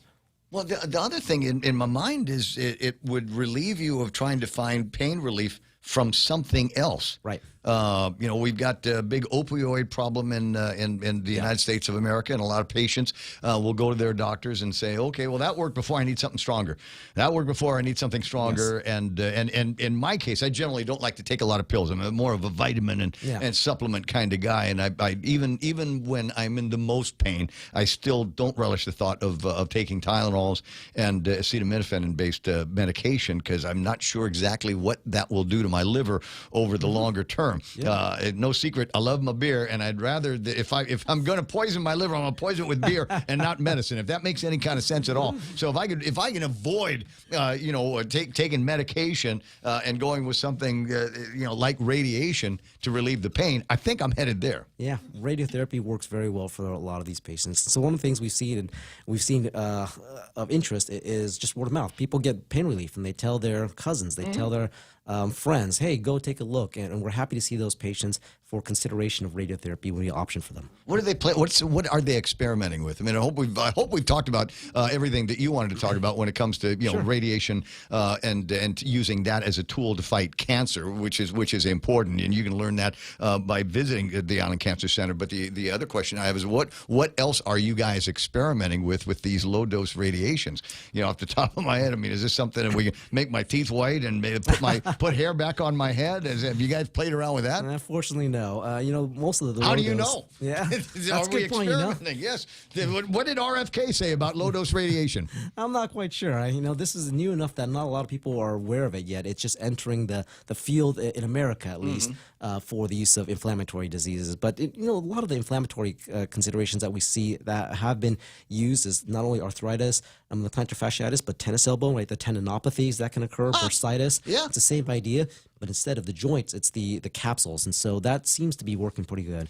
Now, in terms of experimenting, really the cutting edge now is the opposite. What if we did from low dose to the very extreme high dose radiation? And that's probably where the next frontier of radiotherapy is going to be, using high dose radiation to be like a scalpel at that point. We're using this to treat heart abnormalities, where there are arrhythmias that are common after a heart attack, and the nerves of the heart are not working so well, leading to arrhythmias and patients' death from that. That's a fairly commonplace procedure, though, isn't it? I mean, it's just like a little switch in the heart that you just need to run a knife through. That's right. They can run a knife through, but a lot of patients who have that can't undergo the knife to get that done. or the procedure to use a catheter to go up there and use concentrated chemos to destroy those nerves to turn that switch off, sometimes doesn't work so well. There's a couple of publications now showing that you use very high dose radiation, you can just in essence destroy that switch and stop those arrhythmias from occurring. Similarly, where you're looking at the use of this radiotherapy, high dose again, to act like a scalpel to destroy nerves in the brain that cause severe depression, in some cases PTSD or OCD. Those are areas that are being actively investigated. But that's the experimental side. So let me throw a couple other things out at you. So if we're talking about using it like a scalpel, can we also use it like a tuning fork? Are there ways that we might be able to create radiation that can vibrate something at a high rate of speed, so that you might be able to clean it out off the top of my head? Kidney stones, bladder stones, calcium in the heart, like I've got. Are there ways that we might be able to use high dose, high frequency radiation to be able to destroy matter in the body? That's a great question. Likely that there is some rules for that. They're using different things where it involves the interaction between that the frequency of radiation and various chemicals that are activated by it to do it, and using, for instance, visible light or different wavelengths of the electromagnetic spectrum to activate particles that will then lead to destruction of other lesions in there. So those are things that there are experiments that I would say that is on the end where I don't do a lot of that. I'm more of a clinical physician where I read about that literature, but I don't keep up with it. That's Scotty Star Trek stuff. That's the guy standing over you with the thing and then waving it around the body, and then the healing goes on the inside, and it's basically a dose of radiation of one kind or another that is going to, as we're pointing out here today, destroy the inflammation and eliminate the pain, so that the patient can go on and beat the Klingons. I'm sorry, it's science fiction day, by the way. So just in case you didn't know, it's science fiction day, and I want to wrap things up into a package that people are going to be able to understand and respond to. Doc, it's always a pleasure talking medical stuff with you, and it sounds like some of the books that I am reading these days, or books that I'm listening to, are actually things, because you listen to an audiobook and they talk about all kinds of gee whiz technology and stuff that you can do, and you go, oh, well, I'll save that for the next trip to the Philippines, or I'll save that for a trip to the States. But you guys can do that right here. What we were talking about with or plantar fasciitis and arthritis and even cancer, don't have to get on an airplane for it. You guys work it here. That's correct. Okay. And for that, I'm gonna make her talk now. I'm gonna make the girl talk. There's been a girl in the studio the entire time, and I haven't made the introduction because she's one of the few girls on Guam I don't remember the name of. My name is Pauline, and I work for Dr. Chang and Dr. K. I'm a licensed radiation therapist. So you're not just a pretty face. You actually are in there doing it. Yes, there's they write the prescription for the radiation, and I deliver the dose with our Halcyon machine. Okay, so tell me about this Halcyon device you drive. Her name is Aurora, and she's absolutely wonderful. She's a woman, very fickle. Yes, she is. Gee, a fickle woman. Never heard of that before. They're playing this. Might be the first time the concept has appeared in my head. How long have you been doing? How did you get started? I'm originally from Guam, from JFK. She used to listen to my show all the time. Yes. I graduated from the College of Southern Nevada in Las Vegas, and Dr. Chang and Dr. K recruited me to come back. So I've been doing radiation therapy since 2006. Okay. So a hot second. But basically, the way that it works is they tell me the dose, so whether it's low-dose radiation therapy or cancer treatments, we go in there, the patient lays down, and we do the alignment, and once it's been verified, we deliver the treatment. So the alignment process, it's got to be very important. We're talking about delivering radiation to a very specific part of the body where that cancer or that pain might end up being. How accurate is it? I mean, how close do you guys get to a target? I mean, what's the variation like? Millimeters. It's millimeters, right? Yes. Yeah. So if you're over the target, you are over the target. So so there's a threshold. So the physicians are always checking our work, and it's millimeters. So it's if it's not within a certain, if it's not for the technique that we use, there's 0.5 millimeters for typical treatments like arthritis treatments, and for oncology treatments like cancer, rectal, prostate, Yeah, it's, you need it's to 3 millimeters. Yeah, It's more. Yeah, you've got to dial in. We're talking about aiming stuff and so lasers that we put in there so we know exactly what it is that needs to get treated, where the radiation needs to go, and how to deliver it. So, is there real-time imaging that's going on while this is taking place? Yes, the patient's laying on the table, and we do the imaging, Mm. and we analyze the images. Doctor approves the films, and we deliver. Which the treatment. imaging is it that you use there? Do you have all of them? It's called a cone beam CT, and it circulates around the patient. So Okay. it's almost like a mini CT scan. Do I need to take anxiety pills for it? No, we play any type of music you want. Oh, the music. No, because there's some people that get claustrophobic on all and many of the imaging devices that are out there and available. No, actually, if you check out Dr. Ari's Healing with Dr. Ari, my grandma, 81 years old, Mhm. and she had pain in her right knee, 8 out of 10. Left knee was like 6 out of 10. By treatment 4, it was by treatment 4 on the right knee, treatment 4 on the left knee, the pain went down by half. And so she loves listening to O'Carroll, and she asked me, If she you can asked play me that at in one there. point. She was like, "Can you make it longer? It takes me longer to walk up to the clinic." And I was like, "I can't just give you extra radiation, Grandma. That's not how it works." No, but absolutely. So you're in there, you're in the room, you've taken the instructions for the doctors, you've dialed in the power, you've dialed in the location where the beam needs to go. You administer this. What is the sense when the patients are done with the treatment? Is it instantaneous? Is there immediate relief, or It depends. It varies from patient to patient. She started feeling relief after like day 2. She started saying that she wasn't waking up in pain anymore. Wow. Yeah, it's life-changing. I think that thanks to you and other people that kind of spread the word, these senior citizens, their lives are taken away. They're in chronic pain, and like you said, they take a lot of pain pills. And then that kind of takes out your kidneys, and then they end up on dialysis. Well, there's so many other things. I mean, just your quality of life, the quality of life of the family, and if there's a way to get out from under that. My mom had a term. She suffered from not plantar fascia. What's the one where you don't know where you're going to get the inflammation from one day to the next? She had that, and she had to take pills for that, and migraine headaches and things like that as a result of it. And there were days where she was just loopy. And because of the whatever the drugs were that had been given to her, and and then there were other times where we'd have a big family get together where everybody bent into the planning of it, Mother's Day, Father's Day, something like that, and you call Mom, so I'm going to come and pick you up. She said, "No, I can't make it out today. I'm not going to be able." Fibromyalgia is what she had suffered from, and so I'm wondering if we talk about inflammation and like I said, for me, in my head, my definition of fibromyalgia is there's going to be inflammation somewhere in your body. You don't know where. You don't know how badly it's going to affect you. Is that something that low dose radiation might be able to contribute to eliminating the pain or the anxiety that comes from it? Yeah, potentially. But at this point, most of the time with radiotherapy is pretty localized, and so we need a good target to be able to do it. And that's the hard part of fibromyalgia. You never know when it's coming or where it's coming, and so it's hard to guess. Gout?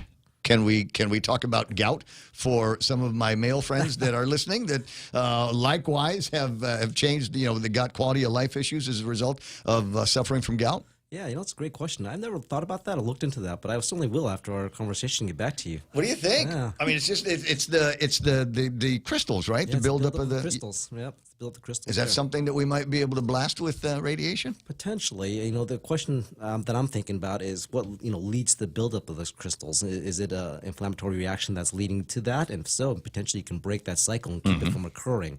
But I don't claim to know enough about that I would throw something out like that. I'll take a look and get back to you. Yeah.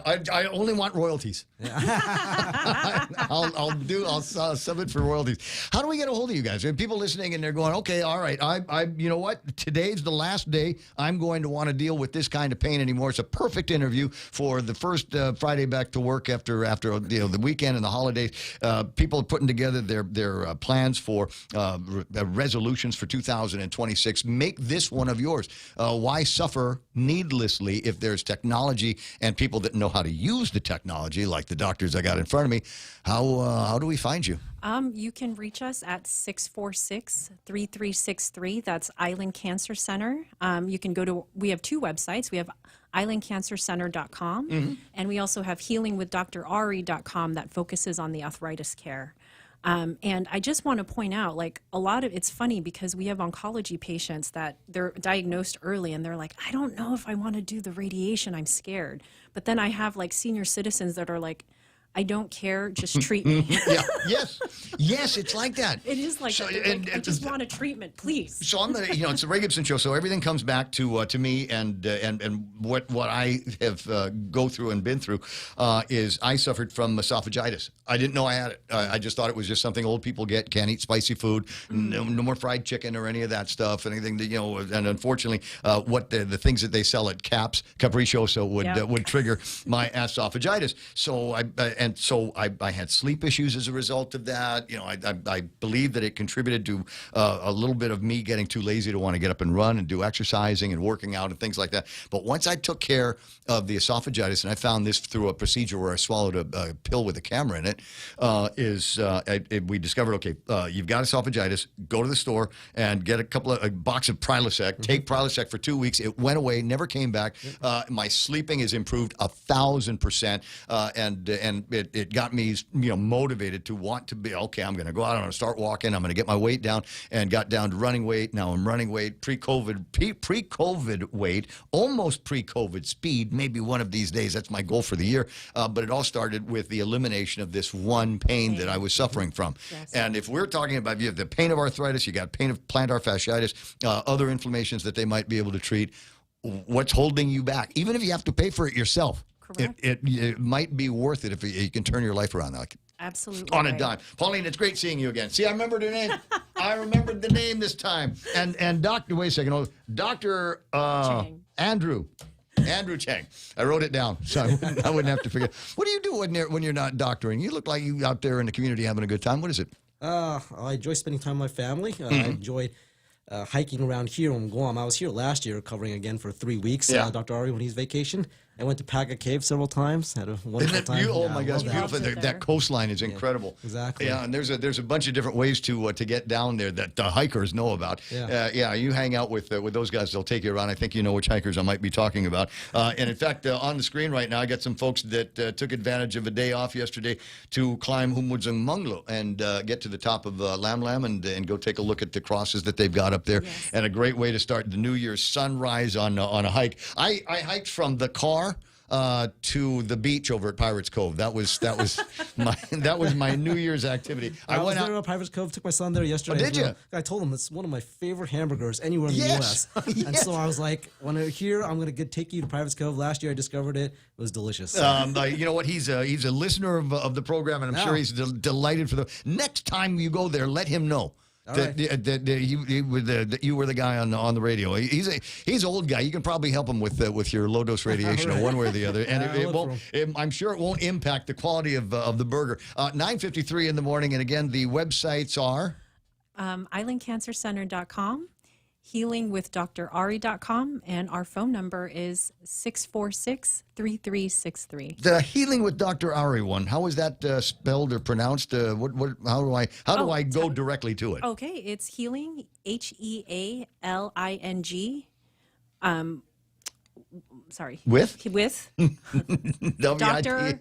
And then Ari, A-R-I. Okay, all right, the easy way. So it's spelled the way it sounds. That's That's kind of what I was going for. 9:53. Do we have time to play the news and the commercials while we get selfies and everything? All right, groovy. We're going to do that. Find out what the first day of news sounds like at KUAM TV. Be right back.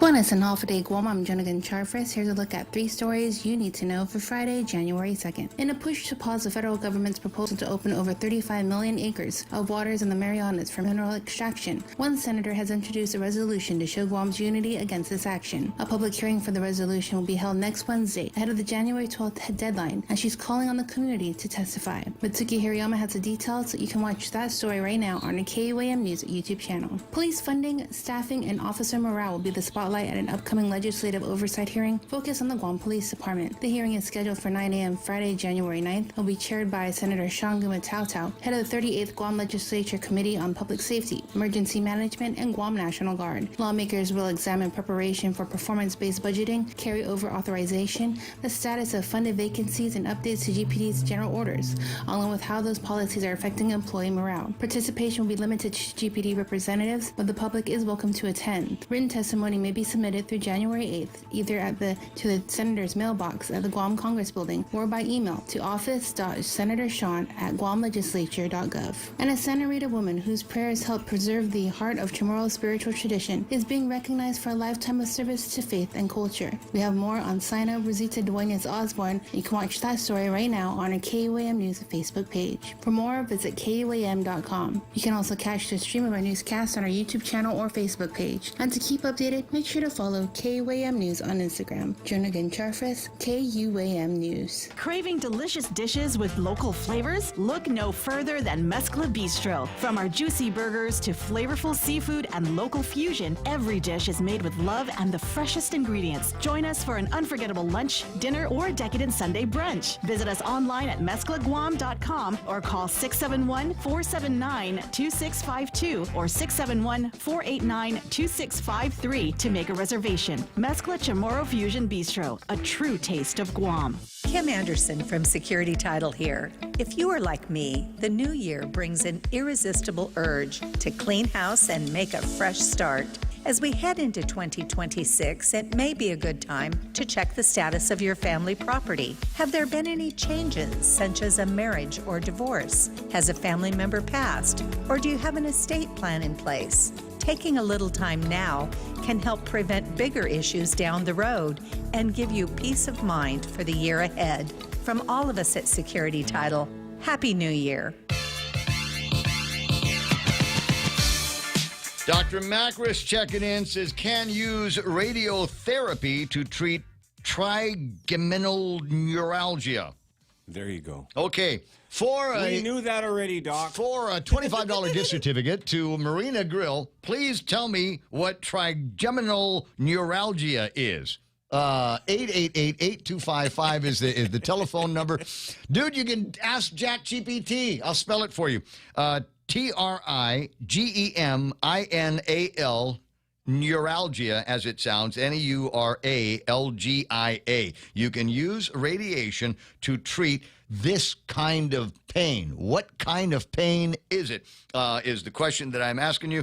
Thanks for having this guy. I want to make appointment for consultation. I will make arrangements so that you can do exactly that work that might be able to get done around here. Like I said, without making too big of a point about it, but it is my show and I'm allowed to, right? Is one minor change in my life led to me being able to eliminate the cause of poor sleep. I just thought I thought it was a thing. I just thought, you know what? In my family, none of us sleep good for whatever reason. And for me, it was waking up in the middle of the night, and depending on what I ate, maybe what I drank, I'd wake up with heartburn. And it was... I know why, Ray. Why? There's no rest for the wicked. There's no... Thank you very much.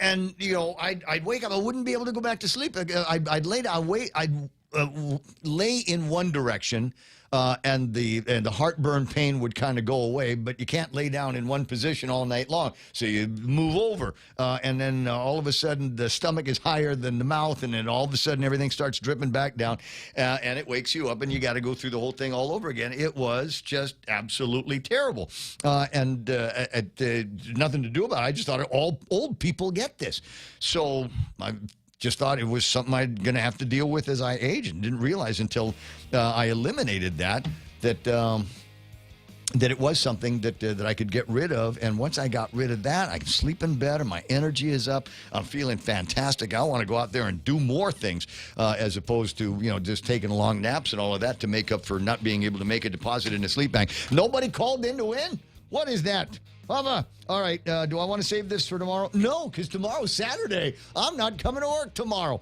If you don't know, you can use radiotherapy to treat trigeminal neuralgia. That is sharp facial pains, according to Dr. George Macris. I didn't know that was a thing. I thought your sharp pain in the face was when you get smacked by somebody in the face. But apparently there is something. There's always something somebody's going to be suffering from. Right.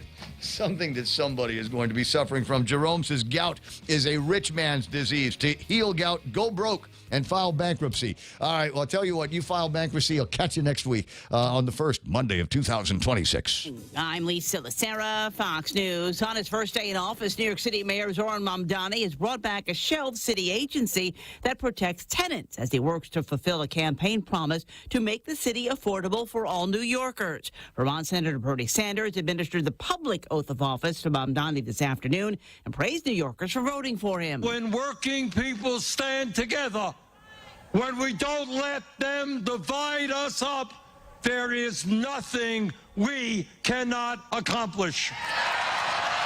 Mamdani told the crowd, beginning today, we will govern expansively and audaciously. We may not always succeed, but never will we be accused of lacking the courage to try. Mamdani was born in Uganda. He moved to New York City when he was 7 and became an American citizen in 2018. Before becoming mayor, he served as a New York State assemblyman. Former special counsel Jack Smith laid out his case for prosecuting President Trump during an hours-long interview with Congress. President Trump was culpable for the Capitol riot on January 6, 2021. Former special counsel Jack Smith told lawmakers in December. The Republican-led House Judiciary Committee released both the video and transcript of last month's 8-hour closed-door session focused on Smith's 2 criminal cases against President Trump. Throughout